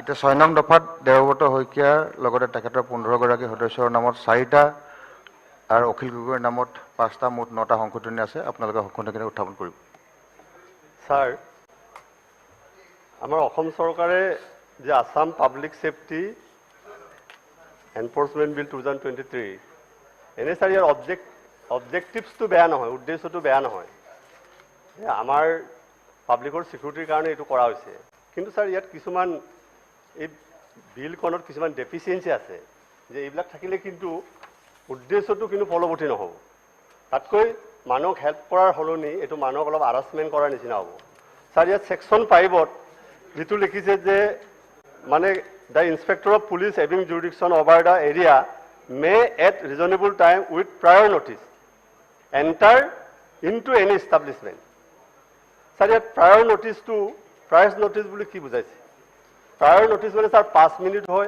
1 ghonta hoy 2 ghonta hoy je time to apuni yet specific koribo lage prior notice boli kole mur ghor loi ba mur establishment loi police 5 minute bitor ahi jabo pare jod moi ready no hoy mo oti short time ot ahi gol তো sir এখানে prior নোটিসটো এটা অস্পষ্ট হয় সেইটো পুলিশে misuse করব prior নোটিসটো ইয়াত এই টাইমটো স্পেসিফিক কৰি দিব লাগে স্যাৰ তাৰপিছত সেকশন যেটো 6 সেকশন 6 স্যাৰ কৈছে যে কি কৰিব যে cell issue a show cause notice to the owner or manager or person or the persons who are running any such establishment giving 15 days time for compliance. Yes, sir. মই এইটো কৈছো যে শোকজ নোটিসটোৰ কাৰণে আপুনি মোক কিমান টাইম দিলে ইয়াত এই কথাটো স্পষ্ট নহয় আপুনি কৈছে আপোনাক শোকজ নোটিস দিয়া হ'ব আৰু 15 ডেজৰ ভিতৰত আপুনি কমপ্লেইন্স কৰিব লাগিব কিন্তু এতিয়া 15 ডেজটো মোক কমপ্লেইন্স কৰিবৰ কাৰণে দিছে কিন্তু শোকজ নোটিসৰ কাৰণে আপুনি মোক কিমান দিন টাইম দিলে যে আপুনি চকজ নটিচ মোক দিলে আৰু 15 দিনৰ ভিতৰত আপুনি মই কমপ্লেইন্স কৰিব লাগিব বস্তুটো তাৰমানে চিচিটিভি কেমেৰা যদি বেয়া হৈ আছে মই লগাব লাগিব যদি লগোৱা নাই মই লগাব লাগিব টাইমটো আপুনি খুব শ্বৰ্ট টাইম দিছে এইকাৰণেতো 30 দিন হ'ব লাগে মানে চকজ নটিচৰ ৰিপ্লাই দিবলৈ 15 দিন আৰু কমপ্লেইন্স কৰিবৰ কাৰণে 15 দিন আৰু স্যাৰ ইয়াত সেকশন 6ৰ সাবসেকশন 2 যিখিনি কৈছে যদি fails to comply with the direction of notice, the concerned Assistant Commissioner of Police or Deputy Commissioner Superintendent of Police or Sub-Division Police Officer, as case may be, levy a compound fee on the owner, manager, society person. তাৰমানে levy কৰিব পাৰিব for the first month of default 5,000 আৰু for the second month of default 10,000. Sir মই এইটো কৈছো কিয় আপুনি এই এষ্টাব্লিশমেন্ট বিলাকত CCTV কেমেৰা লগাব বিচাৰিছে for security reason. আৰু মানুহক প্ৰটেকশ্যন দিবৰ কাৰণে কিন্তু মানুহ আপোনাৰ এটো আমি পানিশমেন্টৰ কাৰণে নহয় লেবিৰ কাৰণে নহয় এখানে এটো স্যাৰ আমি মিনিমাম কৰিব লাগে যে 5,000 টাইত আপুনি 2,500 আৰু 10,000 টাইত 5,000 মিনিমাম কাৰণ এটো স্যাৰ এনেকুৱা মানুহ থাকিব পাৰে এনেকুৱা এষ্টাব্লিশমেন্ট থাকিব পাৰে যোনে 5,000 বা 10,000 গপকে দিব নোৱাৰে যেটো স্যাৰ এখানে 5,000 টাইত 2,500 আৰু 10,000 টাইত 5,000 দিব লাগে আৰু স্যাৰ সেকশন 6 সাবসেকশন 3 ইয়াত স্যাৰ কৈছে যদি মানে যদি অৰ্ডাৰটো যদি কমপ্লাই কৰিব নোৱাৰে within a period of 2 months the inspector of police having jurisdiction over the area shall seal the premises temporarily আৰু কি কৰিব তেওঁ কি কৰিব send a report to the licensing authority concerned through the Assistant Commissioner of Police sir এইটো সিলৰ ব্যৱস্থাটো কৰিলে পুলিচে এইটো মিসইউজ কৰিব যদি সিল কৰা যদি প্ৰভিজনটো ৰাখে মোৰ দোকানটো সিল কৰি দিলে মই সিসিটিভি কেমেৰা নলগোৱাৰ কাৰণে তাৰপিছত পুলিচ তেওঁলোকে মানে কি হ'ব কনসাৰ্ন অথৰিটিলৈ ৰিপৰ্ট দিব তাৰ কনসাৰ্ন অথৰিটি কোন জিএমচি লৈ ৰিপৰ্ট পঠিয়াই দিব তাৰপিছত স্যাৰ এই মানুহজনে এই জিএমচি লৈ গৈ থাকিব লাগিব সিল কৰাৰ কাৰণে মোৰ অপৰাধটো কি মোৰ ক্ৰাইমটো কি মই দেখো ক্ৰাইম কৰা নাই মাত্ৰ মই সিসিটিভি কেমেৰা লগোৱা নাই সিসিটিভি কেমেৰা নলগোৱাৰ কাৰণে মোৰ দোকানটো সিল কৰিব পাৰিব সেইটো স্যাৰ পানিশমেন্টটো বেছি হ'ব তাতকৈ মই কৈছো তেওঁ এটা ৱাৰ্নিং দিব লাগে যে তুমি লগাব লাগে তো প্ৰটেকশ্যনৰ কাৰণে লাগে তোমাৰ কাৰণেও লাগে তোমাৰ নাইবাৰ মানুহৰ কাৰণেও লাগে সিকিউৰিটিৰ কাৰণে লাগে তুমি তো লগাব লাগে স্যাৰ এইটো এটা অলপ বুজা পৰাৰ নিচিনা এইটো আপুনি জোৰ কৰি ইম্পোজ কৰা বস্তু নহয় এইটো আপুনি মাৰ্শিয়েল লৰ নিচিনা কৰিব নালাগে যে তুমি লগাব লাগিব নহলে মই তোমাৰ দোকানটো সিল কৰিম তাৰপিছত সিল কৰাৰ পিছত যেতিয়া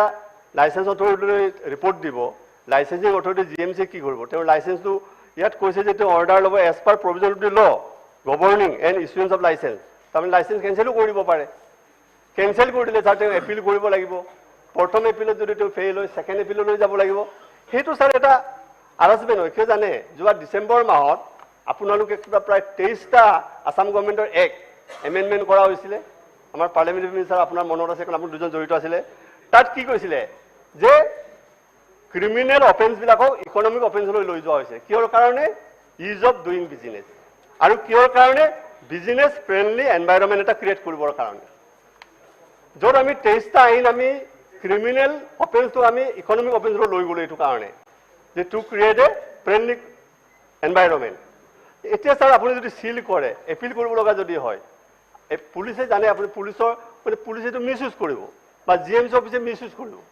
সেইকাৰণে আমি এইটো সিল কৰাৰ প্ৰভিজন ৰাখিব নালাগে কোনো চান্স দিব নালাগে আৰু স্যাৰ তাৰপিছত একেবাৰে আমি সবে ক'লো নহয় সেকশন 1 আৰু মোৰ সেকশন 8ত মই দিছো সেকশন 8ত স্যাৰ এটা দিছিলে কি যে নো suit prosecution and legal proceeding shall lie against any authority or officer for anything done in good faith or intend to be done in pursuance of this act or any rule or order made. Sir, yet যদি আপুনি এইটো provision ৰাখে যে কোনো প্ৰসিকিউশন কৰিব নোৱাৰিব suit দিব নোৱাৰিব লিগেল প্ৰসিডিং ল'ব নোৱাৰিব তেতিয়া পুলিচ বিলাকে এইটো মিসইউজ কৰিব এইকাৰণে স্যাৰ তেওঁলোকৰ to check the misuse of power বিশেষকৈ পুলিচকে বেছি পাৱাৰ দিয়া হৈছে জিএমচি আৰু পুলিচক এইকাৰণে স্যাৰ আপুনি চেক এণ্ড বেলেঞ্চৰ কাৰণত সেইটো এই প্ৰভিজনটো আমি নোটো আপুনি গুচাই দিব লাগে যে সুট প্ৰসিকিউশন লিগেল প্ৰসিডিং মানে থাকিব যিবিলাক অফিচাৰে মিসইউজ কৰে সেইখিনি স্যাৰ মই প্ৰপ'জেল দিছো নহলে আপোনাৰ অবজেক্টিভছটো বৰ ভাল যে এইটো প্ৰটেকশ্যনৰ কাৰণে সিকিউৰিটিৰ কাৰণে আনা হৈছে কিন্তু তাৰ পিছত যদি আপুনি একপনত যদি কিছুমান ডিফিচিয়েঞ্চি থাকে যে কন্ট্ৰাডিক্টৰি যদি কিছুমান সেকশন থাকে সাবসেকশন থাকে তেতিয়া আপোনাৰ অবজেক্টিভছটো আমি ফুলফিল কৰিব নোৱাৰিম আপোনালোকৰ 8 নম্বৰটো আছিলে এটা হেৰি আৰু অখিল গগৈ 7 নম্বৰ দুটা সংশোধনী আছিলে আপোনাৰ কোৱা হ'ল এতিয়া অধ্যক্ষ ডাঙৰীয়া মই মানে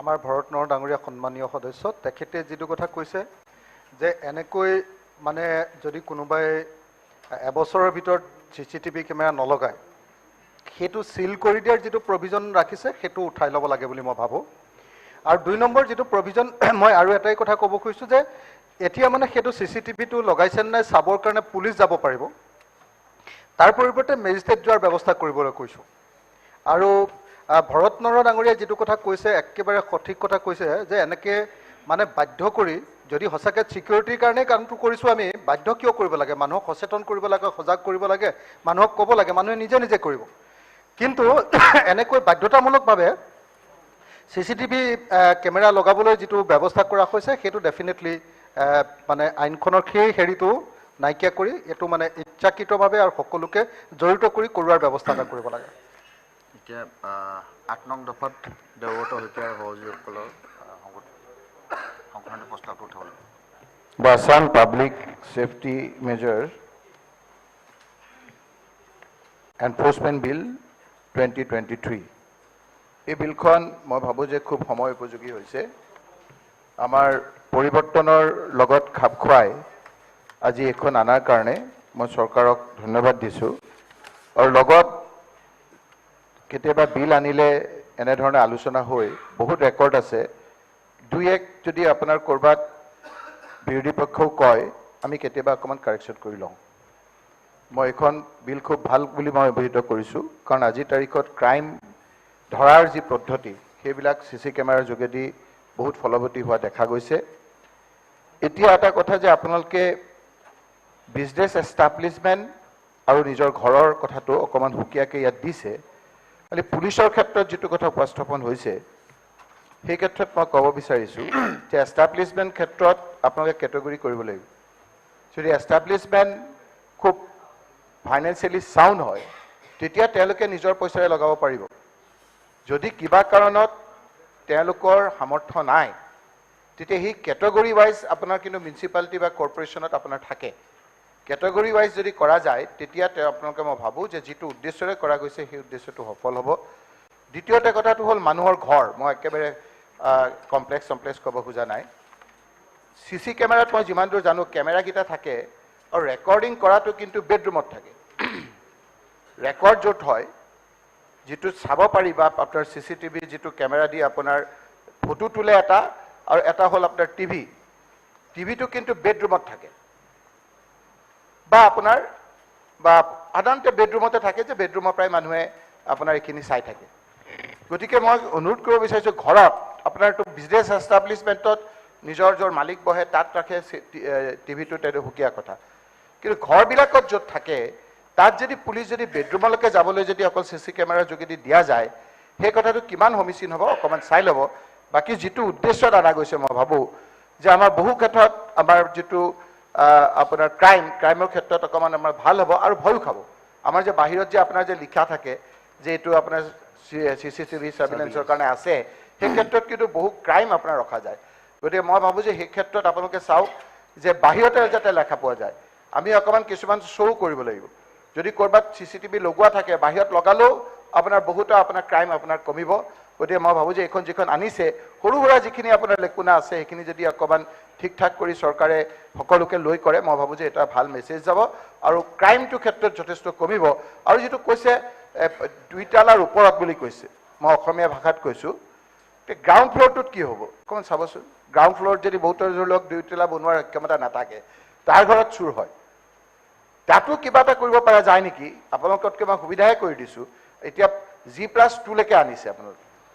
G+2 মানে G+1ত কি হ'ব তাতোতো আপোনাৰ বিভিন্ন ধৰণৰ ক্ৰাইম হ'ব পাৰে গতিকে G+1ৰ ক্ষেত্ৰতো অকণমান আজি নহ'লেও পিছত যদি ইমিডিয়েটলি ভাবা যায় কাৰণ তলতে বেছি আপোনাৰ হয় 2 তালাত উঠি পেলাই চুৰ কৰাতকৈ বা ক্ৰাইম কৰাতকৈ কেতিয়াবা তলতো হয় গতিকে বিজনেছ এষ্টাব্লিছমেণ্টত বোধ হয় তলৰ পৰাই আছে বাকী কমপ্লেক্সবিলাকত আছে যে G+1 আমাৰ এতিয়া যদি তেতিয়াহ'লে গাড়ী যদি তাত যদি চুৰ হয় তাত কি হ'ব আপোনাৰ G+1ততো গাড়ী আপোনাৰ জি থাকে গতিকে G+1ত কি হ'ব এই কথাটো চাব লাগে আৰু দুই এটা আপোনাৰ যিকেইটা আনিছোঁ সেইটো যদি আপোনালোকে ভাবে যে সমীচীন হ'ব অকণমান কাৰেকশ্যন কৰিলে ইন প্ৰিন্সিপল এই বিলখনক মই সমৰ্থন কৰিছোঁ। Thank U.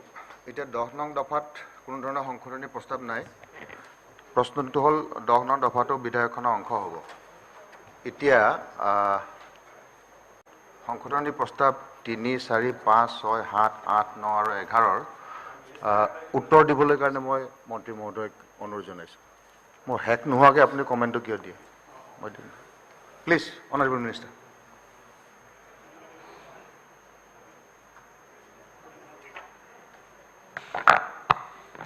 মাননীয় অধ্যক্ষ মহোদয়,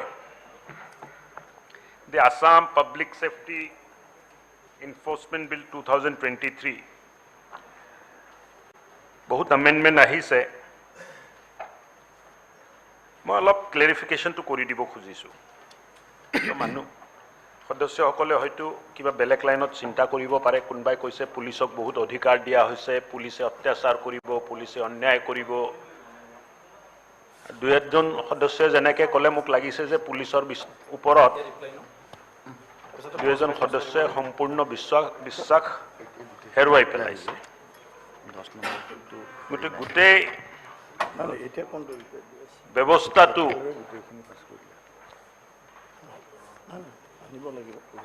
আইনী সুৰক্ষাৰ যিটো গোটেই ব্যৱস্থা, আৰক্ষীৰ যিটো ব্যৱস্থা, তাৰ ওপৰত বিশ্বাস কৰিয়ে আমি সমাজ জীৱনটো চলাই ৰাখিছোঁ। মাজত গুৱাহাটীত 2-4টা ঘটনা একেৰাহে হ'ল আৰু মুখ্যমন্ত্ৰী ডাঙৰীয়াই পুলিচৰ লগত আৰু আৰবান এফেয়াৰ্ছ ডিপাৰ্টমেণ্টৰ লগত এটা যুটীয়া বৈঠক কৰিলে যে ক্ৰাইমবোৰ কিয় বাঢ়ি আছে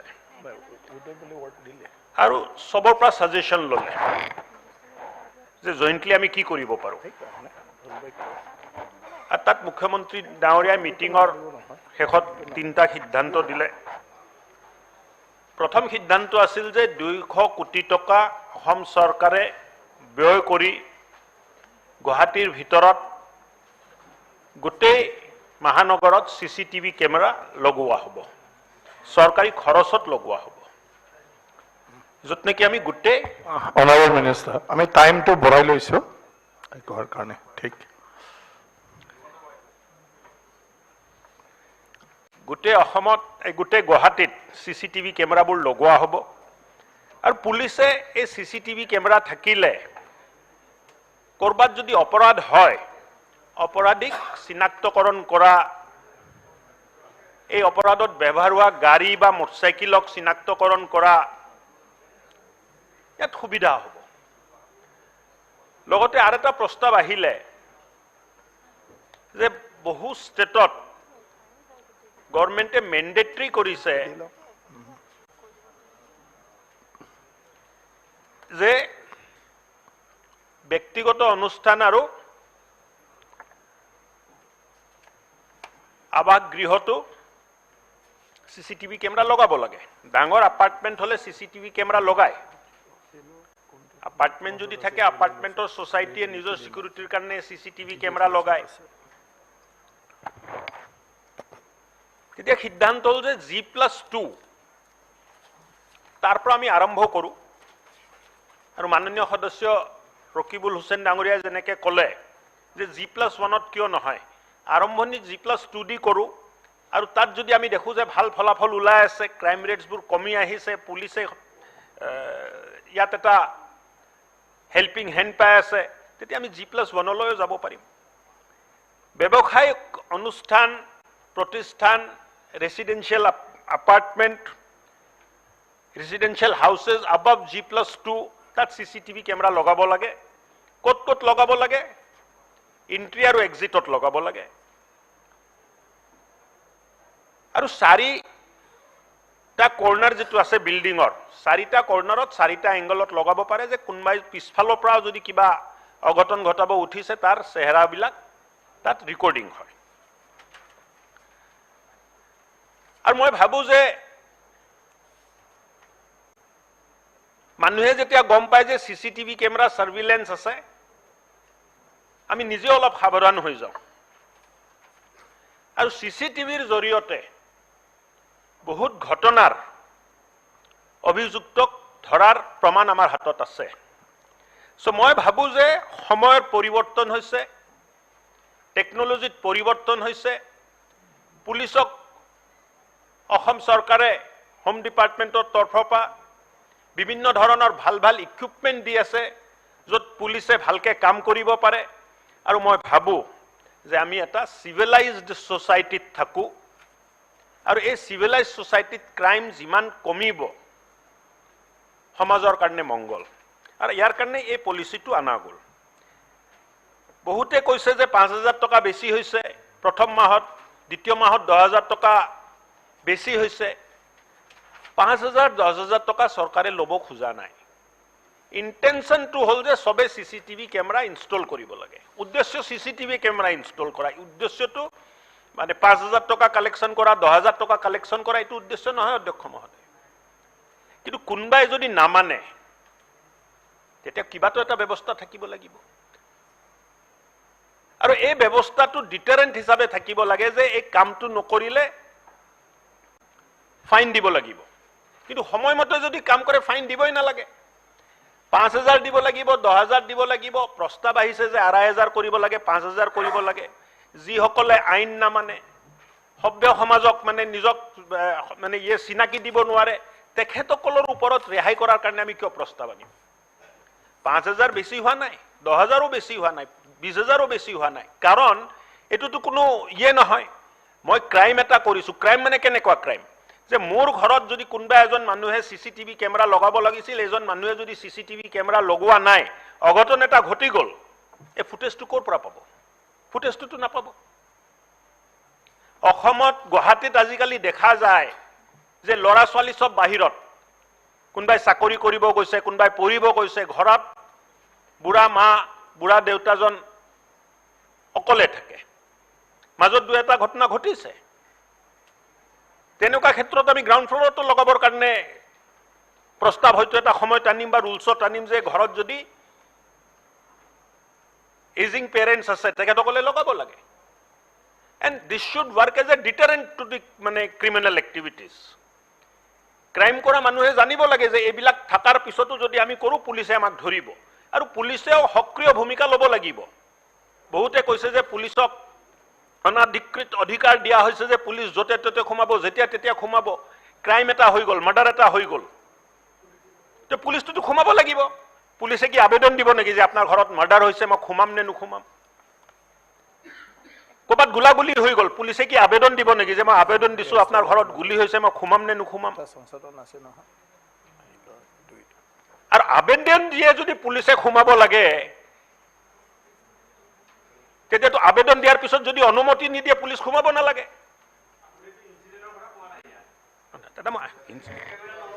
মই আহি আছো, মই আপুনি কোৱা কথাটো আবেদনৰ কথা যিটো অখিল গগৈ ডাঙৰীয়াই ক'লে যে পুলিচে আবেদন দি যাব লাগে, মই তাৰ ওপৰতে ক'লো। প্ৰায়ৰ ইনফৰমেশ্যন যিটো আছে, আপুনি শুনাত ভুল শুনিছে। আপুনি মই কোৱাই নাই এইবিলাক কথা। এনে অখিল গগৈ খোজ এটা মাৰো বুলি ভাবিহে আপুনি এনেকে কৈ আছে। হ'ব ঠিক। অধ্যক্ষ মহোদয় প্লিজ।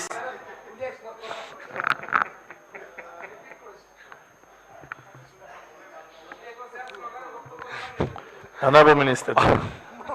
অধ্যক্ষ মহোদয়, এই যিটো প্লিজ সাইলেন্ট প্লিজ।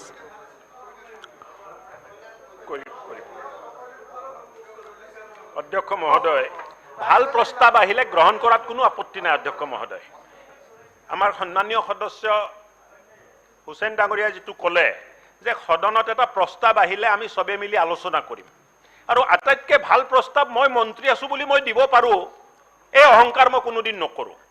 কিন্তু অপজিশ্যন বেঞ্চৰ পৰাও যদি কিবা ভাল প্ৰস্তাৱ আহে আমি গ্ৰহণ কৰিবলৈ সাজু আছো, তাত কোনো মানে প্ৰব্লেম নাই, কোনো প্ৰব্লেম নাই। কিন্তু মানে সদায় পলিটিকেল পইণ্ট বনাবৰ কাৰণে, মিডিয়াত হাইলাইট লোৱাৰ কাৰণে যদি মানুহে কথা ক'ব খোজে, তাততো আপত্তি থাকি যায়। তেতিয়া ভাল কথা ক'লেও মানুহে নুশুনা হয়। अच्छा बात तो मुख्यमंत्री जी ने पहले भी बोला है कि आप अच्छा प्रस्ताव देंगे, आप अच्छा बात करेंगे तो आपका बात को हम स्वीकार करेंगे। এতিয়া অধ্যক্ষ মহোদয়,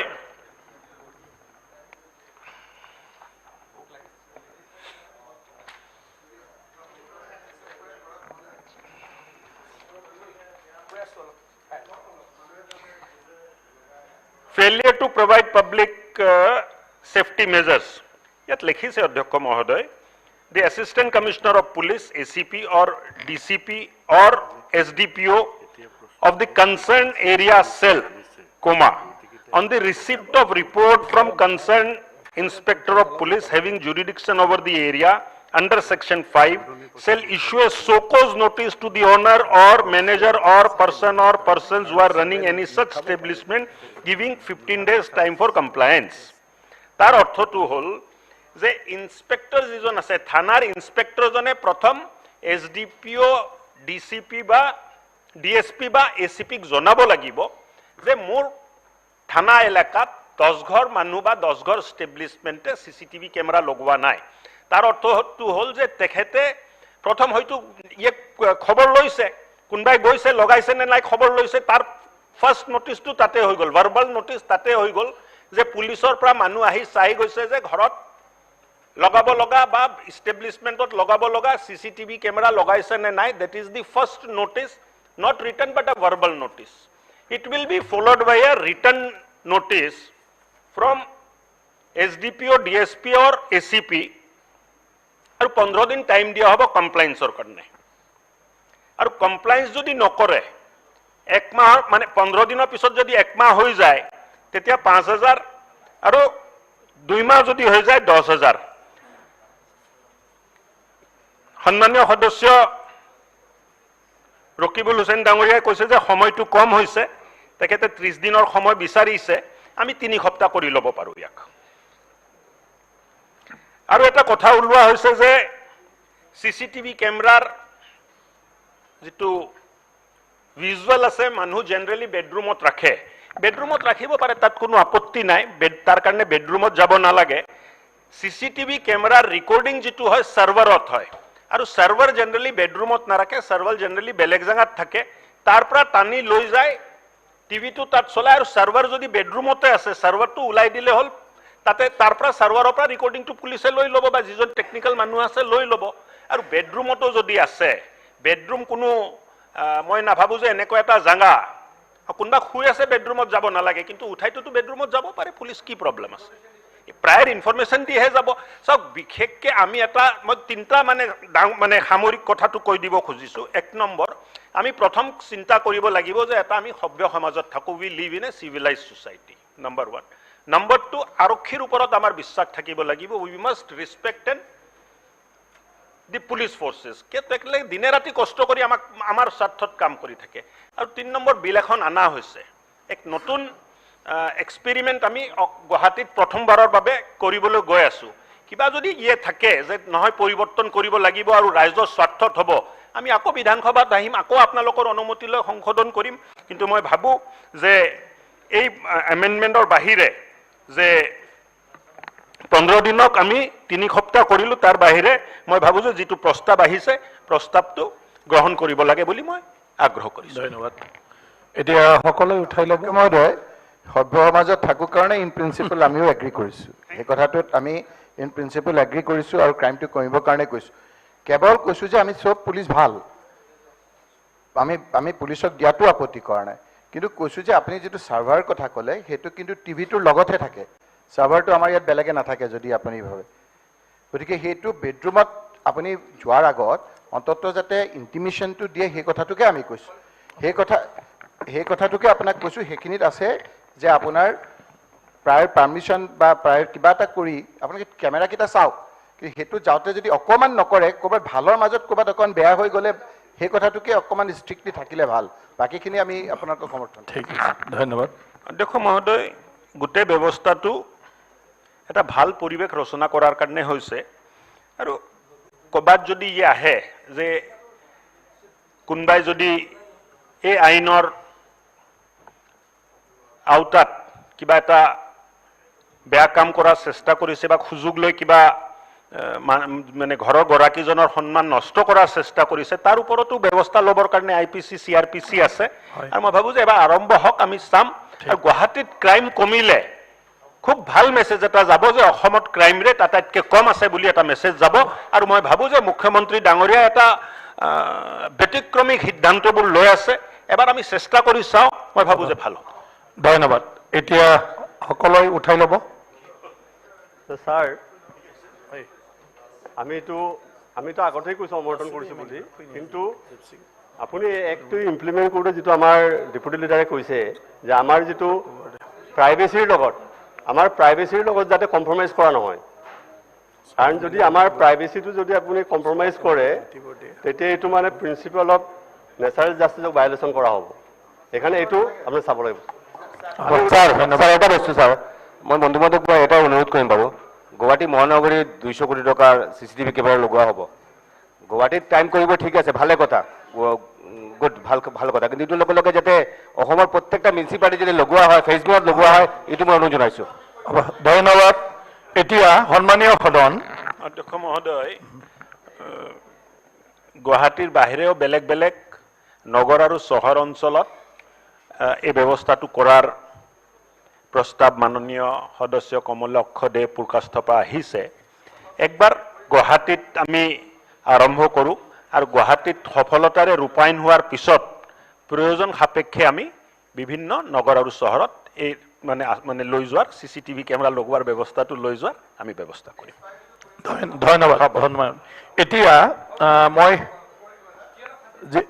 সকলো যিখিনি আপোনাৰ এমেণ্ডমেণ্ট দিয়া হৈছিলে মই আপোনালোকক সকলো উইড্ৰল কৰিছে অখিল গগৈ উইড্ৰল কৰিছে সব উইড্ৰল কৰিছে তো হ'ব তো আমাৰ গোটেই এমেণ্ডমেণ্ট উইড্ৰল হৈ গ'ল এতিয়া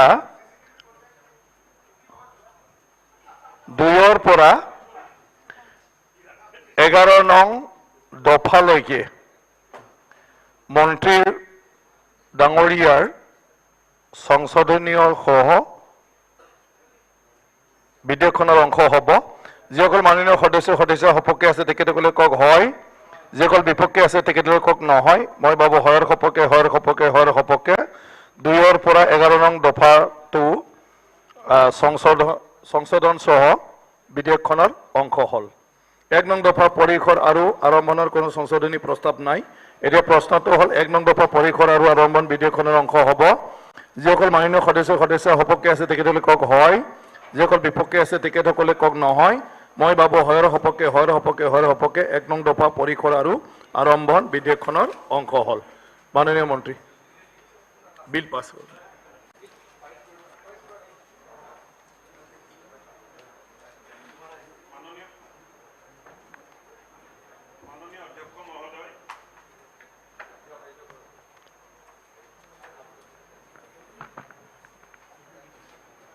মাননীয় অধ্যক্ষ মহোদয় মই দি আসাম পাব্লিক সেফটি এনফোর্সমেন্ট বিল 2023 পারিত কৰাৰ কাৰণে সদনত প্ৰস্তাৱ উত্থাপন কৰিলোঁ মই দি আসাম পাব্লিক সেফটি মেজাৰ্স এনফোৰ্সমেন্ট বিল 2023 বিধেয়কখন সদনত পাৰিকৰণৰ বাবে দাঙি ধৰিলোঁ যিসকল মাননীয় সদস্য বিধেয়কখনৰ সপক্ষে আছে তেখেতসকলে কওক হয় যিসকল বিপক্ষে আছে তেখেতসকলে কওক নহয় মই ভাবোঁ হয়ৰ সপক্ষে বিধেয়কখন পাৰিত হ'ল এতিয়া আছে the Assam electricity control emergency powers repealing bill 2023 মাননীয় মন্ত্ৰী মহোদয় Honorable Speaker, sir, with your permission, I beg to move the Assam Electricity Control Emergency Powers Repealing Bill 2023 for consideration. প্ৰশ্নটো হ'ল বিধেয়কখন বিবেচনা কৰাত সদনৰ সন্মতি আছেনে যিসকল সদস্য সপক্ষে আছে তেখেতসকলে কওক হয় যিসকল বিপক্ষে আছে তেখেতসকলে কওক নহয় মই ভাবোঁ হয়ৰ সপক্ষে প্ৰস্তাৱটো গৃহীত হ'ল এতিয়া বিধেয়কখন দফাই বিবেচনাৰ বাবে লোৱা হওক 2 নং দফাত মাননীয় সদস্য শ্ৰী কমলেশ্বৰ দে পুৰকাষ্ঠৰ নামত এটা সংশোধনী আছে হয় 2 নং দফাটো বিধেয়কখনৰ অংশ হ'ব যিসকল মাননীয় সদস্য সপক্ষে আছে তেখেতসকলে কওক হয় যিসকল বিপক্ষে আছে তেখেতসকলে কওক নহয় মই ভাবোঁ হয়ৰ সপক্ষে 2 নং দফাটো বিধেয়কখনৰ অংশ হ'ল 1 নং দফা পৰিসৰ আৰু আৰম্ভণ কোনো সংশোধনীয় প্ৰস্তাৱ নাই এতিয়া প্ৰশ্নটো হ'ল 1 নং দফা পৰিসৰ আৰু আৰম্ভণ বিধেয়কখনৰ অংশ হ'ব যিসকল মাননীয় সদস্য সপক্ষে আছে তেখেতসকলে কওক হয় যিসকল বিপক্ষে আছে তেখেতসকলে কওক নহয় মই ভাবো হয়ৰ সপক্ষে 1 নং দফা পৰিসৰ আৰু আৰম্ভণ বিধেয়কখনৰ অংশ হ'ল মাননীয় মন্ত্ৰী Honorable Speaker, sir, with your permission, I beg to move the Assam Electricity Control Emergency Powers Repealing Bill 2023 be passed. মই the Assam electricity control emergency powers repealing bill 2023 বিধেয়কখন সদনত পাৰিতকৰণৰ বাবে দাঙি ধৰিলো যিসকল মাননীয় সদস্য বিধেয়কখনৰ সপক্ষে আছে তেখেতসকলে কওক হয় যিসকল বিপক্ষে আছে তেখেতসকলে কওক নহয় মই ভাবো হয়ৰ সপক্ষে বিধেয়কখন পাৰিত হ'ল এতিয়া মাননীয় বিত্তমন্ত্ৰীৰ হয় আমাৰ পাৰ্লিয়ামেণ্টাৰী মন্ত্ৰী ডাঙৰে 2005-6 পৰা 2017-18 বিত্তীয় বৰ্ষৰ অতিৰিক্ত দাবী মঞ্জুৰি আৰু অতিৰিক্ত বিনিয়োজনসমূহ একেলগে সদনত দাঙি ধৰিব মাননীয় অধ্যক্ষ মহোদয় মই সন্মানীয় বিত্তমন্ত্ৰী ডাঙৰীয়ানী হৈ 2005-6 বিত্তীয় বৰ্ষৰ পৰা 2017-18 বিত্তীয় বৰ্ষৰ অতিৰিক্ত দাবী মঞ্জুৰি আৰু অতিৰিক্ত বিনিয়োজনসমূহ গৃহীতকৰণৰ বাবে সদনত উত্থাপন কৰিলো Honorable Speaker, sir, I do strongly object for introduction of these bills under Rule 71 of the Rules of Procedure. Sir, 2005-6 পৰা 2017-18 লৈ প্ৰায় 9,540 কোটি টকা. Now, I have objected for introduction of the bill and now I will clarify. নাই already এটো কথা পাতি সবে একমতত হৈছিল No, sir. No, sir. নাই আপোনাৰ party I did not agree, sir. No. I did not agree, sir. নাই Sir. তো হ'ব ভোটিং হৈ যাব ন আপুনি আৰু এটো কিয় চিন্তা কৰিছে আপুনি মোক সো ঠিক আছে 2005-6 পৰা 2017 বিত্তীয় বৰ্ষৰ অতিৰিক্ত দাবী মঞ্জুৰি আৰু অতিৰিক্ত বিনিয়োজনসমূহ একেলগে সদনত দাঙি ধৰিলো যিসকল মাননীয় সদস্য দাবী মঞ্জুৰি আৰু বিনিয়োজনসমূহৰ সপক্ষে আছে তেখেতসকলে কওক হয় যিসকল মাননীয় সদস্য বিপক্ষে আছে তেখেতসকলে কওক নহয় মই ভাবো হয়ৰ সপক্ষে 2005-6 পৰা 2017 বিত্তীয় বৰ্ষৰ অতিৰিক্ত দাবী মঞ্জুৰি আৰু অতিৰিক্ত বিনিয়োজনসমূহ গৃহীত কৰা হ'ল গৃহীত হৈ গ'ল আপনি একেলগে গৃহীত ইন্ট্ৰোডাকশনৰ পিছত হৈ গ'ল মানে হ'ব এতিয়া আপুনি শুনি থাকক না এতিয়া শুনি থাকক না দা আসাম এপ্ৰোপ্ৰিয়েশ্যন laws 3, 4, 5, 6, 7, 8, 9, 10, 11, 12, 13, 14, 15 bills 2023.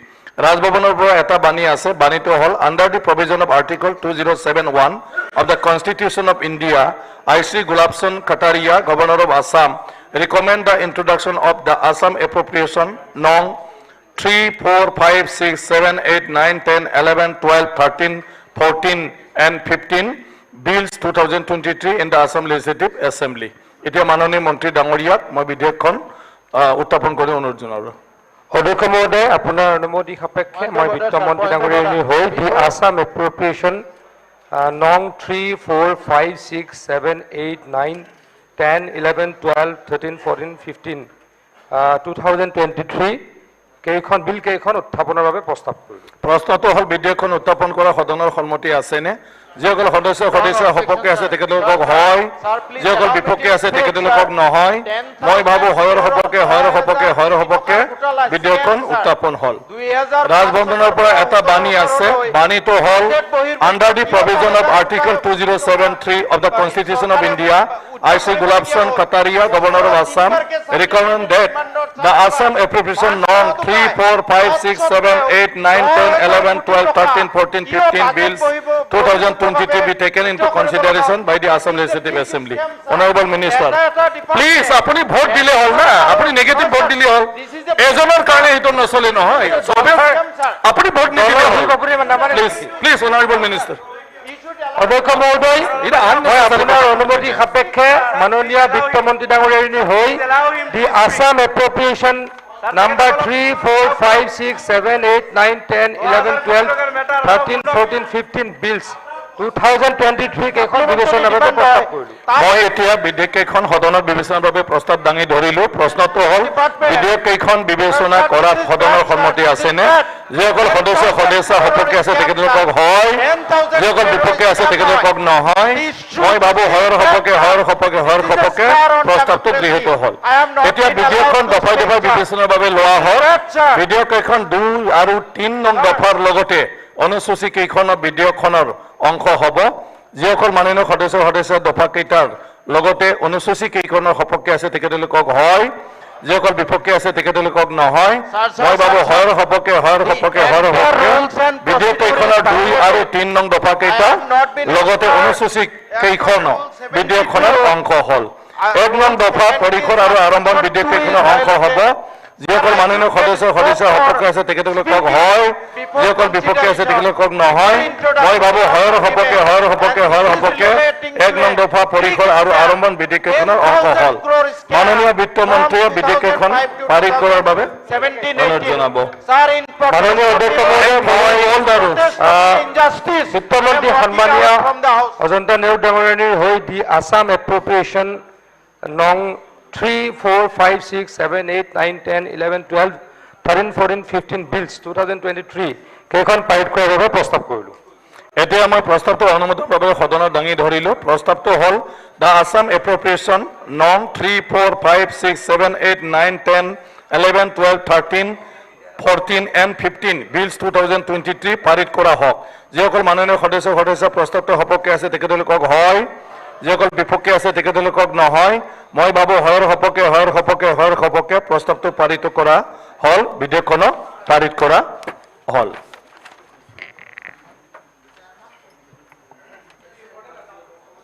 সন্মানীয় সদন, যোৱা 10 মাৰ্চ তাৰিখে অসমৰ মহামান্য ৰাজ্যপাল গোলাপচন্দ কাটাৰিয়া ডাঙৰীয়াৰ অভিভাষণেৰে আৰম্ভ হোৱা চলিত বাজেট অধিৱেশন 14 দিনীয়া চৰকাৰী তথা বেচৰকাৰী কাৰ্যসূচীৰে সম্পন্ন হোৱাৰ অন্তত আজি সামৰণি পৰিল।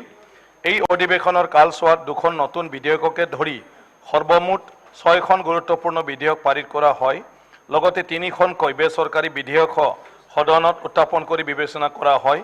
বিধানসভাৰ নিয়মাৱলীৰ বিভিন্ন প্ৰক্ৰিয়াৰ অন্তত ৰাজ্যখনৰ জ্বলন্ত সমস্যাসমূহকে ধৰি ভালেমান গুৰুত্বপূৰ্ণ বিষয়ৰ ওপৰত আলোচনা কৰা হয়।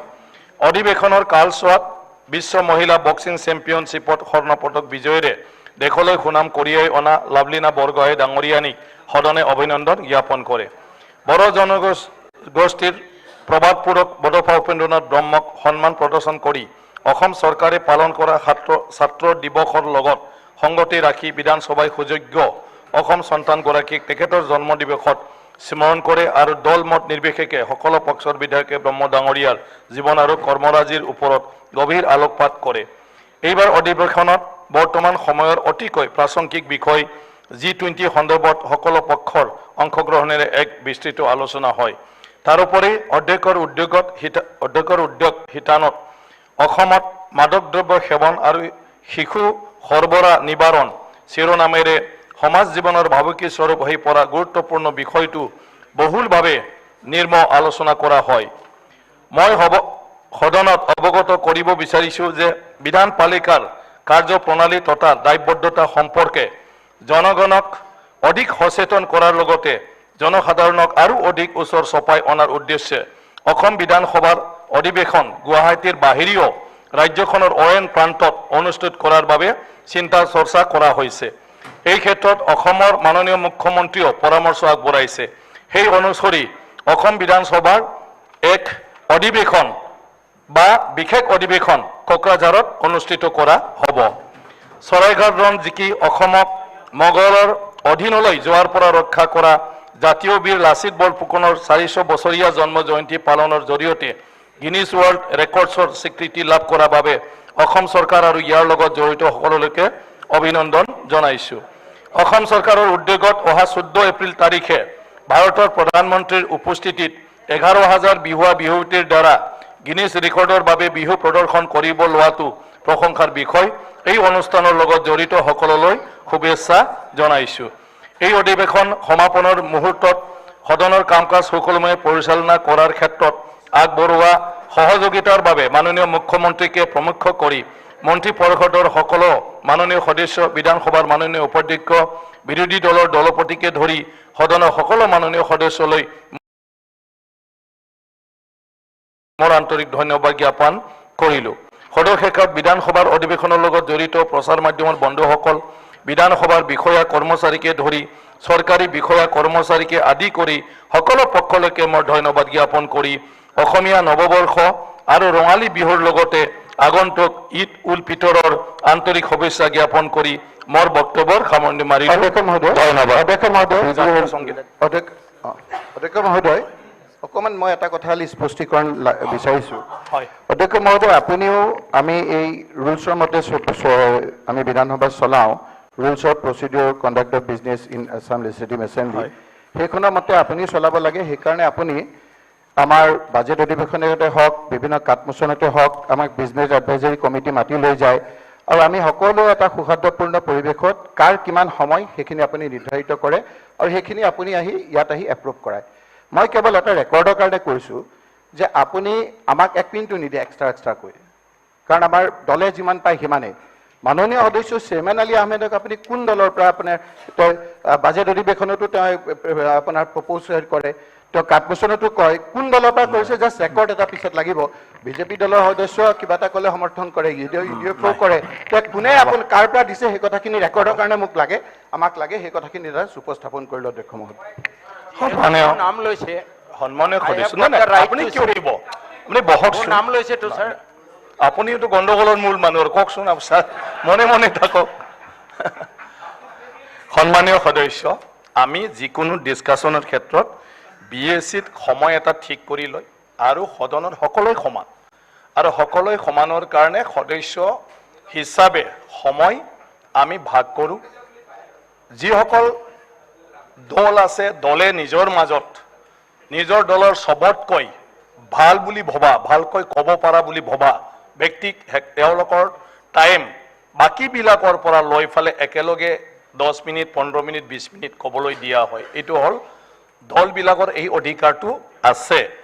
গতিকে সেই হিচাপে প্ৰত্যেকজন সদস্যই নিজৰ সময় সকলোৱে পাবই, আৰু সেইটোৰ ক্ষেত্ৰত সময় সাপেক্ষে আমি যেতিয়া বিধানসভাত কোনোবাই বক্তব্য ৰাখে তেতিয়া ৰিকুৱেষ্টত 1 মিনিট, 2 মিনিট, 3 মিনিট, 4 মিনিট, উপায় নাই, যিহেতু কাজিয়াও কৰে, নহ'লে গণ্ডগোল হয়। গতিকে তেনেকুৱা ধৰণৰ আমি কৰোঁ। সেই হিচাপে চেয়াৰমেন আলী খান ডাঙৰীয়াও কেতিয়াবা তেনেকুৱা ধৰণৰ ভাগ্য হৈছে য'ত তেখেতক মানে কি কয় অলপ কাজিয়া পেচালৰ মাজেদি কেইমিনিটমান বেছিকৈ ক'ব দিয়া হৈছে। গতিকে হয়, ঠিক আছে। তেওঁ বাজেটত এপ্ৰ'প্ৰিয়েশ্যন বিল আমাৰ ইয়াত প্ৰস্তাৱ দিয়ে, 1 মিনিট 2 মিনিট আপুনি স্পেচিয়েলি দিয়া কথাটো বেলেগ কথা। কাটমোচনৰ কাৰণে তেওঁ প্ৰপ'জ কৰে আৰু আপুনি চাওক ইয়াত লিখা থাকে INCৰ পৰা। নাই, গতিকে স্পীকাৰে এলাউ কৰে, পিছত দৰকাৰ হ'ব ৰেকৰ্ডৰ কাৰণেহে কৈছোঁ। নহয়, এইবোৰ আচলতে এইবোৰ প্ৰশ্ন আহিব নালাগে। যদি সকলো পাৰ্টীয়ে মই সকলোকে ধন্যবাদ মোক ক্ষমতা প্ৰদান কৰে, মই সকলোকে পুৰা টাইমত বহাই দিম, কিন্তু এটা শব্দও যাতে কোনেও মানে বিদ্ৰোহ নকৰে। ছাৰ, মই সন্মানীয় অধ্যক্ষ ডাঙৰীয়া, সন্মানীয় সদস্যসকল, আমাৰ দীঘলীয়া বাজেট অধিৱেশন আজি অন্ত পৰো পৰো অধ্যক্ষ ডাঙৰীয়াই বাজেট অধিৱেশনৰ সামৰণিৰ ঘোষণা কৰিব। সন্মানীয় অধ্যক্ষ ডাঙৰীয়া, আপোনাক ধন্যবাদ জ্ঞাপন কৰিব খুজিছোঁ। আমাৰ প্ৰত্যেকজন শাসকীয় পক্ষৰ সদস্য হৈ যোৱা প্ৰায় 14 দিনৰ আমি বিধানসভাৰ অধিৱেশন অনুষ্ঠিত কৰিলোঁ। আমি সকলোৱে ভালকৈ আমাক সহযোগিতা কৰিলে। আপোনাক প্ৰথমে ধন্যবাদ জ্ঞাপন কৰিলোঁ, বিৰোধী বিধায়কসকলকো ধন্যবাদ জ্ঞাপন কৰিলোঁ। আমি খুব সুন্দৰ বাতাবৰণেৰে বিধানসভাখন চলাবলৈকে সক্ষম হ'লোঁ। দিহা পৰামৰ্শ আপোনালোকৰ পৰা যথেষ্ট আমি পাইছোঁ। পৰৱৰ্তী সময়ত এই দিহা পৰামৰ্শসমূহক কাৰ্যত পৰিণত কৰিবলৈকে চেষ্টা কৰিম। আমি পুনৰবাৰ সকলোকে ধন্যবাদ জ্ঞাপন কৰিছোঁ আৰু আমাৰ ভাষণ সমাপ্ত কৰিছোঁ। অধ্যক্ষ মহোদয়, আমাৰ ফালৰ পৰা আপোনাক ধন্যবাদ জনাইছোঁ। আমাক যিখিনি সুবিধা দিলে চৰকাৰক বিভিন্ন বিষয় দৃষ্টিগোচৰ কৰিবলৈ, আৰু চৰকাৰৰ ফালৰ পৰাও আশা কৰিছোঁ যিসমূহ ইয়াত হ'ল সেইখিনি যাতে ৰূপায়ণত কৰি আমাক সহায় কৰে। ধন্যবাদ। ধন্যবাদ।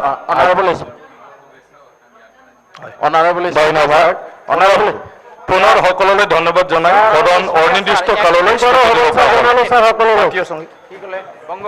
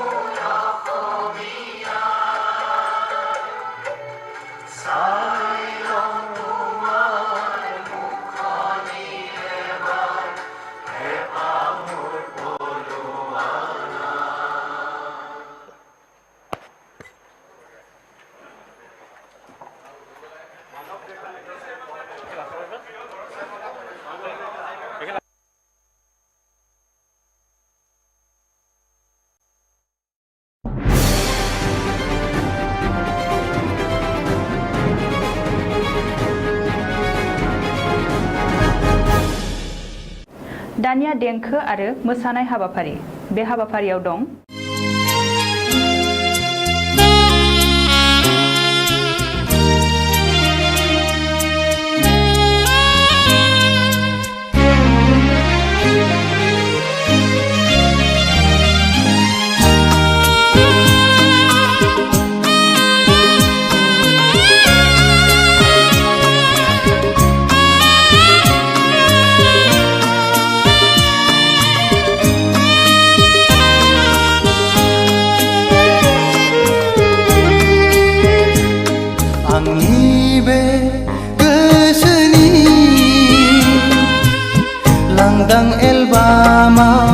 बिखानि आयनायाव हरखाबै सोरनि सावगारि थाफैखो दद्रे रजे नुजाफैखो आंनि बे गोसोनि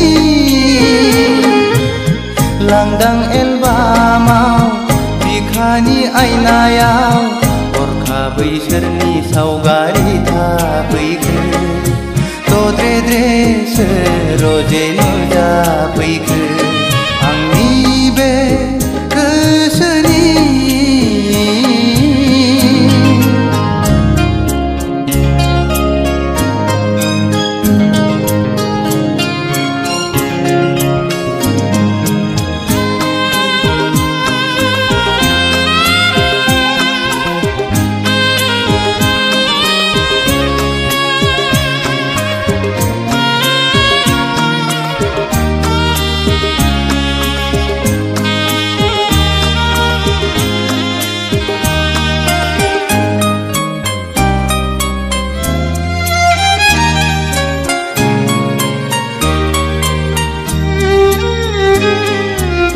लाजिहां माहां माबा बुंसि मिनिहां माहां नायहरसि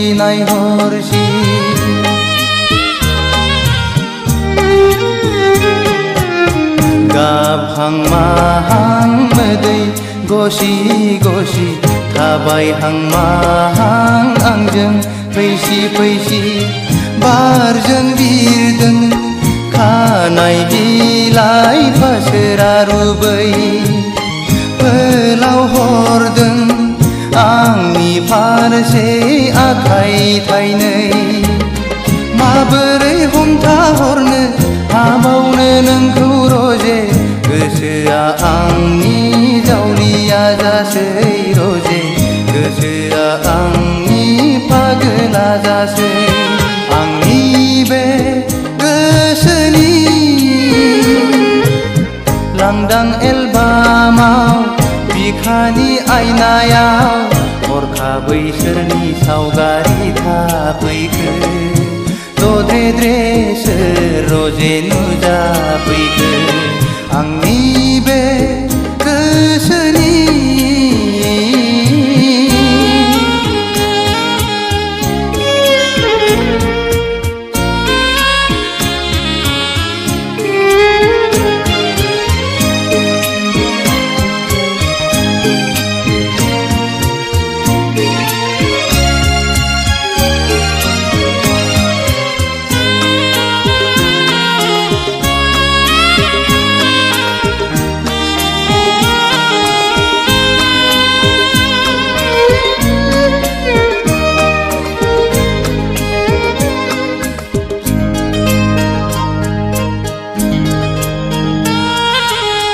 मेगना अरायबो नोंखौल' नुसै रोजे मेसेबना थाबोलाबो नोंखौल' नुसै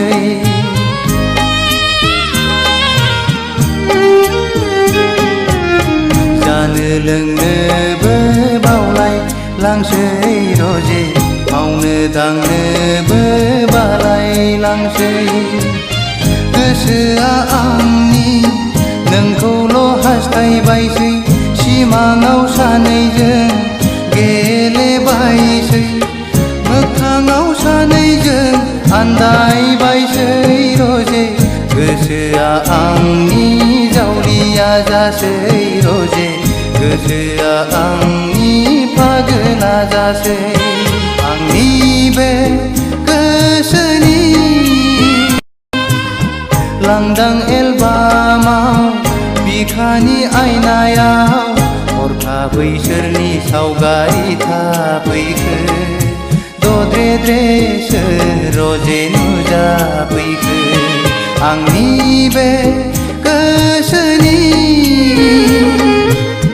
लांदां एलबामाव बिखानि आयनायाव हरखाबै सोरनि सावगारि थाफैखो दद्रे रोजे नुजाफैखो आंनि बे गोसोनि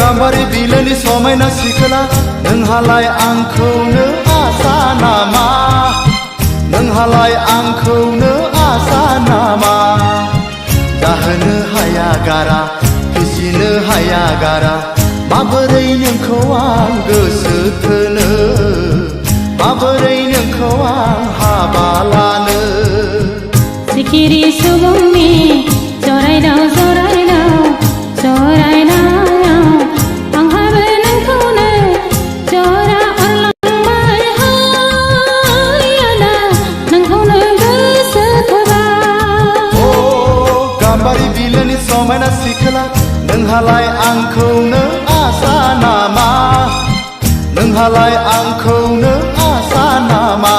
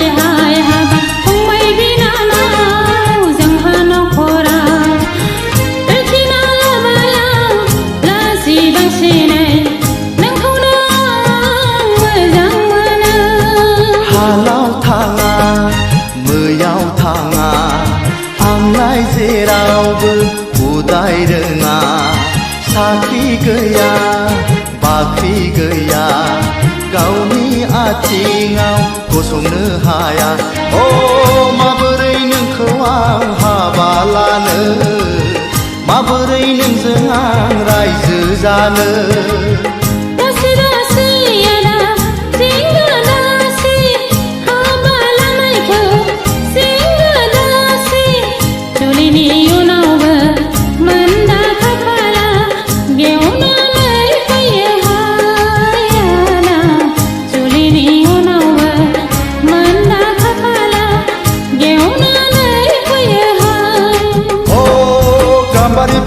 समायना सिखोला नोंहालाय आंखौनो आसा नामा नोंहालाय आंखौनो आसा नामा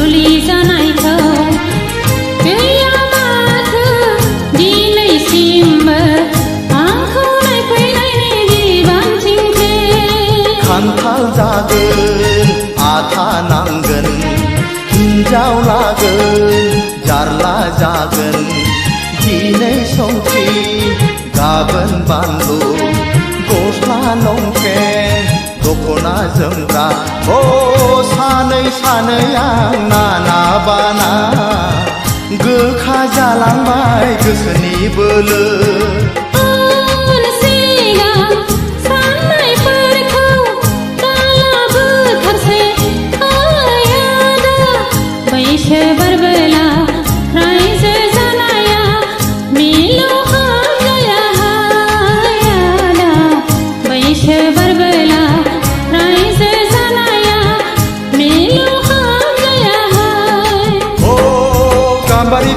समायना सिखोला नोंहालाय आंखौनो आसा नामा नोंहालाय आंखौनो आसा नामा दाहोनो हाया गारा फिसिनो हाया गारा माबोरै नोंखौ आं गोसो थोनो माबोरै नोंखौ आं हाबा लानो सिखिरि सुबुंनि जरायदाव जरायदाव जरायदाव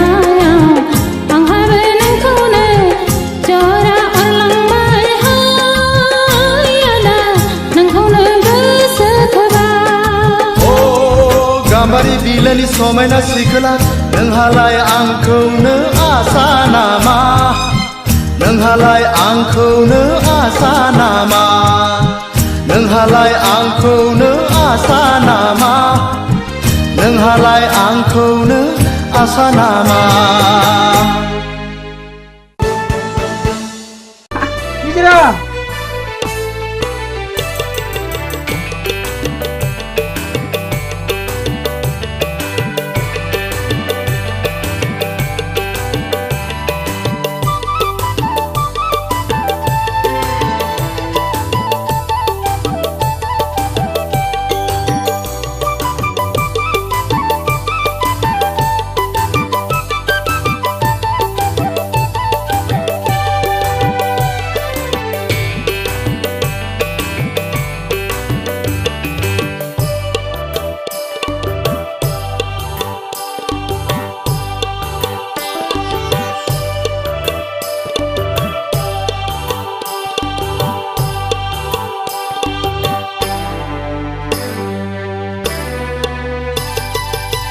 नोंनि महरा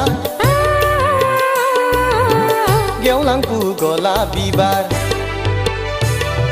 बेसे समायना बेसेबा मिनिबाला बेसे समायना बेसेबा मिनिबाला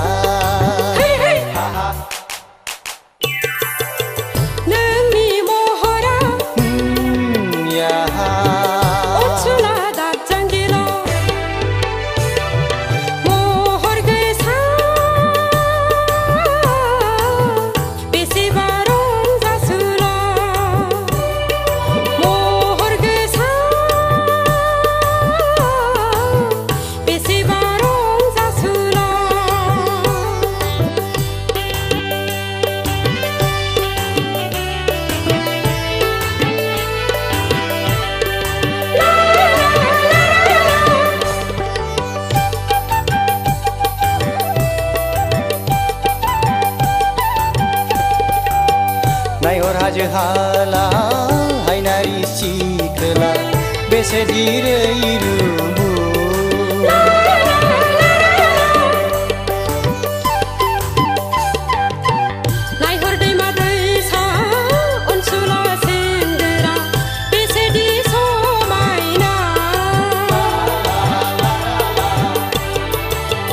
नोंनि महरा गेवलांफु गलाब बिबार नोंनि महरा याहा अनसुला दाजांगिला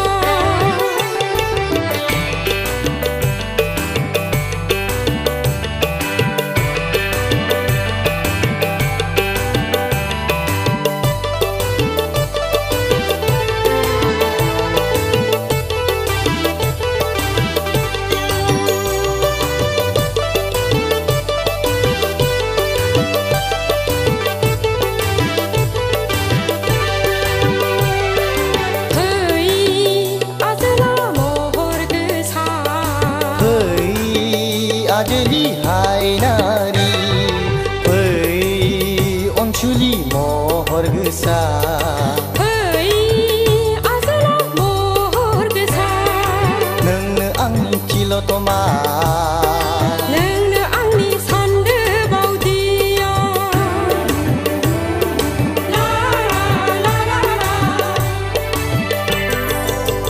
नोंनि महरा गेवलांफु गलाब बिबार बेसे समायना बेसेबा मिनिबाला बेसे समायना बेसेबा मिनिबाला नोंनि महरा याहा अनसुला दाजांगिला महर गोसा बेसेबा रंजासुला महर गोसा बेसेबा रंजासुला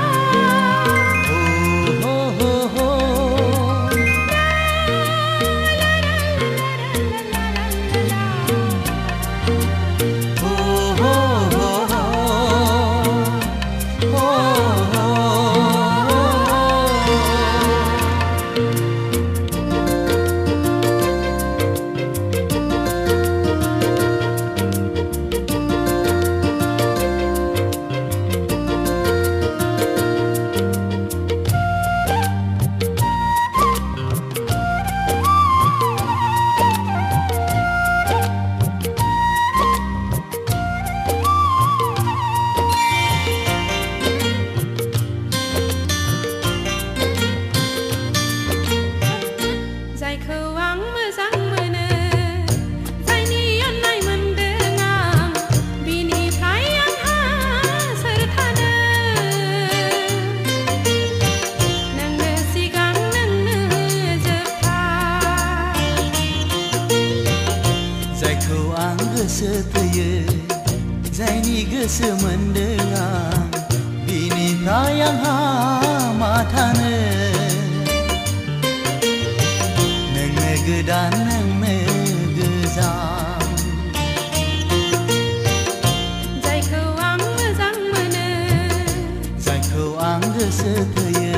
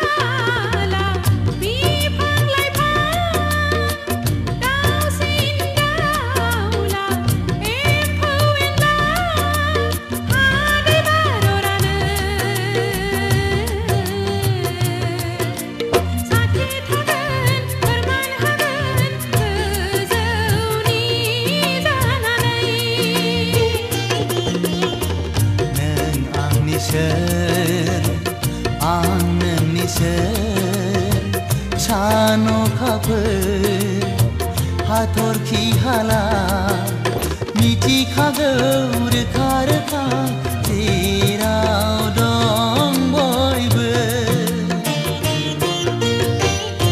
जायखौ आं मोजां मोनो जायखौ आं गोसो थोयो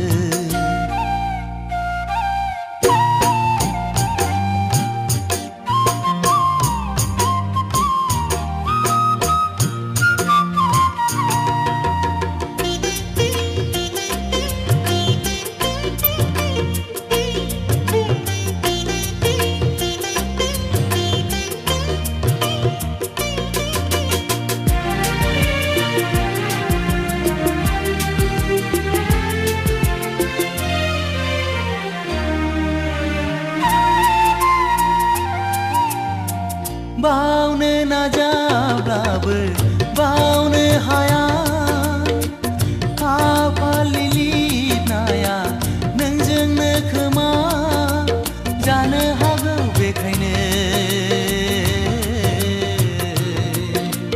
जरायलायदों गोरोबलायदों आथा खिथा गोसोआ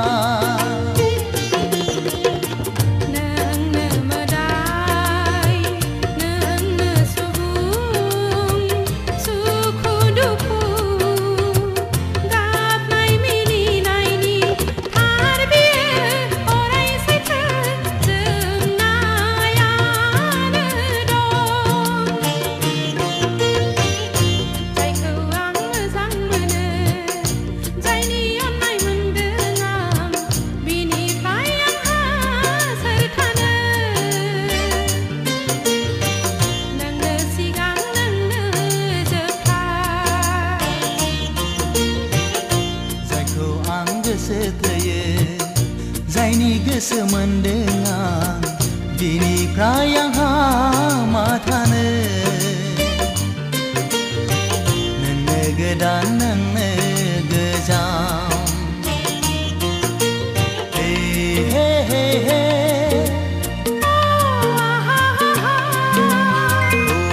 हो हो हो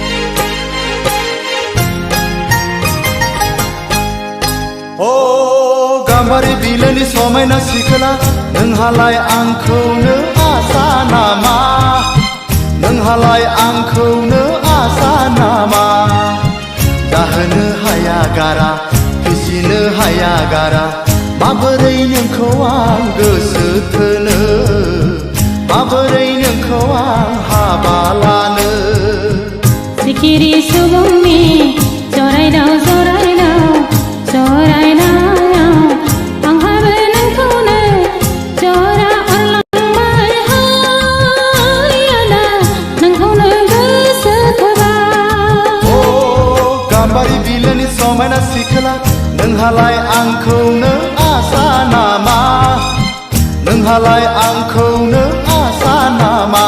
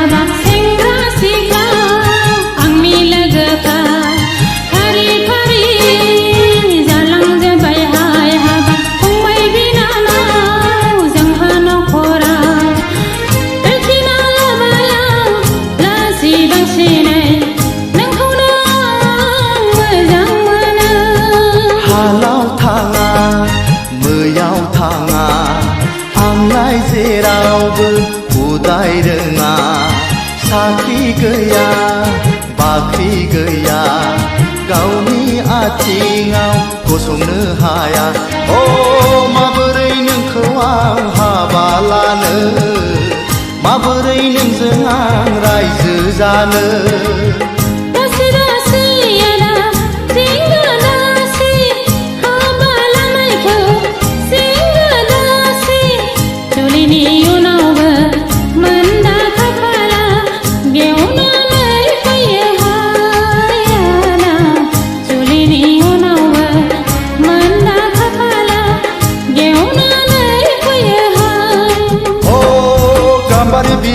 समायना सिखोला नोंहालाय आंखौनो आसा नामा नोंहालाय आंखौनो आसा नामा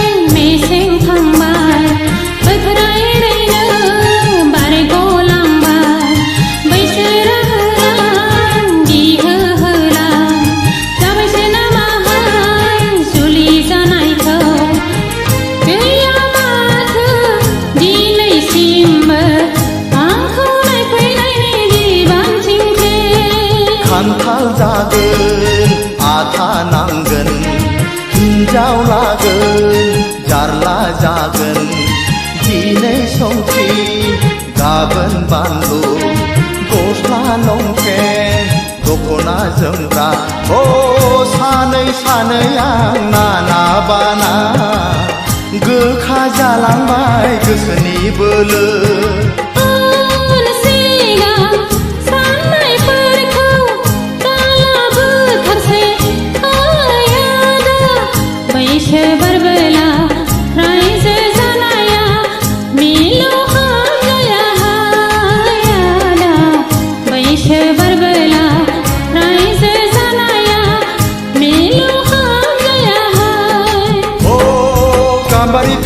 समायना सिखोला नोंहालाय आंखौनो आसा नामा नोंहालाय आंखौनो आसा नामा गाहोनो हाया गारा फिसिनो हाया गारा माबोरै नोंखौ आं गोसो थोनो माबोरै नोंखौ आं हाबा लानो सिखिरि सुबुंनि जरायदाव जरायदाव जरायदाव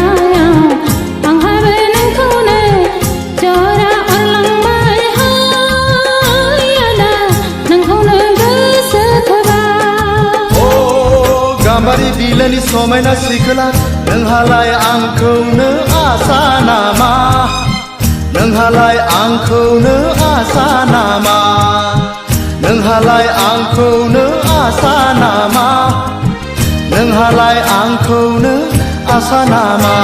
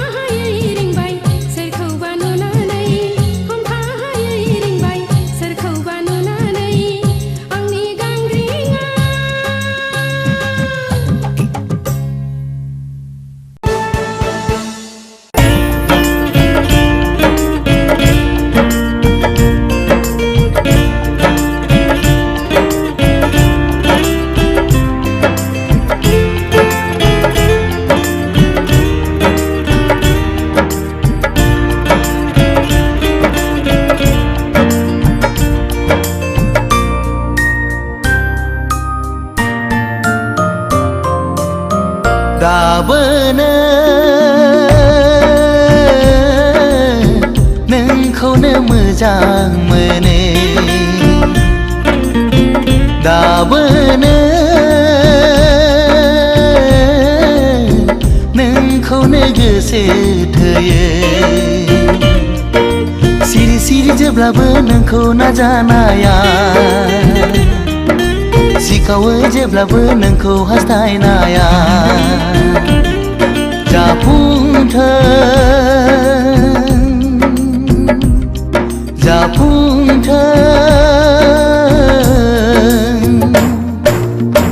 दाबोनो नोंखौनो मोजां मोनो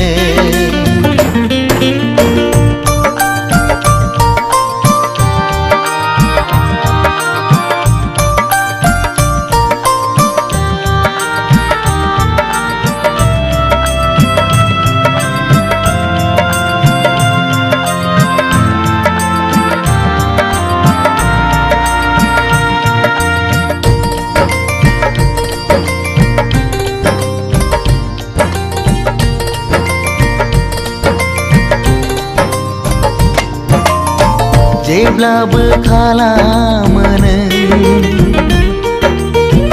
आंखौ सैखाथारै जेब्लाबो खालामो नों आंखौ सुखुखायै मोजां मोनो आं नोंखौ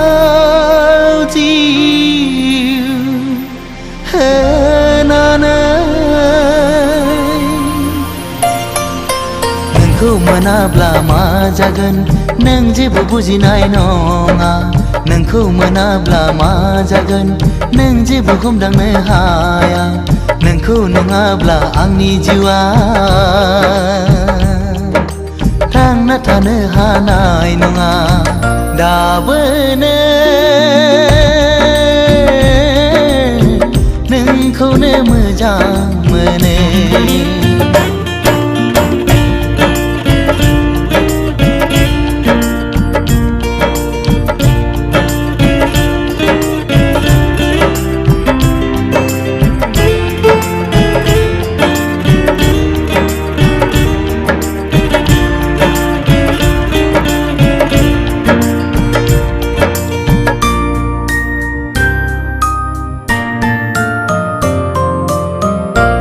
मिहिलांनाय गोसो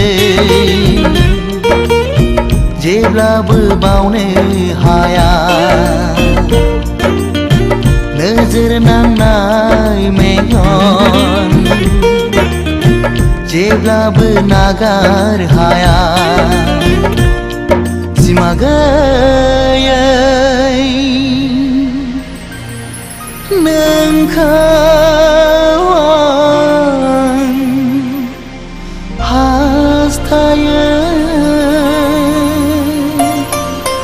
नोंखौ मोनाब्ला आं सानो थैनायनिफ्राय जेबो साबसिन जाया दायनिगिरिया आं जागोन बेवहाय नोंहा गोरोन्थि गैया रुगुं गैयै लैथोआव नोंखौ गोजौआव लांहोनो आं साना दाबोनो नोंखौनो मोजां मोनो दाबोनो नोंखौनो गोसो थोयो सिरि सिरि जेब्लाबो नोंखौ नाजानाया सिखावै जेब्लाबो नोंखौ हास्थायनाया जाफुंथों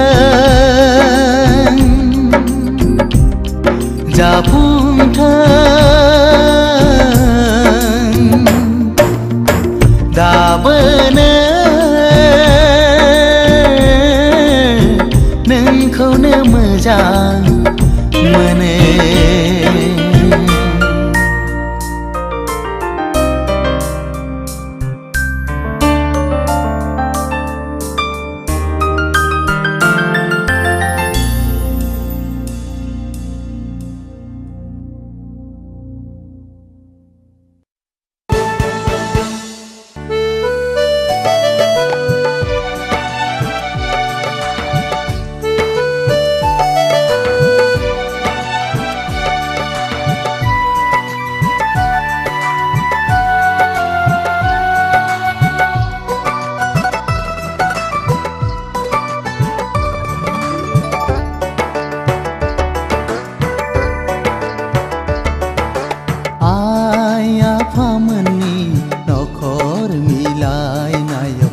नोंजों आंजों गोसो गोरोबलायनाया आइ आफामोननि नखर मिलायनाय नोंजों आंजों गोसो गोरोबलायनाया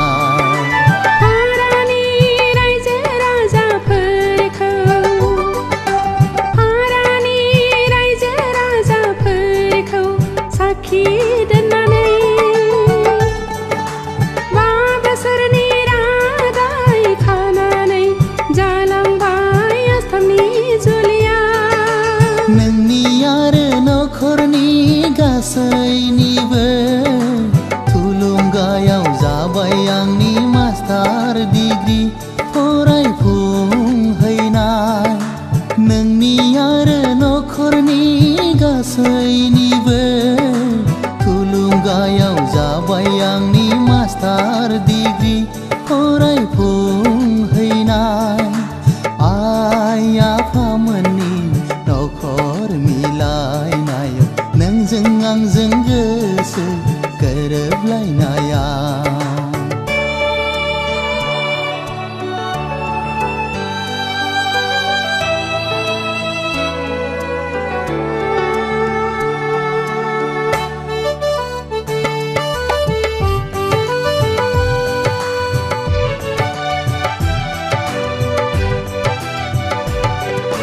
नोंल' गोजोनै थाबाय थास'ना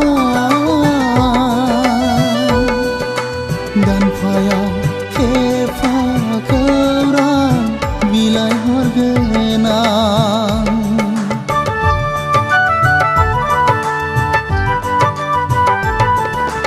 गेजेराव गोरोन्थिफोर जायोबोला निमाहा होनांगोन बिनानाव नों आंखौ बोरैबा मोनो गोसोआ आंनि बोदोर जायो जोहोलावनि खौरां लाहैनो आइ आफामोननि नखर मिलायनायाव नोंजों आंजों गोसो